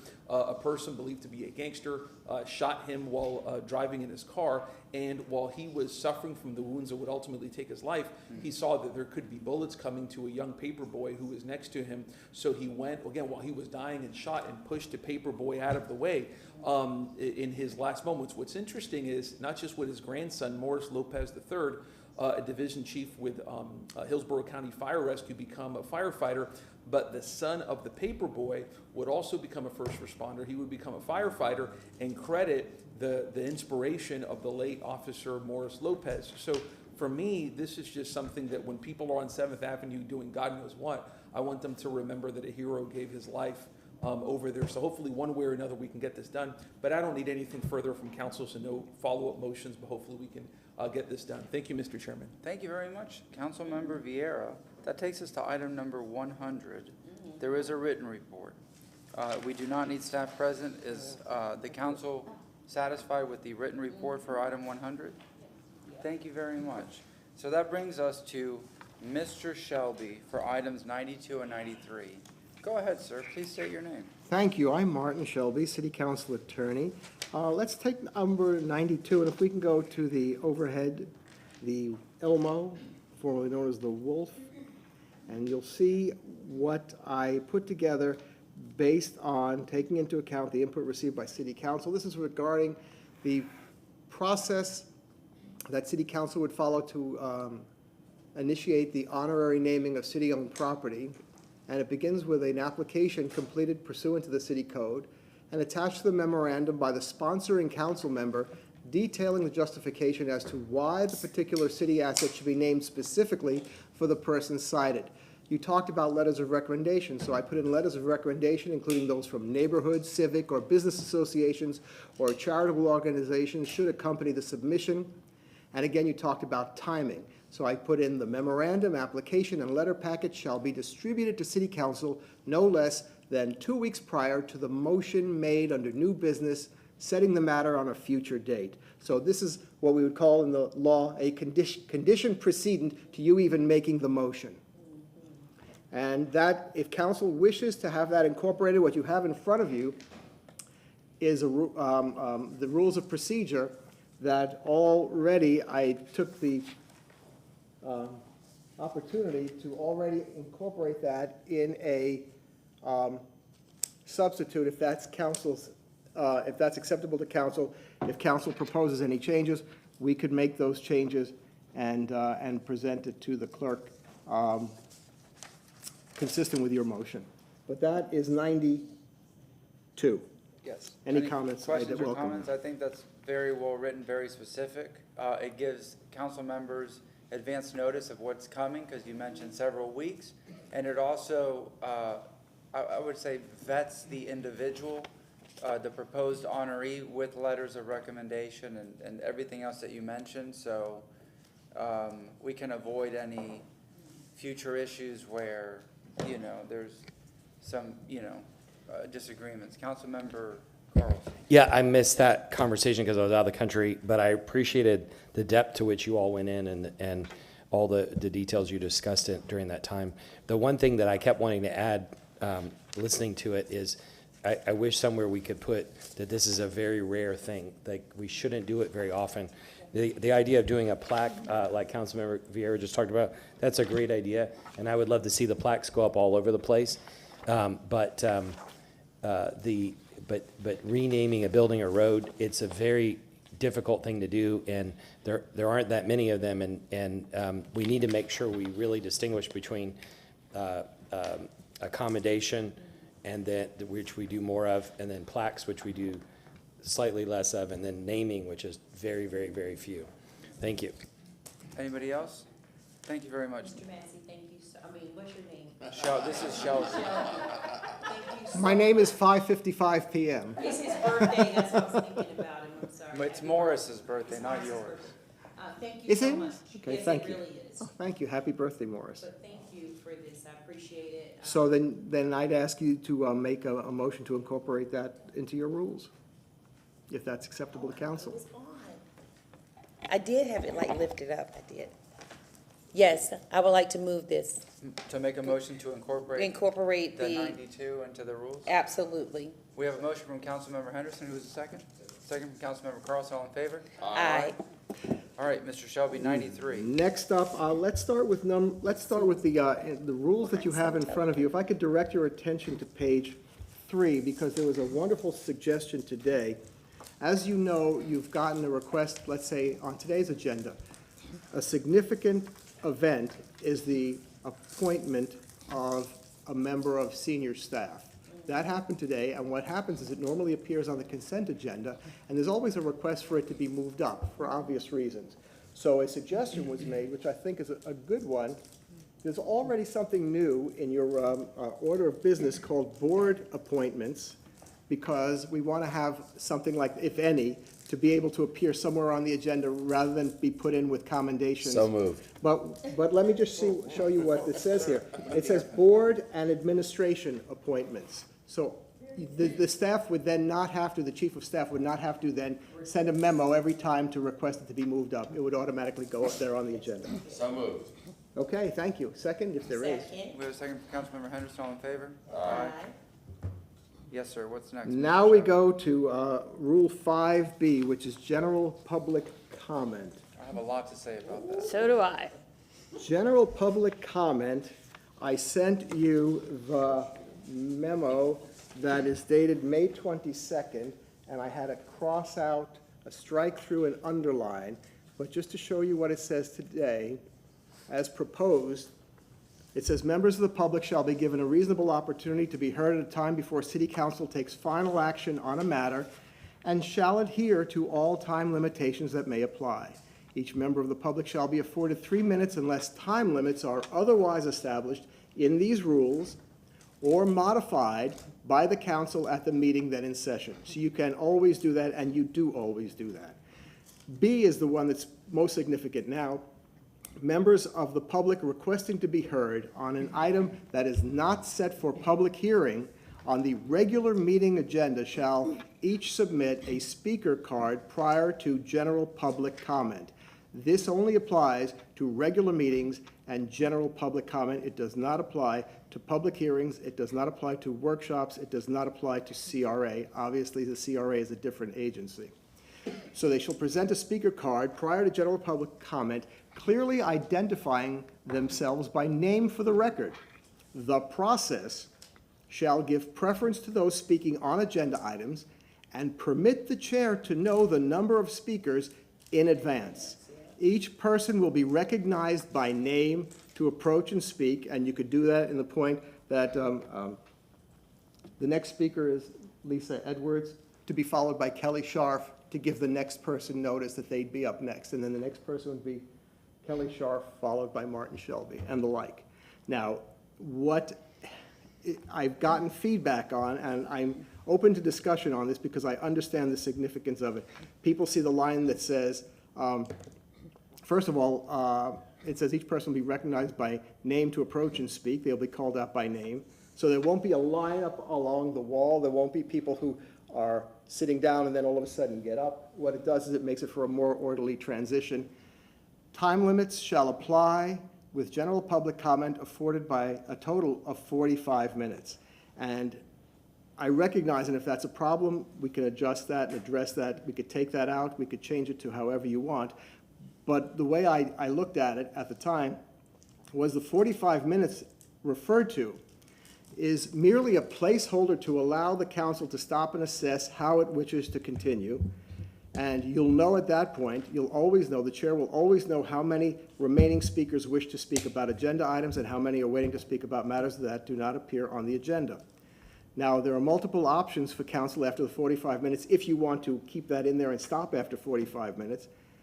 You can agree upon an additional amount of time which allows the council to continue taking comment, but also, if necessary, to again stop after another 45 minutes or whenever to stop and reassess.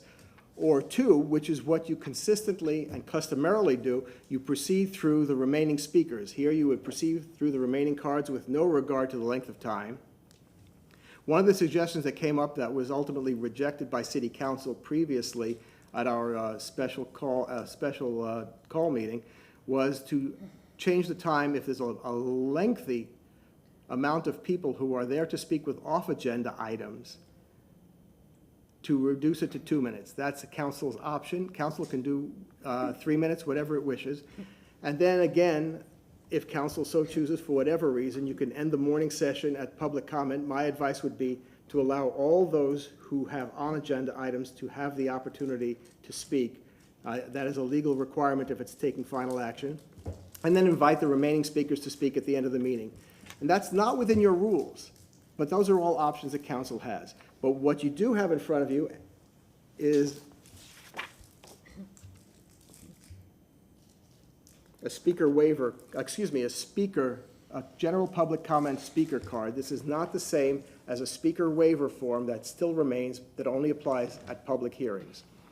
And if you see to my left, well, let me just comment on the card first. You notice it is very, very simple. It has the date, the name, just the city and state, and a yes or no. Is it on the agenda item? And if it's off the agenda item, you check no. And if it's yes, which items? And they can list by 3. If they have more, they can list as many as they want. There's the other side of the card, it's the other side. Now, the key here is the cards are accepted until the start of general public comment. And the reason is this. General public comment begins after your invocation, after your approval of the agenda, after of the commendations, and after the presentations. And by that time, those people who want to speak have that opportunity. They can also register, by the way, this also does not do anything with regard to the phone registration, the pre-registration, and being able to call in. They always have that opportunity. So what happens then is people will have the opportunity to speak, and here I will move myself over, if the camera can follow me over to the other side. Wow, there we go. Look at that view. What a shot. This, ladies and gentlemen, is the general public comment speaker box.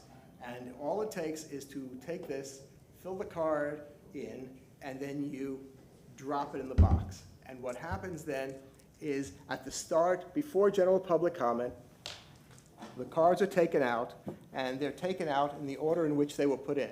So the last card is always on top. And then it's very simple. They get sorted into two piles. Please speak into the microphone. On agenda, off agenda, on agenda, off agenda. And by the end of the two piles, the first card at the very bottom is now on the top.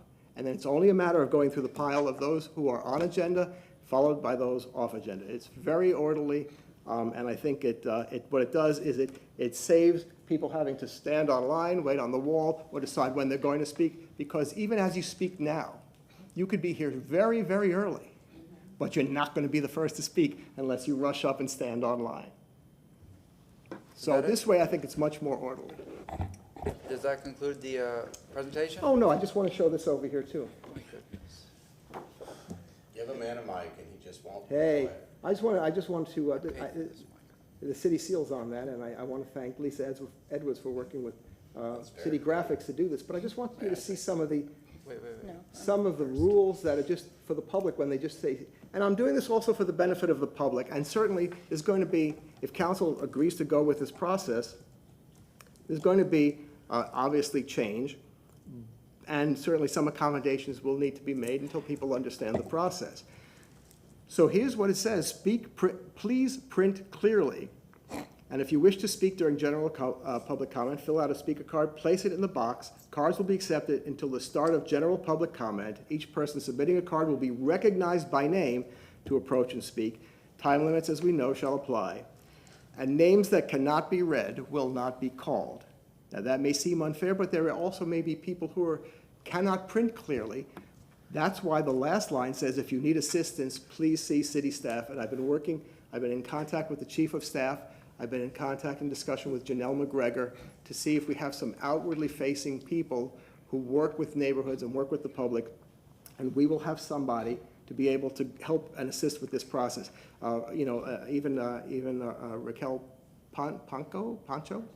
Raquel Pancho, it's sort of like if somebody is not physically capable of going through this process, we want to facilitate that, and we don't even do that now, frankly, until they come into the room. We don't have anybody by the lectern. So that's really it. The other thing that we have is to speak at a public hearing, we maintain the sign-in sheets. And I heard Councilwoman Hurtak talk this morning with Eric Hayden, and if council wishes to go in the direction of using that as a springboard to have at least that for public hearings, that's also a way we could do this. This, by the way, will be able to be implemented when these rules take effect after you move them today on June 20th. Mr. Shelby, can Yes, you sir. put the page back up showing the guidelines for public comment, the 45 minutes, the 2 minutes? Oh, that's within my memo, and that's only a suggestion. No, put it down. No, I just need it as a, just to clarify my points before I go to Councilmember Hurtak. Okay. I don't agree with having, even if it's, it's not written in stone, the 45-minute total, because I think it would discourage people from coming, saying, oh, I ran out of time, I don't get a chance to speak.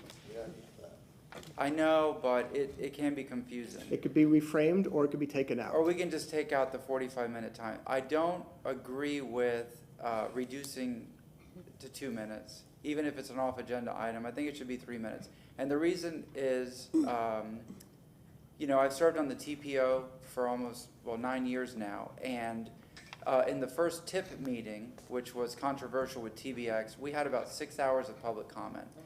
People filled out cards. I believe Les Miller, Commissioner Miller was the chairperson at the time, if I remember, and he read, he did a queue of 3 people, A, B, and C, A, B, and C, so 2 people lined up, 1 person spoke. Everybody spoke. We never reduced the time from 3 to 2 minutes. And we were there till 2 in the morning. Then the year after that, I think we had public comment for 4 or 5 hours. So we're not reducing or eliminating or prohibiting anybody from speaking. The on-agenda items before we go to off-agenda items, that makes sense. People fill that out in the card. Why? Because people with on-agenda items, they might be here for something on the consent agenda, something there's a financial tie, something with their neighborhood. Putting people at the, remaining speakers at the end of the meeting, we're at 6 o'clock. I can't imagine somebody running out to the meter or using the app or whatever to pay a fortune in parking just to be heard. I don't think we should push anybody to the end. So just those few things, we should eliminate. They're not in the, they are not in the rules. They're not, but we should not include them. No, Now- I'm not even asking you to do that. Oh, okay, no, with the card, it's print very clearly, I've had my name butchered and mispronounced my entire life, so I will make an effort to read people's names, I don't think it's that much of an issue. I think it's very simple. Are you here to speak on an item, yes or no? Yes, these are the agenda items, I'm here to talk about the Sulphur Springs pool, item number whatever under staff reports. I'm here to, or no. Nobody's prohibited. I just give priority to what's on the agenda because we go by an agenda and then we go to the non-agenda folks. But other than that, I think we can make this work. Councilmember Hurtak. Thank you. I agree with Councilmember Maniscalco. Section B and the 3 paragraphs after that, we should just be taken off. We're the only public entity in the area that allows people to come and speak for an unlimited amount of time. People expect that of us. I don't expect that to change. The fact, while I think the idea of the comment card is good, I think there are ways to make it better. And one way, and I think this is the best way, is to have a kiosk to type it. Typing solves everything. You don't have to worry about being printed clearly. That lady today who came in who could barely walk up here, she's not gonna ask for help. She just isn't. She's gonna leave. And that's something you have to realize about people who come here to ask for help. They want to come and speak to us. They're not going to fill out a card and ask for help. We also had 2 or 3 people that came in late today because people now know that public comment's not at 9. People can gauge when to come.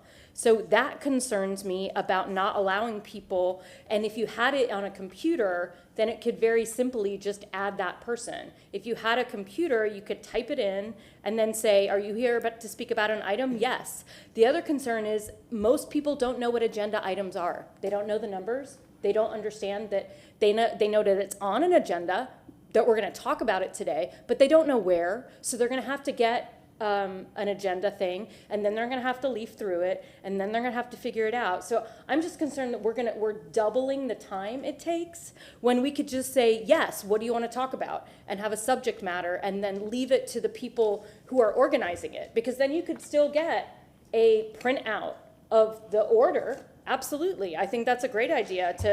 If you want to speak on something on today's agenda, but then we're going to have to, whoever's doing it's going to have to figure out what today's agenda item is, because people are not going to know that. They're going to say no, and then they're going to end up talking about something that is on the agenda that they don't know is on the agenda, because most people who come here don't have our system. It took me forever to learn our system.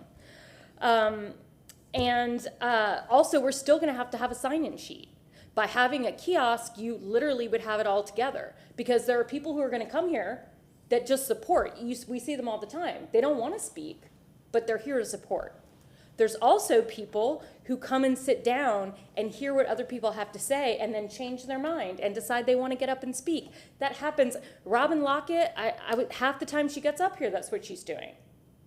So I'm concerned that we are actually going to prevent people from feeling free to come up here. I think it's, if you want, I understand the need of the clerk and the chair to simplify it, but I think there's better ways that don't make more work for people. So I just think that we should consider this more. The TNI group already has something that we could try out just to see how it works. And I'm just concerned about all of this because there's still so many unknowns. And the thing I don't want anyone to walk in here and feel any sense of barrier to speaking. And a kiosk type-in is, they have to fill out, they have to sign in anyway. And for them, it's a sign-in. But after you sign in, then you have to fill out a speaker waiver form. Not a waiver form, a public comment card. No, you don't have to sign in anymore. There's no more But sign-ins. if you're not signing in, then Right. how do we know who's here? The cards. But they don't, what if people don't want to speak? They don't sign in if they don't want to speak. So we're okay with having people in chambers that aren't speaking? Yeah. Oh, this is a public meeting, absolutely. Well, but normally they sign in. No. No, not always. Some people No, will. and by the way, surprisingly, a lot of people who do come up to speak have not signed in. You can't, you really, and the other thing that we're concerned about is that filling out a card is a lot quicker than typing in a kiosk, especially if you have a long line of people like we did outside today. But I'm also gonna tell you, that they're not gonna know what agenda number is. They don't have to. If they put down a subject, the most important thing on that box is But yes or they're not no. gonna know that. But if they put CRB or Sulphur Springs or other. But then I would take agenda item number off and just simply do subject. How many cards did we print of these? These were done. Yeah, I hope you didn't print them yet, because we haven't agreed to this. These were done, this was designed in-house, and it was printed on, It was printed on paper. it was printed, Oh, okay, these are samples. Yeah, so these are just samples. this is all a sample. Oh, You need to, It's all a sample. or we can, we can put agenda number optional, or, because they may not know, and they can just put the you wanna speak topic, to it? budget, or paving, or whatever. I would just stick to subject, but again, I still think that a handwritten thing is just is going to be a barrier. And I really, really, really, really strongly disagree that once cards are only accepted until the beginning of general public comment. I wholeheartedly disagree, because this is what's gonna happen. Someone's gonna come up and say, well, I didn't get here in time, and we're gonna let them speak, because that's what we do. We're not. No, we are, because, we already don't follow these rules. This morning, everyone spoke with commendation. That's the problem. Yeah, because we don't follow the rules. Excuse me, may I make a suggestion? Yes. If you don't follow the rules, just please say so and I'll sit down. Say that again? I said, if you don't intend on following the rules, just please say so now and I'll sit down. But that was my point. Today, our commendation, one of us is supposed to speak, and instead every single other person spoke. So it took 10 more minutes. And so that was something that we were supposed to do to save time. And we're not doing it already. The thing about the. I was the only one who didn't speak because I was following the rules. Oh, yeah, that started already. I forgot about that. Okay. See, that. Yeah, I won't be doing it again then. Councilman Vieira, you were next to speak. Oh, yes, sir. No, by the way, the rules are not, these new rules that you have in front of you are not in effect and don't take effect until June 20th. Your scheduling, everything else, you can be proactive now, but technically, until you pass it today, it doesn't take effect, and right now it's tentative for June 20th. Do you want anything, Lisa? No, I just wanted to say that with the public comment card, that this is just a sample that we did. Yeah, we understood. So we could make any changes that, council feels happy with, but we just wanted to show something. Right. So. And it doesn't add things that other jurisdictions do, like your address, or your telephone number, or your email address. Mind you, and it was a suggestion that was added. It says here on the bottom, just so that people know, just like a sign-in sheet or anything else you turn in, it becomes a public record. It says information provided on this card is a public record, and speakers will be recognized by name to speak. So that way, people don't choose when they get to speak. Okay, that's. So, Mr. Shelby, you're still gonna have to scan these and put them into public record? I don't know, and the clerk knows that that's going to be done. Okay. Mind you, the key about having a kiosk and stopping it at the start of public comment is that's when you know exactly at that point in time how many speakers there are. The key then is whoever's going to be working to work this thing does not have to be there throughout the hour or hour and a half that public comments take on the off chance that somebody's going to come through.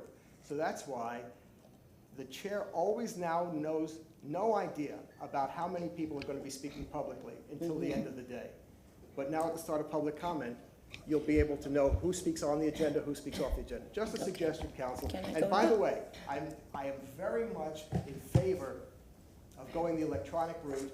And a reminder, council, I did present what Hillsborough County does, and I spoke with Janelle about it. She knows Stephanie Agliano, that's her counterpart at the county, and I invited her to get in touch with each other, because ultimately they do use a kiosk. They do use pre-registration. There are people who come to city council and wait in line to sign in sheets, but come to the county commission and stand up there and say, I've already signed in 3 days ago from home, I pre-registered, and walk right into the chambers of the county commission. So I'm all in favor for that, but when I suggested it to the council, the city council, that was one of the things that we crossed off.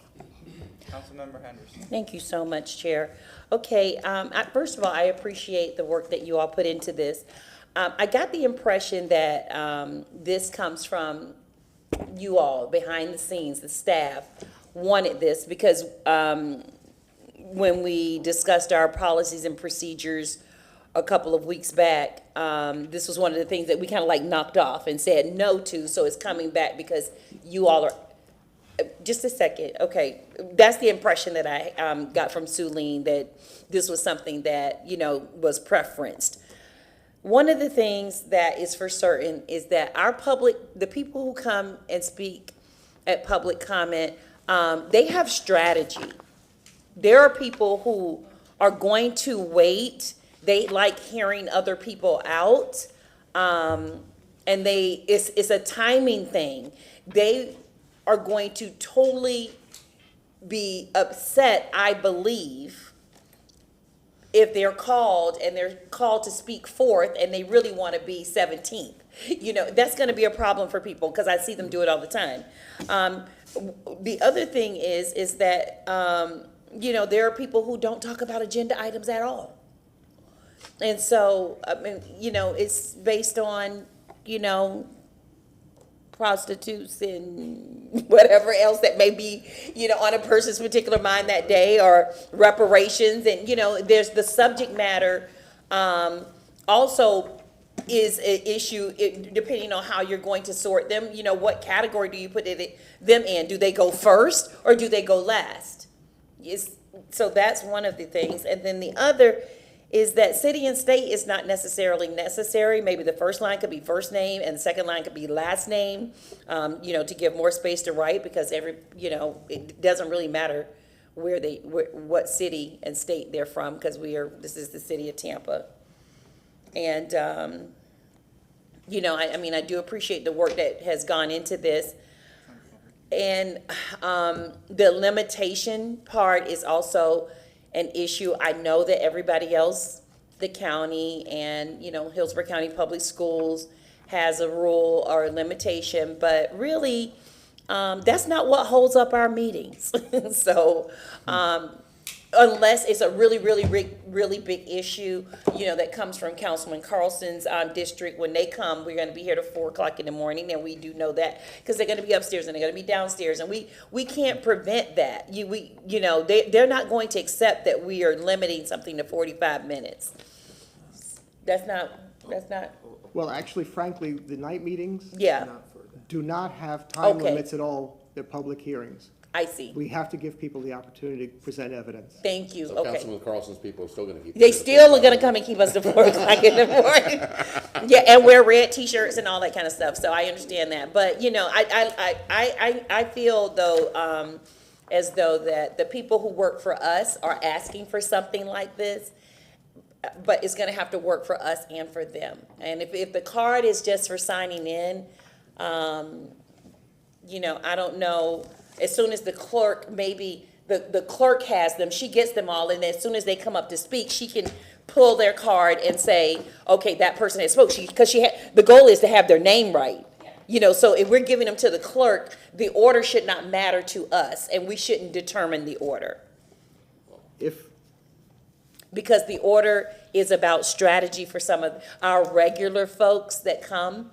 You know, the regular speakers, they are very. Yeah, but. Yeah, they are. It is strategic, but the thing is, what about somebody who comes here early and wants to speak It doesn't first? matter. We can't worry about that. We can't worry about it. And like, people change their mind. Even us, we may turn, I'm not gonna speak, and then someone says something, you know, guarantee if Bill Carlson says something about East Tampa, I'm turning on my light. You know what I mean? Like, that's gonna happen. Yes. I'm going to have a comment. So they don't know that they wanna speak. And the question is, to what degree does council want to have at least And we some can't- sense of order over public comment? Even to the degree that you'll know how many people are going to be speaking and how many people are on agenda. We just need the card for the clerk to record the name, and that's That's it. not necessary. You know, the clerk has survived in the 20 years I've been here. Okay, so what do you really want from us? Order? What we need, what? Did you want to say something? What do you really want from us? Just tell us what you really want. What we want. Well, the reason that we came with this was because Councilman Clendenin made a motion. If we can go to the overhead, if you don't mind, because I don't want people to No, think Lisa, this go way from ahead. He made a staff. motion and said what? Well, here, let me put it up on the screen. This, What by did you the- do, Ally? This was a motion of council. Yes, This it is was. this was a memo I sent to you on the 22nd. This was the May 16th, 2024 regular meeting, and there it says, motion, and it Or, was I'm made sorry, by Council Member Vieira. Vieira, Sorry. seconded by Council Member Clendenin, and that council moves to amend the rules of procedure to include requiring public comment card registration. Motion carried unanimously with Councilwoman Hurtak being absent. This was a direction of council, and all of this that has been done was being done on the basis of that motion. So this Okay. wasn't anyone behind the No, scenes. no, It no, Okay, wasn't so us it's the working public for comment council. card, but not the process and the procedure of who goes first and last, and that, you know, that's not a part of the motion. We were looking at fairness, because what happens is the person who comes in early and is the first person to put in a card has an expectation that if they're here, and rather than line up the wall, because there could be somebody who comes in, and I've seen this happen, who wants to be able to speak first, and then by the time the council member, the chair says, okay, now we're ready for public comment, that wall is full. And then when that wall empties out, there are other people who are still sitting there that you think you're done, and then 6 more people get up to speak, and there's no way to gauge it. But why does that bother you all so much? Because you don't, in all candor, and I've heard this from members of the public, applicants who are here with attorneys, who have public hearings, who are set for 9:30, 10 o'clock in the morning, or 10:30. I've heard this from staff that, pardon? Safety reasons as well. And then what we've heard is you don't get to what is on the city business, which is the consent docket and the public hearings, until late in the day. And the other thing I just also want to point out, just so you know, that everything on this agenda, under staff reports and ceremonial and presentation, is all created by motions of city council. So this is your agenda. And what happens is there are people who have to come here to seek redress from the government or to have the sign off on the mayor to be able to sign a contract, and they'd like to get to their stuff soon. So that's the feedback that I've been getting, the clerk's been getting, and that the administration's been giving and getting. So that's why. When you say administration, what do you mean? There are a lot of the things that are in these rules that council discussed are ways to make it more efficient for the staff to be able to perform their job. If the staff is only here, if senior staff is here every Thursday of a regular meeting, they have lost 20% of their productivity for the week. Not if they come on the screen. Well, it depends, they don't know when you're gonna get to them, frankly. That's part of the problem. Right, so if they're working from their office, they can just, you know, it can happen easily, like Vic did today. He logged in when it was his turn. Okay, well, That's an efficient way of doing it. That's what I would want to do, is keep working from my office. anyway, I'm open, these are not my rules, these are not the staff's rules, this is not the clerk's rules. Ultimately, these are your rules, this is your meeting. I sit there, I'm willing to play parliamentarian if I have to, if the chair wants me to. Again, if these don't meet with your intention of what you want this meeting to be, tell me how we can change it. Otherwise, we can keep things the way they are. And, but I do want to, I do ask one more thing, because I've heard this from a lot of people. If council, I can take a hint. What's council's pleasure? Thank No, you. we're still talking. I'll shut up. I will. Councilman Vieira. Thank you, Mr. Chair. Go ahead. Go ahead. Councilman Vieira. It's not working for me to say it's not a deal breaker. Thank you, Mr. Chair. Just very, very briefly on the card issue that Councilman Clendenin motioned for, I support that. Anything else I don't support. I don't support saying if you're off agenda that your time goes down to 2 minutes. I don't support limiting overall public comment to 45 minutes. I just don't think we're going to enforce it. We have to look at things that we are going to enforce. The card we are going to enforce. But a couple of things with that. With regards to the subject line on the agenda item, they can either put the agenda item or the subject line. I strongly suggest it for this. If we do pass it, it passed 6-0 last time. If we do pass it today, that we give it at least a month to educate the public on this. And it could be a test period. Maybe 6 months from now, we go, man, there's been a disaster, and we go back to the system. But I do think it's something that addresses a challenge, which is organization and order in us. And it's nobody's fault up here at all. I think everybody does a great job. It's just things that just happen. We are a place that is welcome and accommodating to public comment. I want to continue that, but we do have to, how shall I say, tame the excesses.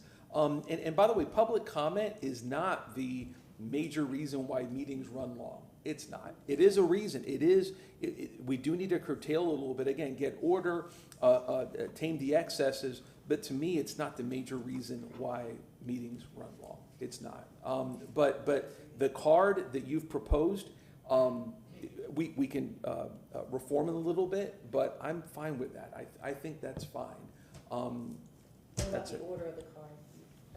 Oh, yes, and if I may, with regards to that, yeah, I mean, look, you get here, you do it. If somebody has an agenda on wanting to speak last and it's their time, I mean, I'm sorry, we got a meeting to run. That's.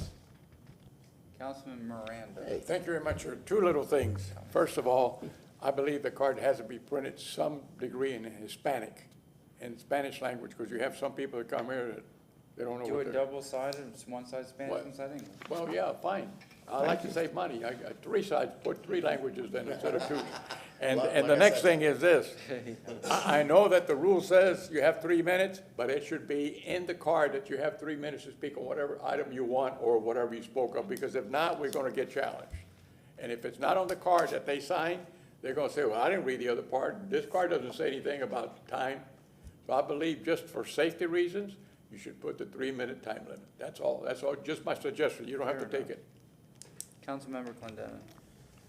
Great suggestion. I think that's a really good, adding the 3 minutes, so they're just, because clear communication, people's expectations, I think that's a great idea. I think everybody's kind of overthinking this. I think this is a relatively simple process. I don't necessarily disagree about the agenda subject, whether it's optional or not, which one you pick. I do like the order, and I will say, one of the first things that I've observed being in council, and it makes me uncomfortable every meeting when stuff gets really kind of, especially that are heated, is this lining up on the wall. If somebody wanted, I think it's a security issue. We have one person in here that is a police officer.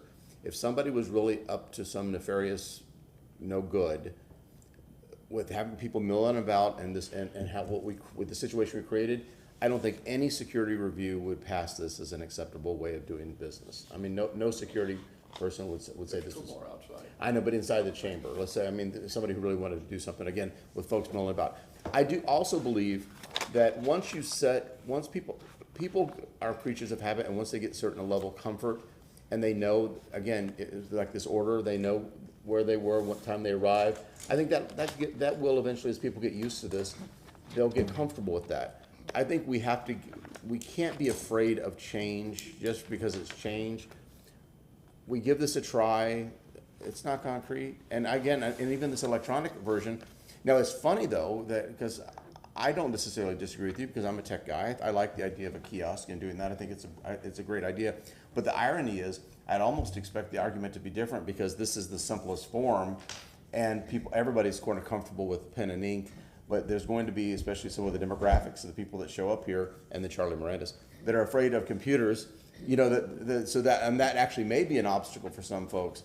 And again, as Marty Shelby said, keeping it from being backed up. You have individual cards, multiple people could be filling out cards at the same time versus how many kiosks are we going to be able to have for people to do something like that.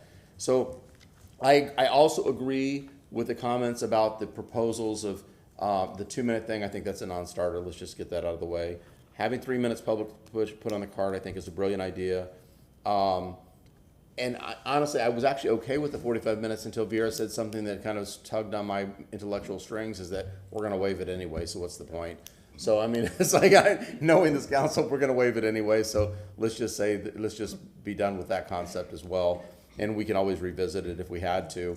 So 3 minutes, test out these cards, whether it's agenda and or subject, comme ci, comme ça. And I think we go with it. I think the idea of a Spanish on the reverse side is a great idea. You don't want me to interpret it because it'll just say dos cerveza por favor. That's the extent of my Spanish. Donde está el baño?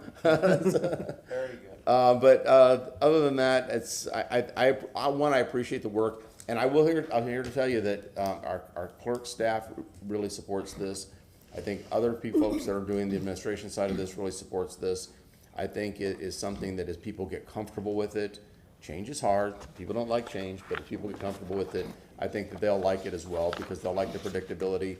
It'll be nice that people can stay seated, especially people who have mobility issues, and the chair can say, who's up next? This person's speaking, and the next, I batter up. So I think this is going to end up ultimately being a good move. And I think, it should also be done on a trial period. We try it for a few months, 90 days, whatever, and if we see this as a total failure, we can always revert back to. Everything we do is a trial period. We can always reverse it on ourselves, so we can just see it. Sure. Let's let it go, and if we always, everything, this council, everything's subject to review at any given meeting, so.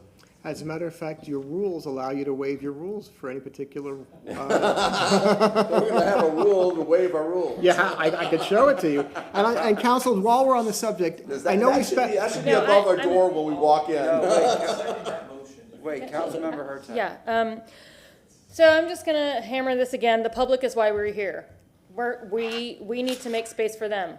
We have business, but the public is our business. So they should, if they come down here, find a parking space, pay for the parking space, and come here, they want to be heard. So they are the reason we are here. There is no problem with the order. I disagree with that because comment cards are not going to bring organization to this. The whole nature is that every day is different. We can't, by time, figure out where we're going to be and what we're going to be doing. We have a ballpark. Like, we know staff reports are going to be in the afternoon after lunch, but that's about all we know. And sometimes they're earlier, but usually they aren't. And that's never going to change. So I guess as a former teacher, and I think this is why Councilwoman Henderson is also kind of like, I think we have the same wavelength here because we're just used to working in Flexibility and flexibility. responsiveness. Yeah, I mean, that's really what you do. And so you're just used to, you're ready to go. So I don't think we have a problem with the order of our meetings. I think they go very well. Comment cards are not going to bring the organization that you're looking for because the nature of this job, of this meeting, is flexible. And I really appreciate you bringing up the positioning because as a former neighborhood leader, we did. That's part of, strategy. That is the part of the strategy as to when you speak. And again, there's a whole different rule, there's a whole different way you go about it when you're sitting on that side.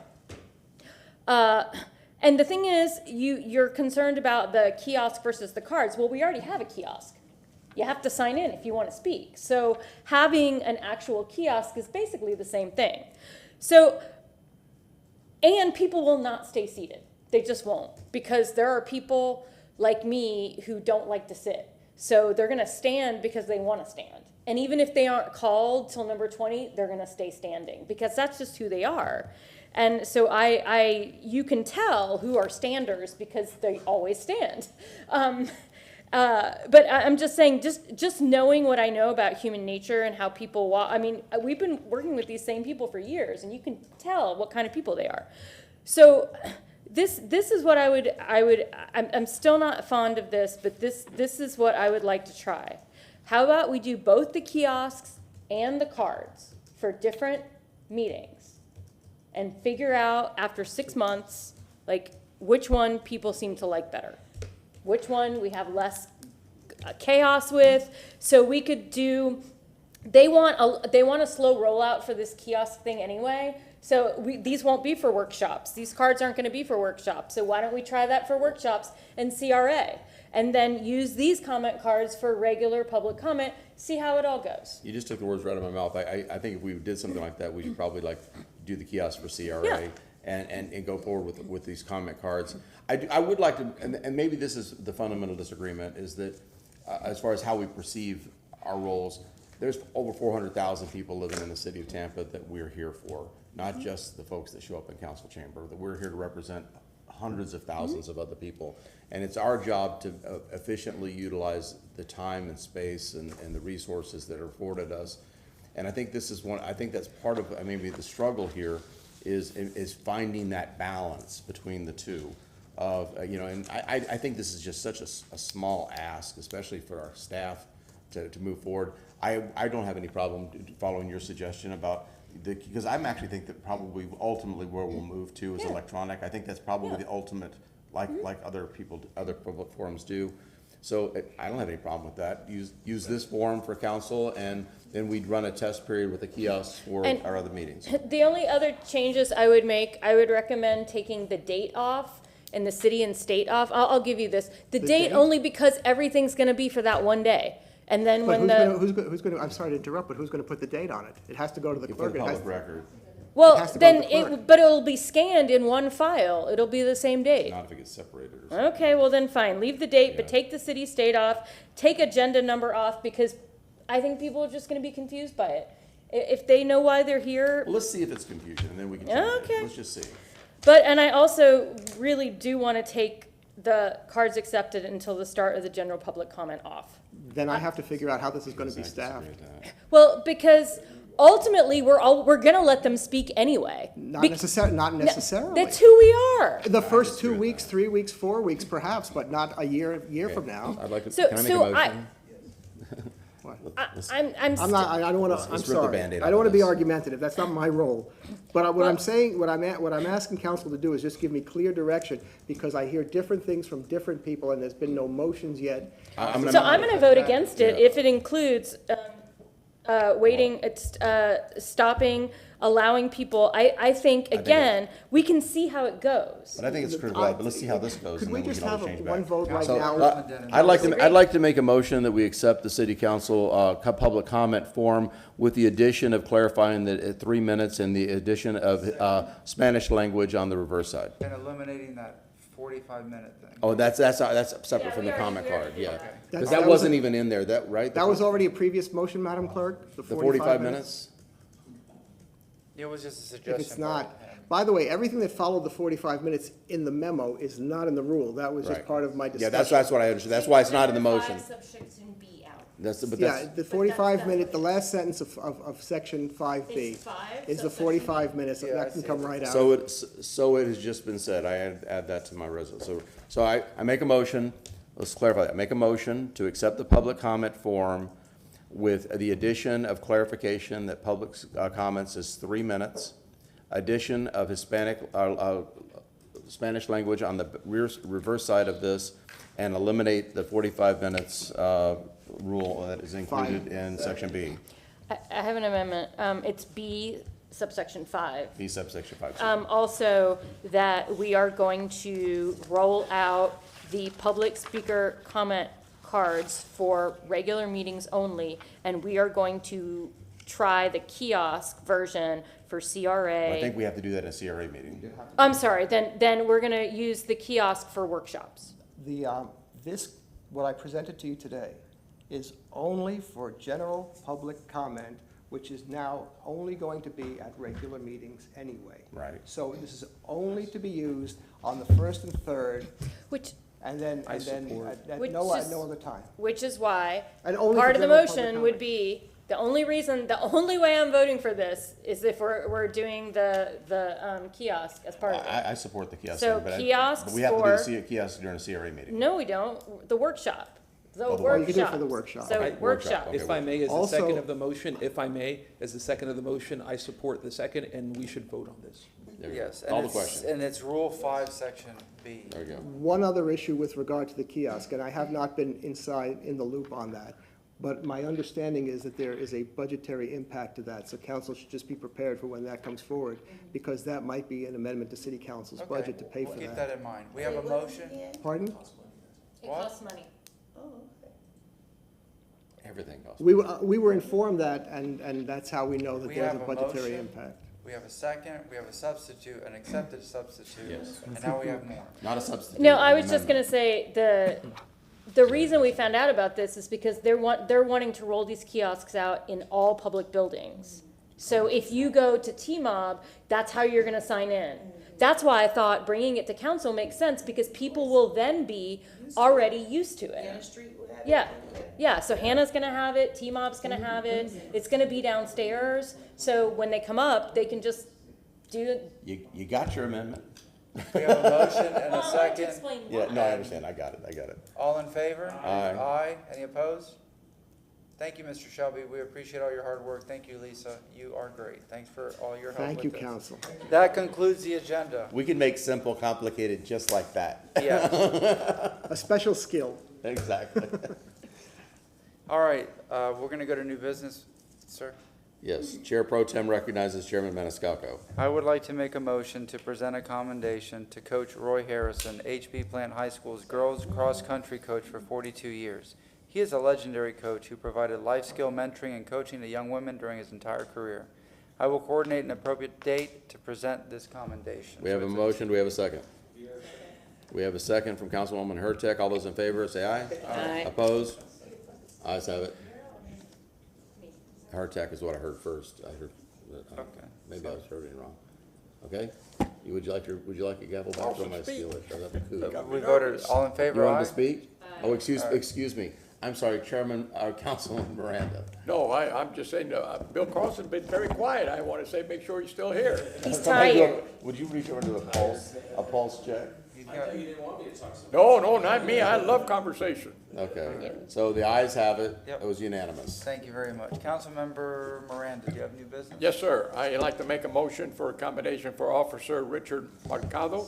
He's the Tampa Municipal Office Guard who's been retiring, will retire after years of service, like 17 or longer, with the city of Tampa. I would like to make this combination the last day of the city of Tampa, the date that he works in the city of Tampa, which is September 19, 2024. We have a motion and a second, all in favor? Aye. Any Aye. opposed? And the second one, I would like to make a motion to ask Who was the Tico. second? I think I will. Councilman Vieira was the second. Go ahead, sir, I'm sorry. I would like to make a motion as Tico to come before City Council to present the proposed rate increase and any hardship assistance. We just did one today for the city, and we found out there is a hardship assistance for the residents in any date that they want in August. Second. We have a motion from Councilmember Vieira, second, Miranda, second from Councilman Vieira, yes, sir? Yeah, I need to abstain from that one. I have a client related to that, so. All right. What's that again? Which item? This is new business, to invite Tico to discuss the rate What increase, and it'll be a date to be determined, because you have to coordinate with Yeah, Tico. based on them, they can call my office at 813-274-7074. All right, all in favor? Aye. Council, all right, Councilmember, And one more. wait, we have to announce this vote. It was, With Carlson abstaining. Can you just announce that I abstain, please? And With Carson abstaining. thank you. thank you, Councilmember Miranda. Okay, and the next one is University of Tampa won their first game 9-3 against Indianapolis, number 7th ranked team. Then they beat day before yesterday South New Hampshire, number 6 in the country, and this afternoon they beat number 3 Catawba 7-2. So Catawba, Angelo State, and IUP, whatever they are, they play tomorrow at 1:30. can't And then just- What Sunday the sport? playoff is for the championship, and the University of Tampa will be in it. What's the For sport? United States Baseball Championship, Oh. Division II. Yeah. We have a motion from Councilmember Miranda, do we have a Second. second? Second, Councilmember Henderson, all in favor? Aye. Any opposed? Anything else? Go Spartans. Yes. Councilmember Yeah, Viera. I was just telling the results. I didn't want a motion. Yeah, I don't, there was no motion. It sounds like a motion at this point. We need it in the record. We're like the Well, we'll find out if they win. We have certified the University of Tampa as a. Yeah, still Ghost Martins. Go ahead, sir. Yes, sir. Corporal Carlos Brito from Hillsborough County Sheriff's Office, y'all may remember him, along with Manuel Santos. He was a gentleman who was injured when a person intentionally ran in front, and terrible injuries. And I was setting something up here for him with the city, and I wanted to give him a Tampa City Council commendation. Don't know when, but I'll. I'll say. We have a In fact, motion. Second. I have a check for both of them gentlemen in my checkbook for I don't know how long. I just didn't know where to mail it to, so when they come, I can give it to them. We'll make sure the date is not longer No, than no, 90 it's days. there. It's Yeah, third way check. back. It's a rubber check. We have a motion from Councilman Viera, second from Councilman Miranda, all in favor? Aye. Any opposed? What else, sir? Then, let's see here, I had a meeting on the New Tampa Recreation Center and what appears to be frozen positions for Tampa Parks and Recs that affect a number of rec centers, including the New Tampa Rec Center. I wanted to get a report. It can be in writing, and August 22nd from Parks staff on frozen, I don't know if that's the proper term, frozen positions. That's it. Unfilled position. Unfilled, I'm sorry. Yeah. We have a motion from Councilman Viera. Do we have a second? Second. Second from Councilmember Clendenin. All in favor? Aye. And then lastly, for our New Tampa All Abilities Park, I had spoken with Mr. Mulkey about having signs out there that are disability-friendly signs, talking about autism awareness, Down syndrome awareness, different things like that, just to promote, that idea in the park. So I do make a motion for that, September 19th, 2024. Again, report, no need for in-person. We have a motion from Councilmember Viera. Do we have a second? Second from Councilmember Clendenin. All in favor? Aye. Any opposed? And then lastly, this isn't a motion, but tomorrow night karaoke at Forest Hills. I hope to see everybody there. We'll think about what song to embarrass. I'll be there to Karaoke. embarrass Is that with the my thing that singing you all did skills. at the last year, like a year ago this Yes, time? No, I can't come. My life is already full of things to do. No, my calendar's busy. Wow. Oh, you're too good for us. No, it's not that. I have stuff to You do. don't wanna sing my, you don't wanna hear my mocking. No, Ariel's in LA. I have to run the bookstore. I have stuff to do. Councilmember You so funny. I don't mind. You know what I just watched? I just watched the video of her tech, you and me chopping, striking, go Bulls. I just watched it this morning, like a couple of times. I have it saved. I have it saved. Yeah, it's so cool. You all didn't come and you were invited. Okay. I want to make a motion for the Tampa Metropolitan Alumni Chapter of Delta Sigma Theta Sorority Incorporated to receive a commendation in celebration of Delta Days at City Hall on June 13th and to be presented off-site. We have a motion from Councilmember Henderson. Second. Second from Councilmember Clendenin. All in favor? Yes, sure. It's so good. I'm embarrassed for you. We did a good job. It was so fun. All right, Councilman Clendenin, do you have any new I business? do not. Councilmember Hurtak. Nope. Councilmember Carlson. Yeah, I filed my Forms 8B with the clerk. I just need a motion to receive and file, please. We have a motion. What and a s- forms? The 8B disclosure forms. He just, For the conflict Oh, yeah, of for interest, conflict of abstain. interest. Some of, Motion from Councilmember Carlson, second from Councilmember Clendenin. All in favor? Aye. Any opposed? Yeah, and just one other comment real fast, if I could. You all probably saw the article today. And it was, I was at a conference at the Kennedy School a couple weeks ago, and they were talking about the Trump trial, and they said, we're talking about the millions of dollars of value that creates for him. And so whatever you think of the article, it created some publicity value. But the thing that bothers me about things like that is that I am someone who prides myself in being ethical. And as you know, I've been critical of the last couple of administrations for ethics issues, and which is probably why they fired back at me. But I recuse myself with an abundance of caution a lot of times. The Ethics Commission would rather have you recuse yourself than not. And I even had the administration push a story a couple of years ago that accused me of recusing myself too many times, which was ridiculous, and the Ethics Commission said it was not valid. But anyway, 5 years ago, I went to the Ethics Commission preemptively. I spent a whole day there and presented to them, to the Ethics Commission board, What can I do and not do? Because I wanted to get a preemptive decision so that no one could shoot holes at what I do. And we got that. That's something that almost nobody ever does. And I did it because I wanted to protect myself, my own reputation, my company, my clients. And it's frustrating when people try to draw conclusions. The difficulty I have is if something's on the agenda, I can check it and do a thorough background check on what it is. I've got 4 or 5 offices with lots of people doing lots of things, and I actually have somebody else who runs my firm day to day because I have to spend most of my time here. But the difficulty is in new business, when you all bring something up in new business, I never know, like Councilmember Miranda just did, I never know what's coming in new business. And you all could mention giving accommodation to somebody. For all I know, he's a senior official of a company. And so I always have to go through and try to figure that out. And if I know a bit of it, I can try to address it. You all may or may not have these issues because of the businesses you're in, but most people that are in regular business in professional services would have some kind of issues. But just so you and the public know, I turn down any client that has to do with the city of Tampa, and none of my staff are allowed to do business, any business related to anything in the city of Tampa. And I've even brought Marty twice to my office to give all my staff a lesson on what they cannot do. And all my staff are under strict instructions that they cannot do anything related to the city of Tampa. So I want you all, my colleagues and the public, to know that I take ethics really seriously, and I'm going to continue to do everything I can. If there's any way that you cannot blindside me in new business, that would be very appreciated. But in the meantime, I'm going to do my best to preemptively recuse myself. Thank you. Yeah, exactly. Councilman Carlson, I'd like to complain to the Tampa Bay Times on your behalf that it appears as though they photoshopped your tie out of the picture. And how come you get a picture that actually you look pretty good, and every time they take a picture of me, I look like a homeless person? Motion to receive. I appreciate you addressing that publicly in front of us, because that one is a very touchy subject, and, very, very, very, very challenging, so. The fact that he doesn't wear a tie?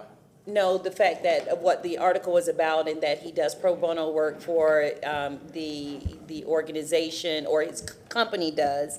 And so I'm glad that you said something about it here, because I definitely would want to ask you about it, so, and we can't do that because of the nature of what may come before us. The other thing, just so you all know, and everybody at the Times knows this, if we have a client and we're working on a crisis issue, the first thing you say to them is be honest, thorough, and get all information out quickly.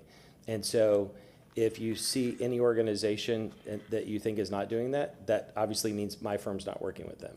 So, or we're not working on that topic. See, when they're below 18, you don't have that problem. Thank you.